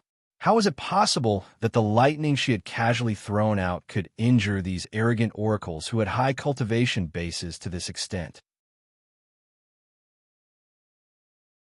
Especially those 7-storied pagodas, which were obviously imitations of the Yu's supreme tower and were reinforced by immortal formations and restrictive spells of the Buddhist League. Logically speaking, the defensive power of these pagodas should be stronger than that of the Yu supreme tower. But judging from the current situation, The defensive power of these seven-story pagodas was not much better than that of ordinary Heaven Immortal artifacts. In a battle between supreme oracles, using defensive artifacts of this level was no different from courting death. Even the dozens of old oracles whose necks were broken by the broken fragments of the pagodas had died in a grievous way. They did not even have a life-saving artifact with them. They were all fragments of the pagodas that had been shattered by the thunderbolts, and there was no magical power in them, just pure physical impact. Yet, they could still kill dozens of people. What was this? Was this a joke? Princess Xianxia stared blankly at Wuxia. Wuxia rubbed his eyes and took a closer look at the oracles opposite him. Although their cultivation was generally weaker than that of the Yu's supreme oracles, they were still considered to have stepped into the Tongtian realm. Their magical power fluctuations could not be hidden from others. Why were so many of them killed by Princess Xianxia's thunderbolts as if they were tofu dregs? Thousands of thunderbolts were still falling.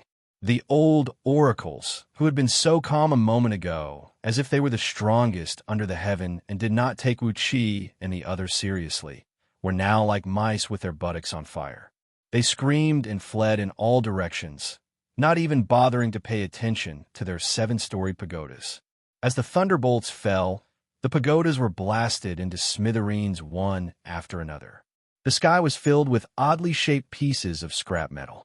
Some of those pieces were as small as fists, while some were as big as hills. Over 1,000 old men in black robes were flying around in a daze amidst the pieces of scrap metal that filled the sky. The scene was extremely miserable and desolate. Amidst the howling, the arms and legs of a few old oracles were broken by the flying scraps of iron and copper, pierced through their stomachs and chests, and broken their necks and shoulders. These old oracles fell from the sky while howling. They did not have time to cast magic to fly, and as a result, they fell to the ground and turned into meat paste. Some old oracles had large chunks of flesh cut off by the sharp iron shards. These old oracles were all hundreds of years old, and they were not as well-maintained as the oracles of the Yu. These old oracles were all skin and bones, and they did not have 3 kilograms of flesh to begin with. But now, 7 to 8 kilograms of flesh had been cut off by the iron shards. The pain was so great that they screamed and howled. How could they still have the energy to fight against Wuxia and his companions? Wuxia blinked his eyes. What kind of people were these?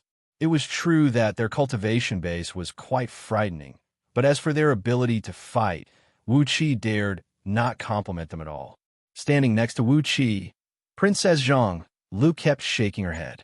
She was not interested in giving these people another round of thunder. The chaos lasted for a while. After more than 300 people were killed or wounded, the remaining 700 to 800 old oracles retreated tens of miles away, their bodies dripping with blood. They stepped on the dark clouds in a sorry state and looked over, pointing at the sky and howling furiously. Yugu, who stood off to the side with a dumbfounded expression, swallowed hard. With a wave of his hand, a black fragment of a pagoda, about the size of a human head, flew up from the ground and fell into his palm. A jet of black flame burst out of his palm and burned the pagoda fragment. A few sizzling noises were heard, and the huge fragment was burned to ashes, turning into a puff of green smoke that drifted away in the air. All that was left on his palm was a silver speck, about 1,000th the size of sesame seed and smaller than the tip of a needle. Tisk, Yugu laughed mockingly. The supreme towers of the Yu's supreme oracles are made by collecting all kinds of rare materials and going through thousands of tempering. Just the innate and acquired essences of 5 elements in each supreme tower costs billions of kilograms. These fools. I'm afraid the acquired essences of 5 elements in each of their pagodas is less than half a kilogram. How can such inferior things be used on a battlefield? Upon hearing Yugu's words, the other supreme oracles of the Yu could not help but shake their heads and sneer, and the pressure in their hearts vanished instantly. The reason why supreme oracles could become the strategic force of the Yu is not only that they possessed mighty magic power and could use countless vicious killing curses, but more importantly, Each of them had a supreme tower, which was filled with countless magical restrictive spells. When a mighty supreme oracle refined a supreme tower that was connected to his mind, it was like a war fortress. Take Wuxi's dark, celestial tower, for example. When it was used for traveling, it was only tens of feet tall, but when it was fully transformed, it could turn into a huge pagoda tens of thousands of miles tall and tens of thousands of miles long. Coupled with the countless restrictive spells in the Supreme Tower and the extremely strong materials used to build it, as long as over 1 million soldiers were stationed in it, it would become a metal fortress that would give the enemy a headache. No matter how hard the enemy attacked, it would be very difficult to conquer it. Each sky-reaching tower, even if it couldn't control the flow of time and was just the most ordinary sky-reaching tower, would require a huge amount of materials to forge. To forge all kinds of metals, it would take at least hundreds of mineral veins and innate and acquired essences of 5 elements to inscribe formations in them.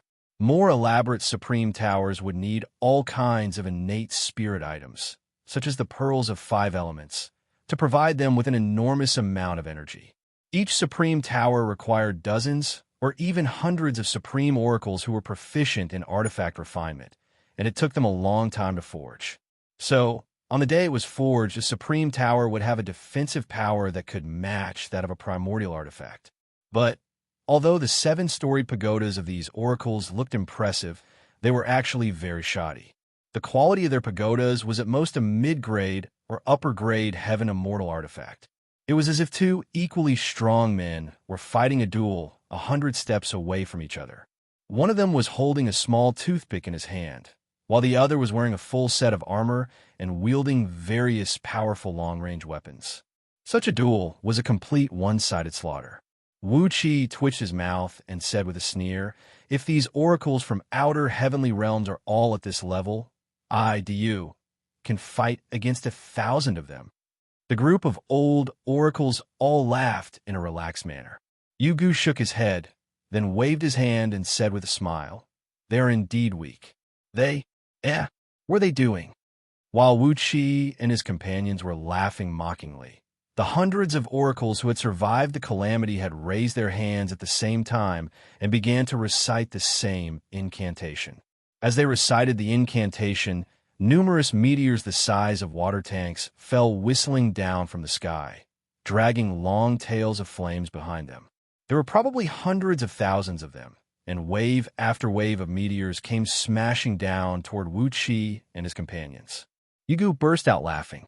With a casual point of his finger, the supreme tower under his feet emitted a beam of dark light and soared into the sky, transforming into a giant tower that measured 100 miles in circumference, shielding them from above. The meteors summoned by hundreds of oracles slammed into Yugu's supreme tower in waves. Loud explosions rang out, and at the same time, countless mushroom clouds burst out from the supreme tower. But his supreme tower did not budge at all, and there was not even a scratch on its smooth surface. Yugu did not even activate the defensive mechanisms on the supreme tower, relying entirely on the solid material of the supreme tower to resist the attacks. Wave after wave of meteors smashed into pieces on the supreme tower. Countless gravel, sand, and sparks rained down from the sky, but none of them hurt even a hair on Wuxia and his companions. "It seems that they only know this one magic," said Princess Xianxia suddenly. Wuxia froze, Yugu froze, and the hundreds of Yu's oracles froze at the same time. The reason why those immortals and Buddhas were so afraid of the oracles of the human race was that they had mastered too many cruel and vicious magic, all of which had the terrible power to kill people without leaving a trace. Every oracle of the human race had mastered at least hundreds of powerful magics. If it were those oracles who specialized in studying magics in the secret palace, each of them might have mastered thousands or even tens of thousands of magics with great lethality. It was the combination of complex, ever-changing, and vicious magic that gave the human supreme oracles the reputation of being untouchable. Yet these oracles from outer heavenly realms only knew this one magic. Yugu pursed his lips and said through clenched teeth, I thought they were a pack of white tigers, but they are actually a pack of white cats. Brothers, let's slaughter them." The few old oracles laughed strangely at the same time. Waving their right hands, they unleashed plumes of black smoke, poisonous gas, phosphorescence, and chilly wind that wrapped in countless bizarre demons and fiends rushed out.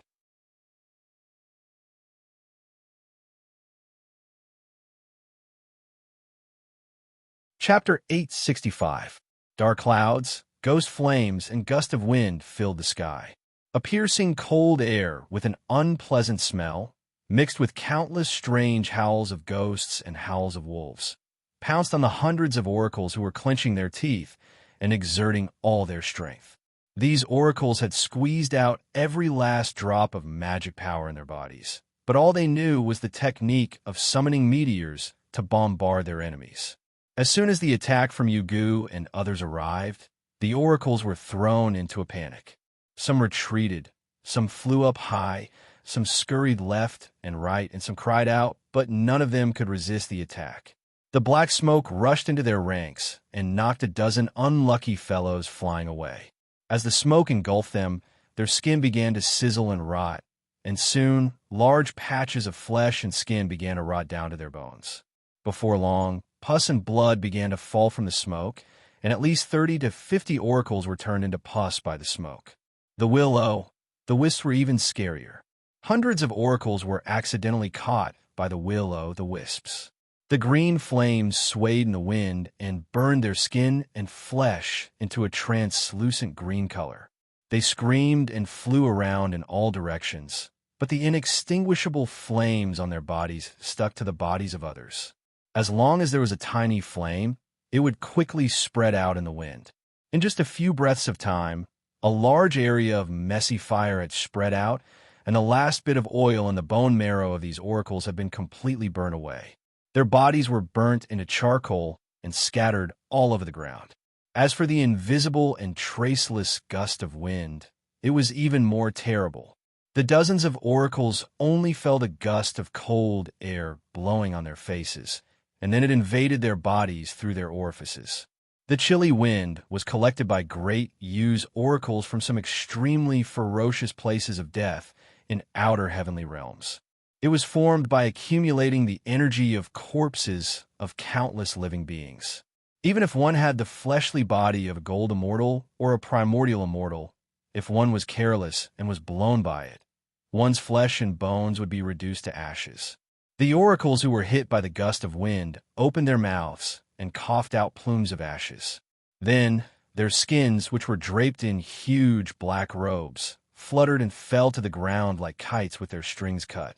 Not only did the chilly wind blow away their flesh and blood, but their souls were also blown away by the chilly wind. Not even a speck of dust was left. Amidst the dark clouds, ghostly flames, and gust of wind, there were also countless strange-looking ghosts and evil gods. They shuttled back and forth in the air, dragging long black tails of smoke behind them, while letting out shrill, unpleasant screams. These evil ghosts and deities were a little similar to the blood-draining, celestial fiends that Wuxia had refined. When they encountered an enemy, they would just pounce on the enemy, and if the enemy did not have enough countermeasures, their hot blood and energy essence would be completely devoured by these evil ghosts and deities in a few bites. Some of the ghosts and deities were the cruelest. They would even pull out the hearts of these priests and eat them like fruits. The sound of chewing was so loud that it could give people nightmares. It was just a spell cast by a few oracles of the Yu, but they had already beaten hundreds of oracles whose cultivation base was only slightly lower than theirs to the brink of collapse. In just a few breaths of time, over 300 oracles had died miserably. The other oracles screamed in terror and chased after the chariot of their emperors, who had not gone far away yet. Seeing how cruel the supreme oracles of the Yu were, the 18 emperors who had been shouting that the Yu was the emperor of the Yu, and that they were going to overthrow the Yu, were scared out of their wits.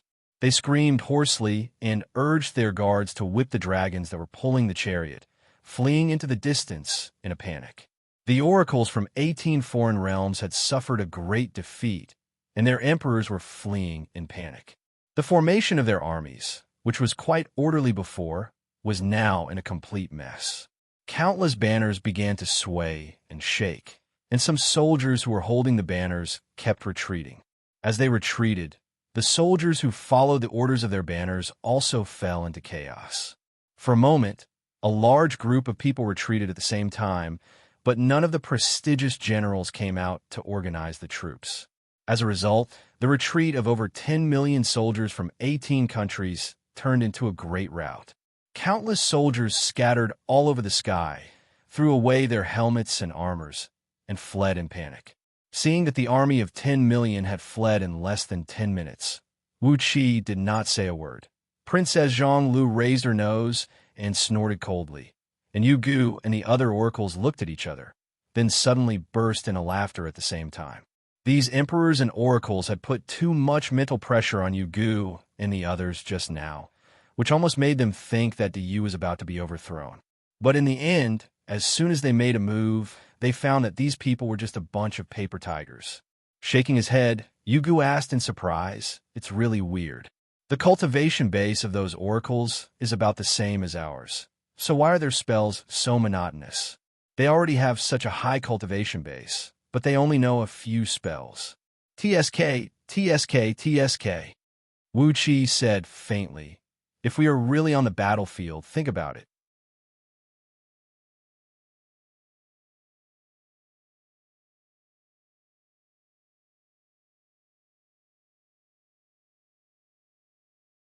As long as no one intervened in this matter, these people would not leave you clan's minds even if they died, right?"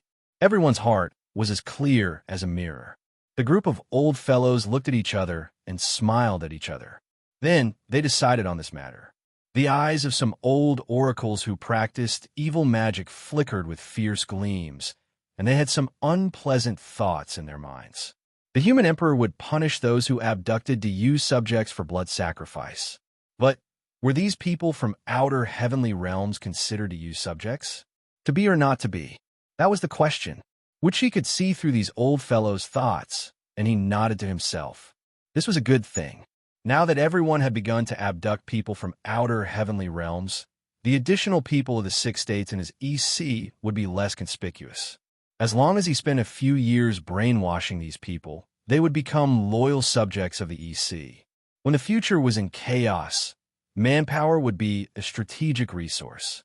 For now, the higher-ups of the U had not thought of this, but Wuxia had long thought of it. Putting everything else aside, Wuxia also wanted to form thousands of Buddhist kingdoms in his palms and collect a large number of devout believers to satisfy his craving. It was not easy to bring to use subjects into his Buddhist kingdoms, but these people from outer heavenly realms, who had long been obsessed with the holy immortals and Buddhas, were the best candidates to enrich his Buddhist kingdoms. The army of 1 million soldiers of the EC, together with Yu Gu and his personal guards, charged forward in a battle formation. Wherever they passed, no one resisted, and they killed countless soldiers of the 18 states, as if they were cutting melons and vegetables. In less than a quarter of an hour, more than 10 million soldiers had knelt down and surrendered, and only a small number of elites, such as the Imperial Guards, were still fighting back. But when a few supreme oracles joined the battle, those who dared to resist were killed in an instant. None of the 18 emperors managed to escape, and all of them became prisoners. When the people who were constantly migrating out of far heaven saw their emperors captured, and the oracles, who were like immortals who could fly, were beaten and fled, they were all stunned. Without hesitation, Wuxia and the others produced their supreme towers and brought these people into the supreme towers. Plumes of gray smoke spewed out of the supreme towers, sucking in hundreds of millions of people wherever they passed. In just an hour, all the people of the 18 states who had come out of far heaven were captured. Then, Wuxia and the others rushed to a heavenly realm in the distance that had just landed. Similar to far heaven, no one in this heavenly realm was a match for Wuxia and the others. The oracles who flew out of this heavenly realm also knew only one magic: shooting out endless high-temperature fireballs. Although those fireballs were powerful enough to melt gold and iron, they were nothing in front of Wuxia and the others. After another easy battle of defeat and annihilation, all the people who came out of this heavenly realm were captured as well. As more and more outer heavenly realms landed, Wuxia and the others were busy plundering these people with great enthusiasm. Just as the people of the ninth heavenly realm were captured by Wuxia and the others, Wuxia suddenly sensed a faintly discernible divine will coming to him from the void. He paused for a moment, then immediately did something to adapt to the situation.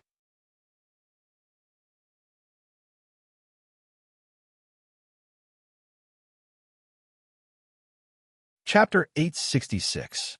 Without alerting anyone, a clone of a blood-draining celestial fiend replaced Wuqi's real body.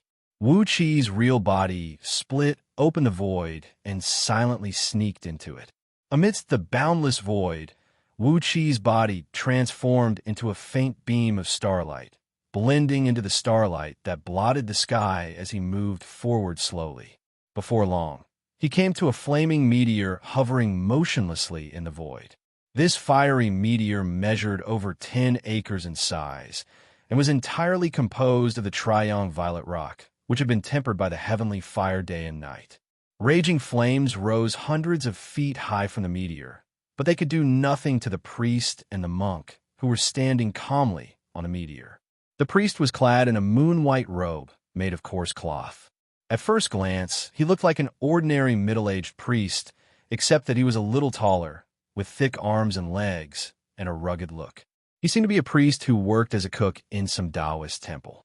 But if one took a closer look, one would find that every single strand of his hair was glowing with a faint, moist green light, like the light of the full moon in the sky on the best night, clear and penetrating, bringing a sense of tranquility.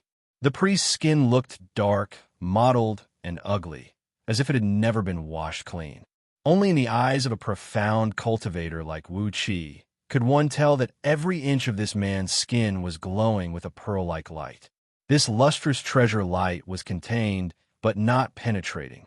Clearly, it had already reached the point where the essence, energy, and spirit were completely unified without any leakage. The monk's attire was even simpler. He was barefooted and wore a monk's robe made of coarse linen. Half of his arm was exposed, and a string of ordinary white poplar beads hung around his neck. His height was ordinary, his appearance was ordinary, and his eyes were ordinary. He probably had the identity of a monk sweeping the floor in some remote temple in the mortal world. But whether it was the priest or the monk, when they stood on the Triang violet rock, whose temperature was hot enough to melt iron and let the Triang heavenly flame burn their bodies, not even a strand of their hair was touched. One could tell that they were not ordinary people. In particular, their graceful and solemn bearing made the emperors of the 18 dynasties who had just been captured by Wuxia look like pheasants meeting phoenixes when compared to them. Looking down at Panga continent from above, they saw the army of the East Sea, together with the personal guards of Yugu and the other oracles, defeat and disperse a large army that had just landed in a heavenly realm. Hundreds of supreme towers were hovering in the sky, wantonly capturing the people in the heavenly realm, and the emperors of several dynasties had become prisoners of Yugu and the others. The oracles who drove the 7-storied towers were badly beaten and fled in panic, leaving hundreds of corpses behind. Suddenly, the monk laughed and said, "Lord Buddha said that if these oracles don't teach them a few tricks, how are they going to stand up to those ruthless figures of the Yu's army? Whether it is the Celestial Court or the Buddhist League, some of our fellow Taoists have suffered at their hands. What can these good-for-nothings do?" The Taoist snorted coldly and said in a flat tone, "Lord Buddha agreed with us that day. These oracles are nothing but fools who are sent to be slaughtered. We only hope that they can kill a few of the Yu soldiers. Do we really expect them to accomplish anything?" The monk sighed, shaking his head and saying, "It's a pity that they have already killed one of their men. They were killed and captured alive just like that. How much manpower and material resources have the heavenly courts wasted all these years to train up such a group of ghosts? It's really pitiful and lamentable." For the sake of these vulnerable oracles, the Buddhist League has to give the Celestial Court countless spirit herbs every year. The Taoist narrowed his eyes at the monk and said with a cold snort, "Bald donkey, are you suspecting that we have embezzled the spirit herbs of the Buddhist League?" The monk put his palms together and sighed in a low voice. "Buddha is merciful. I'm not lying, but I do have my suspicions." The Taoist glared at the monk, then pointed at Panga Continent and said with a cold grin, "I would be surprised if you say that the Celestial Court has embezzled the spirit herbs that were meant to be used on these oracles. After all, the 7-storied pagodas they carry with them are crafted by the Buddhist League. For these pagodas, the materials we, the Celestial Court, have given the Buddhist League are enough to craft enough supreme-grade gold immortal artifacts. Why are they using those shabby heaven immortal artifacts now?" The monk gave the Taoist a look without batting an eyelid. Then he put his palms together and chanted the Buddha's name, as if nothing had happened. The Taoist sneered and said, "I suppose the Buddhist League has also embezzled the materials of the Celestial Court? Who is the person who crafted these pagodas? When I return, I'll report this to the great Celestial Emperor and ask him to issue a decree asking the person who crafted these pagodas to come out and confront him. Where are the materials of the Celestial Court? If these pagodas were stronger, they wouldn't have been defeated with just one blow, would they?" After a moment of silence, the monk sighed and said, "Buddha is merciful. It is Prabhadaratna Buddha from the Buddhist League who crafted these pagodas. Unfortunately, he was besieged and killed when he broke into Liangzhu a few years ago to avenge his disciple. Not even a broken soul was left behind." The Taoist opened his mouth, but did not say a word. The monk smacked his lips and said in a low voice, "I'm curious as well. Who in the Celestial Court is responsible for crafting the spirit herbs that were meant to be used on these oracles? Although these good-for-nothings have barely reached the realm of supreme oracles, their foundation is weak, and they can only use less than 1/100th of their magic power. Clearly, the pills that are supposed to replenish their essence and strengthen their foundation have not been used on them. I'd like to find a fellow Taoist to the Celestial Court who is responsible for crafting these pills and have a good confession." The Taoist fell silent for a moment, then sighed and said, "Dear Taoist, it's a pity that the one who is responsible for crafting these pills is Immortal Dingjun. It's a pity that he has been besieged by the Yu's army and killed in the Myriad Poisons formation. Therefore, you can't find him for confession." Hiding on the Triong Purple Flame Rock, Wuxia could not help but roll his eyes as he listened to the monk and the Taoist conversation. Could these almighty experts of the Celestial Court and the Buddhist League be any more shameless? No wonder those oracles from outer heavenly realms were so weak. Not only did they have countless materials embezzled from their magical artifacts, there's also a big problem with their cultivation bases. No wonder Wuxia only felt that their magic power was fluctuating and unstable. Unlike Yugu and the other supreme oracles of the Yu, who had their magic power condensed and did not disperse, giving off a feeling of indestructibility like a clump of relic Jindan. The magic power of those foreign oracles was fluctuating and unstable, as if it would go out of control at any time. They were defeated before they could exert even 1 or 2% of their magic power. Wuxia could not believe that the Celestial Court and the Buddhist League could really do such a thing. Originally, each of them was supposed to be given a gold immortal artifact, but they had embezzled it into a mid-grade heaven immortal artifact.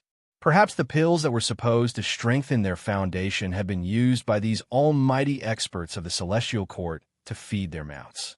Wuxia had no doubt that these almighty experts would do such a thing, for he had seen too many of such things in his previous life. Moreover, the Celestial Court and the Tao League were really meticulous in their actions. Immortal Dingjun, the pill refiner of the Celestial Court, who is also the sovereign of the Myriad Immortal Alliance, was killed by Wuxia and his companions. Prabhadaratna Buddha, the artifact refiner of the Buddhist League, was also killed by Wuxia and his companions. This was a masterful way to destroy the evidence and silence the witnesses.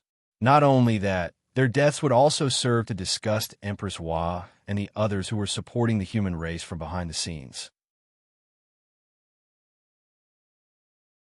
Using these excuses to shut Empress Hua and the others' mouths was truly a brilliant idea.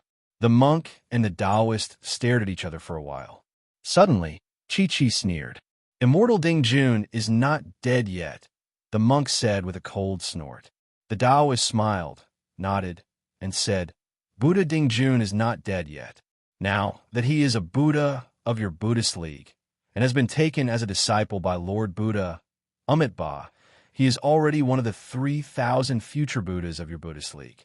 TSK, what does what he did have to do with the Celestial Court?" Even though the monk's mind and cultivation base had reached the level of Bodhi innate nirvana, he almost coughed up blood in anger at the Taoist's words. After staring at each other for a while, the monk sneered and said, "The Celestial Court must hurry up, lest the people we send over end up as their clothes. Ha! You and I both know how cruel and merciless those supreme oracles are. If we are not careful, they will use these people as blood sacrifices. Ha! They will be able to produce a large number of elite soldiers in a short period of time. When that time comes, will more of your Celestial Court die, or will more of my Buddhist League die?" The Taoist smiled and said calmly, "It doesn't matter, it doesn't matter.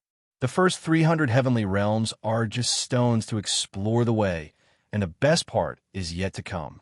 No one dares not to serve the orders given by the few patriarchs seriously. Just wait and watch the show, fellow Taoist." The monk and the Taoist no longer spoke. The monk sat cross-legged on the flaming meteor, while the Taoist stared blankly with his hands tucked under his sleeves. Both of them stared blankly at Yugu and the others who were laughing evilly as they beat the immortals and mortals in various heavenly realms, making them flee with their hands over their heads. After a long time, the Taoist sighed and said, "What happened here should have reached Liangzhu by now, right? Those supreme oracles in Liangzhu can't just watch these people take advantage of them. They have to come here and bring back as many people as they can. TSK, as many as they can." Wuxi's heart skipped a beat. The Celestial Court and the Buddhist League were actually using the trick of luring the tiger away from the mountain. It seemed that they had even planned how you would deal with the common people in outer heavenly realms. After pondering for a moment, Wuxi carefully studied the cultivation bases of the monk and the Taoist. Both of them were fifth-tier primordial experts. Whether in the Celestial Court or the Buddhist League, people with such cultivation bases were figures who held real power. It was no wonder that they could observe the movements on Panga continent from here. It was very likely that they were the trusted subordinates of the great celestial emperor and Lord Buddha. Otherwise, they would not have been sent here. After a moment of careful calculation, he stealthily transformed his body into that of a Buddha. Suddenly, he cried out in a low voice, "Senior brother, what are you waiting for? Act according to Master's decree now." This bastard was killed by Prince Diyu. With a sway of his body, Wuqi's 36 feet tall avatar sprung up. Without giving the monk and the Taoist time to react, he grabbed the Taoist's head and legs and exerted force with his golden arms.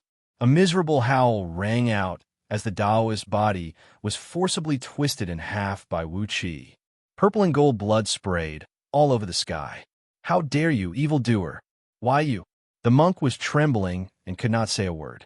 The Buddhist power emanating from Wuqi's body was extremely pure, 100 times purer and stronger than his own. A beam of blood-red light shot out of the Taoist's body as his immortal soul cursed angrily and fled in panic. Wuqi gave a cold snort. A fist-sized natal relic flew whistling out of his forehead and smashed heavily onto the immortal soul. More than half of the immortal soul was shattered by the relic, leaving only a wisp of Yuanling. Then, he transformed into a beam of light and disappeared in a flash. Wuqi grabbed the few magical treasures that had fallen off the Taoist's body, then nodded at the stunned monk and said, "Senior brother, I'll leave this place to you." please disguise this place as the scene of an assassination by the human race. I'll go kill that ox-nosed Yuan Ling, and then I'll return with you to return Master's decree." With a sway of his body, Wuxia patted the dust off his buttocks and disappeared without a trace. There was a moment of silence on the distant meteor, and then a burst of earth-shattering curses suddenly broke out.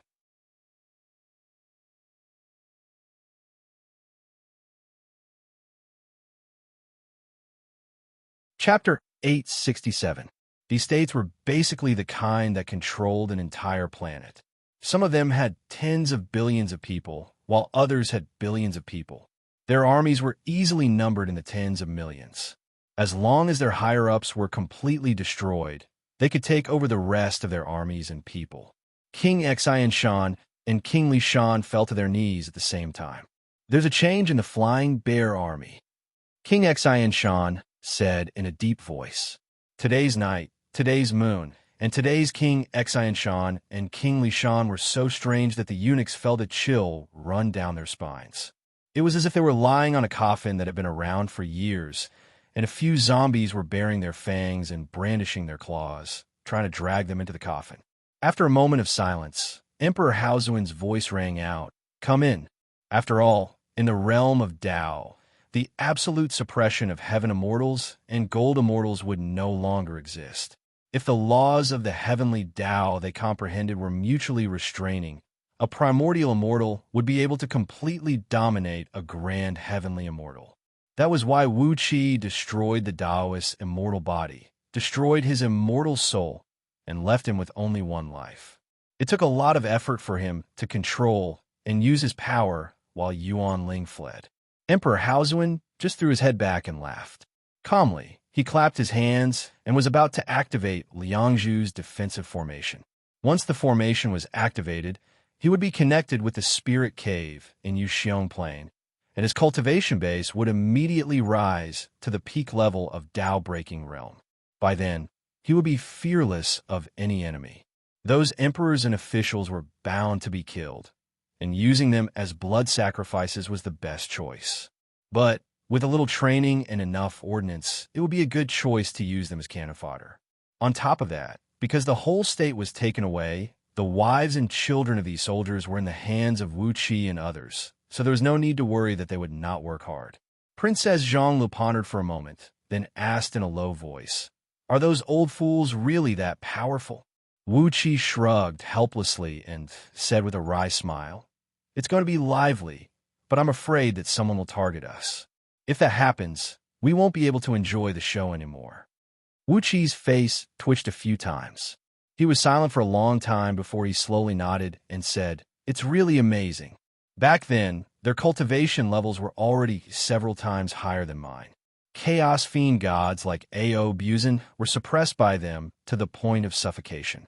It was also them who laid the foundation for Taoism and Buddhism today. Be it wisdom, methods, or cultivation, I wasn't their match back then.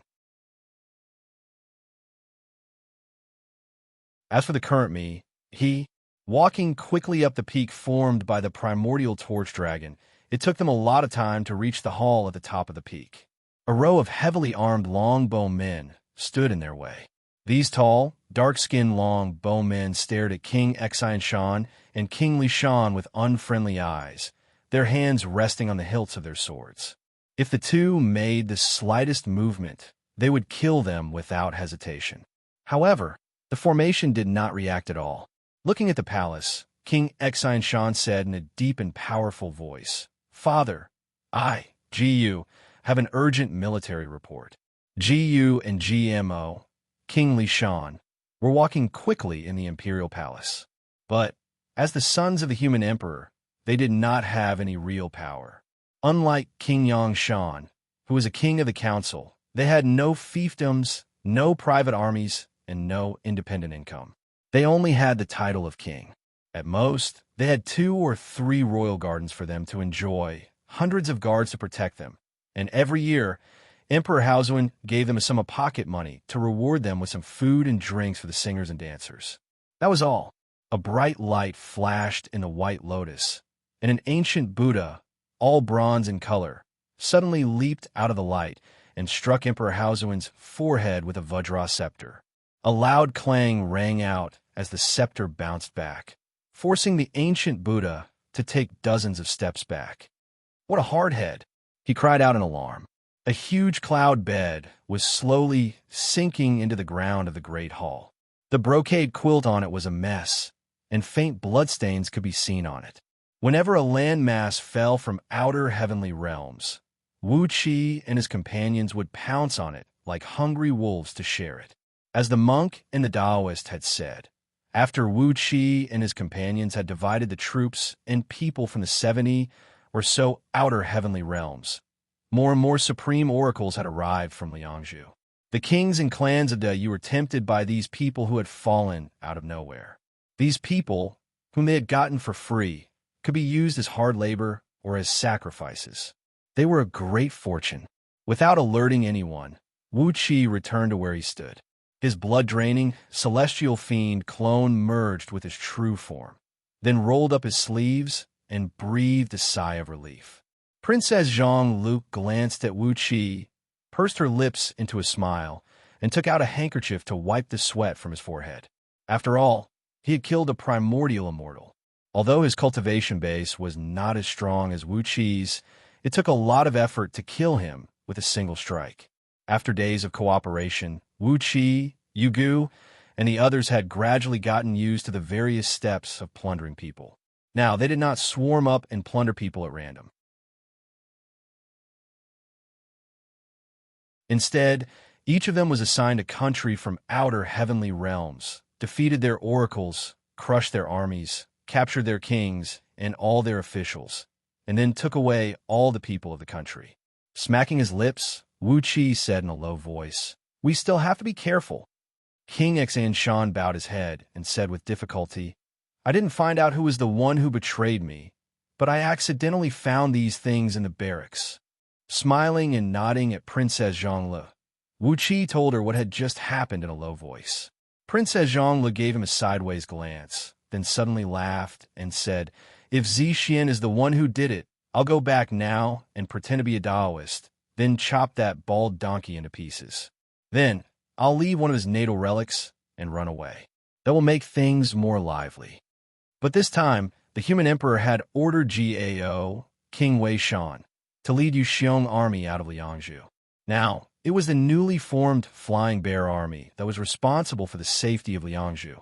The military minister and the military minister of the Flying Bear Army were the brothers, King Xianxia and King Lishan. While Wuxia and his companions were frantically slaughtering the 297th people who had landed on Pangda continent, the weather over Liangzhu was not good. Dark clouds obscured half of the full moon in the sky, and the reddish moon was shrouded in a misty mist.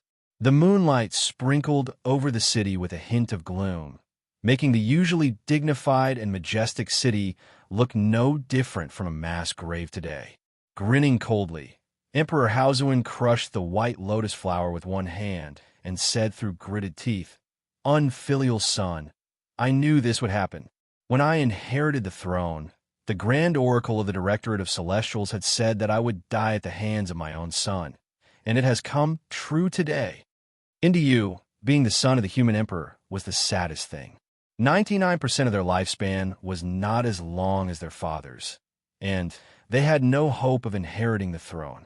Their every move fell into the ears of the courtiers, and they could not violate the various rules and regulations passed down from the ancestors of the Yu, or they would be severely punished.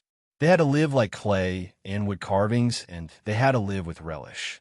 Led by a few eunuchs, King Xianxia and King Lishan walked quietly and quickly through the imperial palace. Their faces were solemn, and they were surrounded by an uneasy aura. The eunuchs were trembling slightly, and when the night wind blew past them, they trembled even more. Emperor Haozuen was stunned, and the armrests of the throne under his arms suddenly vanished. Gnashing his teeth, he cried out in a low voice, "There's a change in the Flying Bear Army? Who's playing tricks in there? You, what did I tell you that day? How could there be a change in the Flying Bear Army?" Glancing coldly at King Xianxia and King Lishan, Emperor Haozuan clapped his hands lightly. The few beautiful women bowed to him silently, then walked into the back hall at a leisurely pace as if they were walking on clouds. While Wuxia and the others were busy annexing these humans from outer heavenly realms, something happened in Liangzhu. King Xianxia and King Lishan looked up at the same time. Their bodies had transformed into the golden bodies with 3 heads and 6 arms unique to the Buddhas of the Buddhist League. In that case, they cried out in unison, "Please surrender, Father. We don't want to bear the infamy of patricide." Emperor Haozuan bellowed. With a clench of his hand, the white lotus flew straight into his palm. A great sheet of starlight shot out of Emperor Haozuan's eyes and hit the white lotus flower, causing it to buzz loudly while a layer of misty light slowly poured out of it. King Lishan, Ji Tao, and Ji were born from the same mother. As for how many sons Ji Tao and Ji Tao had, perhaps neither of them could remember. In any case, he was Emperor Haozuan's son, and he was conferred the title of King Lishan when he was born. Princess Zhang Lun narrowed her eyes, a little unconvinced. But she knew Wuqi would not deliberately exaggerate, so she just gritted her teeth and vented all her unhappiness on the unlucky humans from outer heavenly realms. Very few people knew that Emperor Haozuan, who seemed to never step out of the Great Hall, actually spent every night in it having fun with the concubines in the harem. With his formidable cultivation base and vigorous energy base, he spent every day in the Great Hall doting on a few of his favorite concubines, and even enjoying the bodies of a few delicate girls.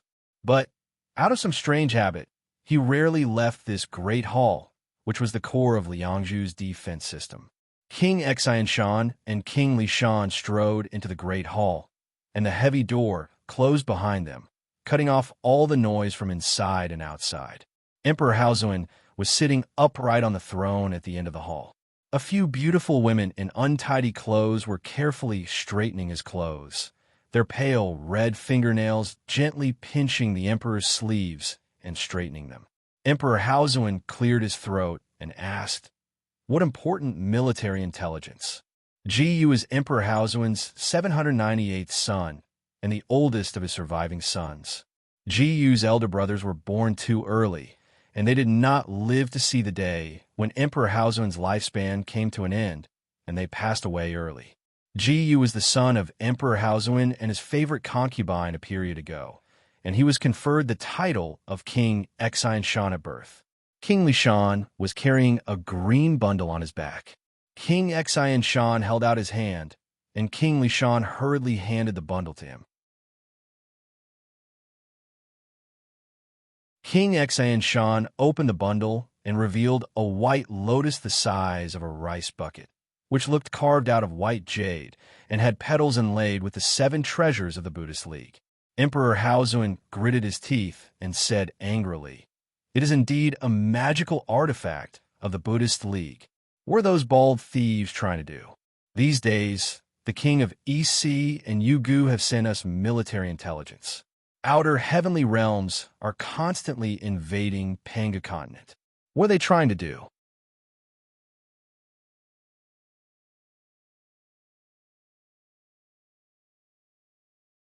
Chapter 868. Emperor Haozuan was struck dumb. He had been living in this great hall for nearly 3 eons. Ever since he ascended the throne and was warned by Great Yu's Grand Oracle that he would be killed by his son's plot, he had never left this great hall. In fact, he had been living in it all the time. The Great Hall was the core of the entire defensive formation in Liangzhu and the control center of the vast spirit cave in Yuxiong Plain.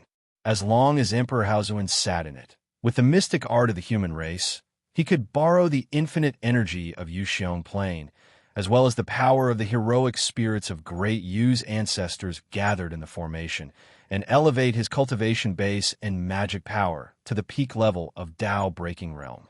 But today, when he activated the formation with a mystic art, there was no response. Not only that, but the endless power of the stars and the natural energy of the earth veins that poured down from the top of the Great Hall were disappearing rapidly as well. The enormous amount of star power and natural energy, which had been pouring into his body like a waterfall, had now turned into a weak stream of light the size of a fist. A few moments later, the last stream of light had vanished, and the great hall suddenly became dark. The faint light of a few dim candles in the corners of the great hall illuminated the vast hall. It was so dark that the figures of the group of people were hidden in the darkness like shadows of ghosts. Only the faint green light emanating from the bronze-colored Buddha had become the strongest source of light in the great hall. Illuminated by the green light, Emperor Haozuen's face turned pale green, making him look no different from an evil ghost. The suffocating silence was finally broken by Emperor Haozuen's voice. "What have you done, unfilial son?" King Xianxia chuckled and said in a low voice, "Why do you say that, father? This formation is not something I can touch. Father, please shatter all the important acupoints in your body and disperse your panga form. Otherwise, don't blame us for being cowardly and overreacting." King Lishan slowly took a step forward. His golden body reflected a faint azure golden light under the green light, and the cold light added an air of death to the hall. He said in a low voice, "Father, please disperse your power. I will carefully provide for you. Whatever you can enjoy now, you will not lack in the future." Emperor Haozuen snorted coldly.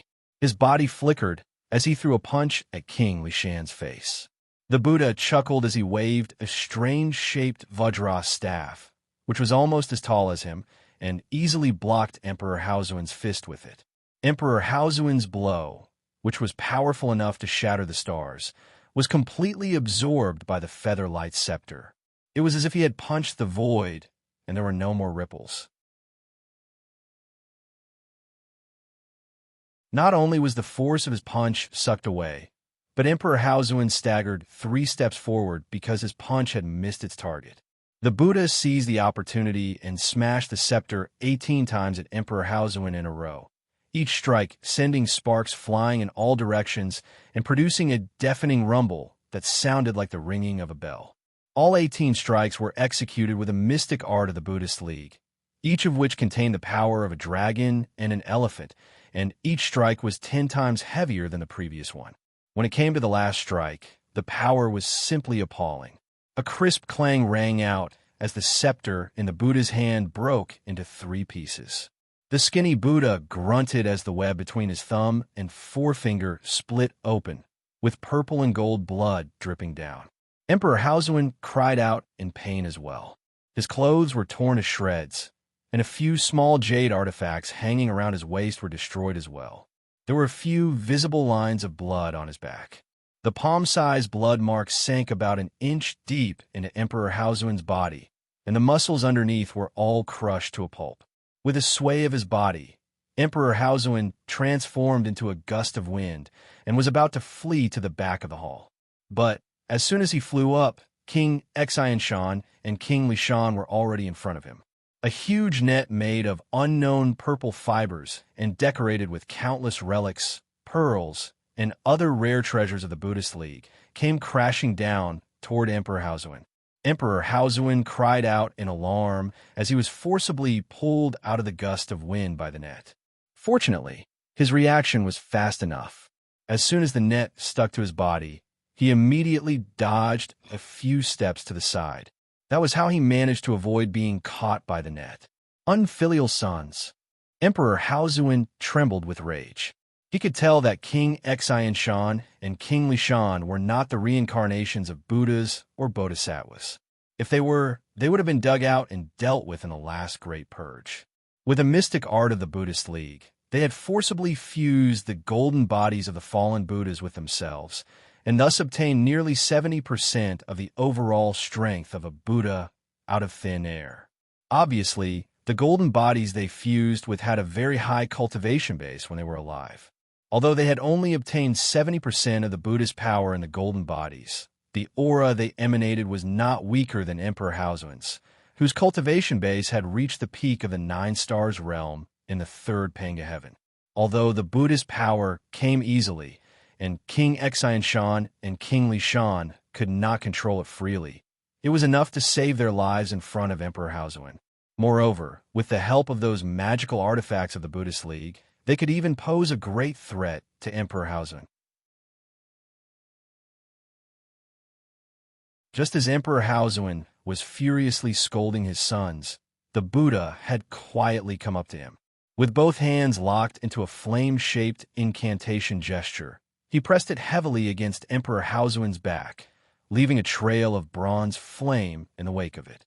Emperor Haozuan cried out in pain, and then a ripping sound rang out as the bronze flame left a dark green reverse swastika on his skin and flesh. The swastika glowed with an eerie light, and Emperor Haozuan felt as if a hole had been opened in his body, through which his spirit, energy, and soul were pouring out. He spun angrily and pointed a finger at the retreating Buddha, then snapped. "This is the evil Buddha's seal. Are you the successor of the evil Buddha who was expelled by the Buddhist League?" Emperor Haozuan pointed his finger out, and dozens of very fine wisps of black smoke shot out of his fingertips, each of which had a dark light spinning rapidly like a star in it. The wisps of smoke flew at an incredible speed and with a great momentum. They tore through the void like real stars, stirring up a suffocating wind in the great hall. The Buddha laughed in a low voice. "I'm Buddha's soul, the founding patriarch of the evil Buddha. How can you say I'm your successor?" Buddha's soul retreated quickly. With every step he took, a green lotus flower that looked like bronze poured out from under his feet. The lotus quickly expanded to tens of feet in size, causing the surrounding void to tremble. As soon as the wisps of black smoke touched the lotus, they slowed down as if they had fallen into a swamp. Emperor Haozuan praised, "You are truly an evil Buddha.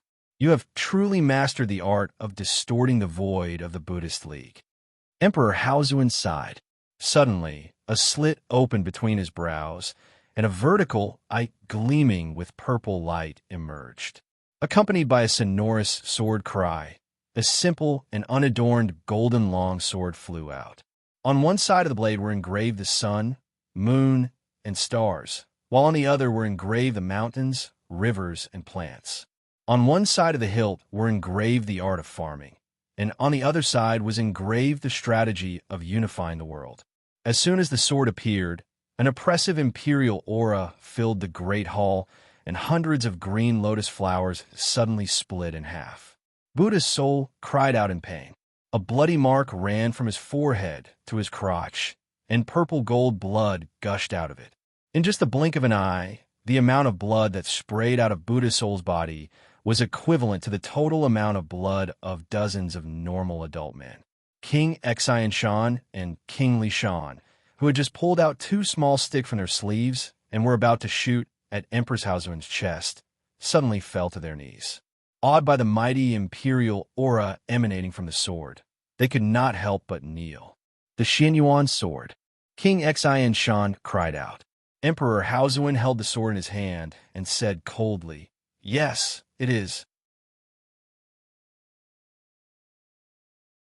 If you want to kill me, it is far from enough to destroy Liangzhu's defensive formation." King Xianxia and King Lishan exchanged a panicked glance. Buddha's soul, who was severely wounded by the terrible sword intent of the Xianyuan sword, roared furiously and snapped, "What are you waiting for? What are you waiting for?" Emperor Haozuan was startled.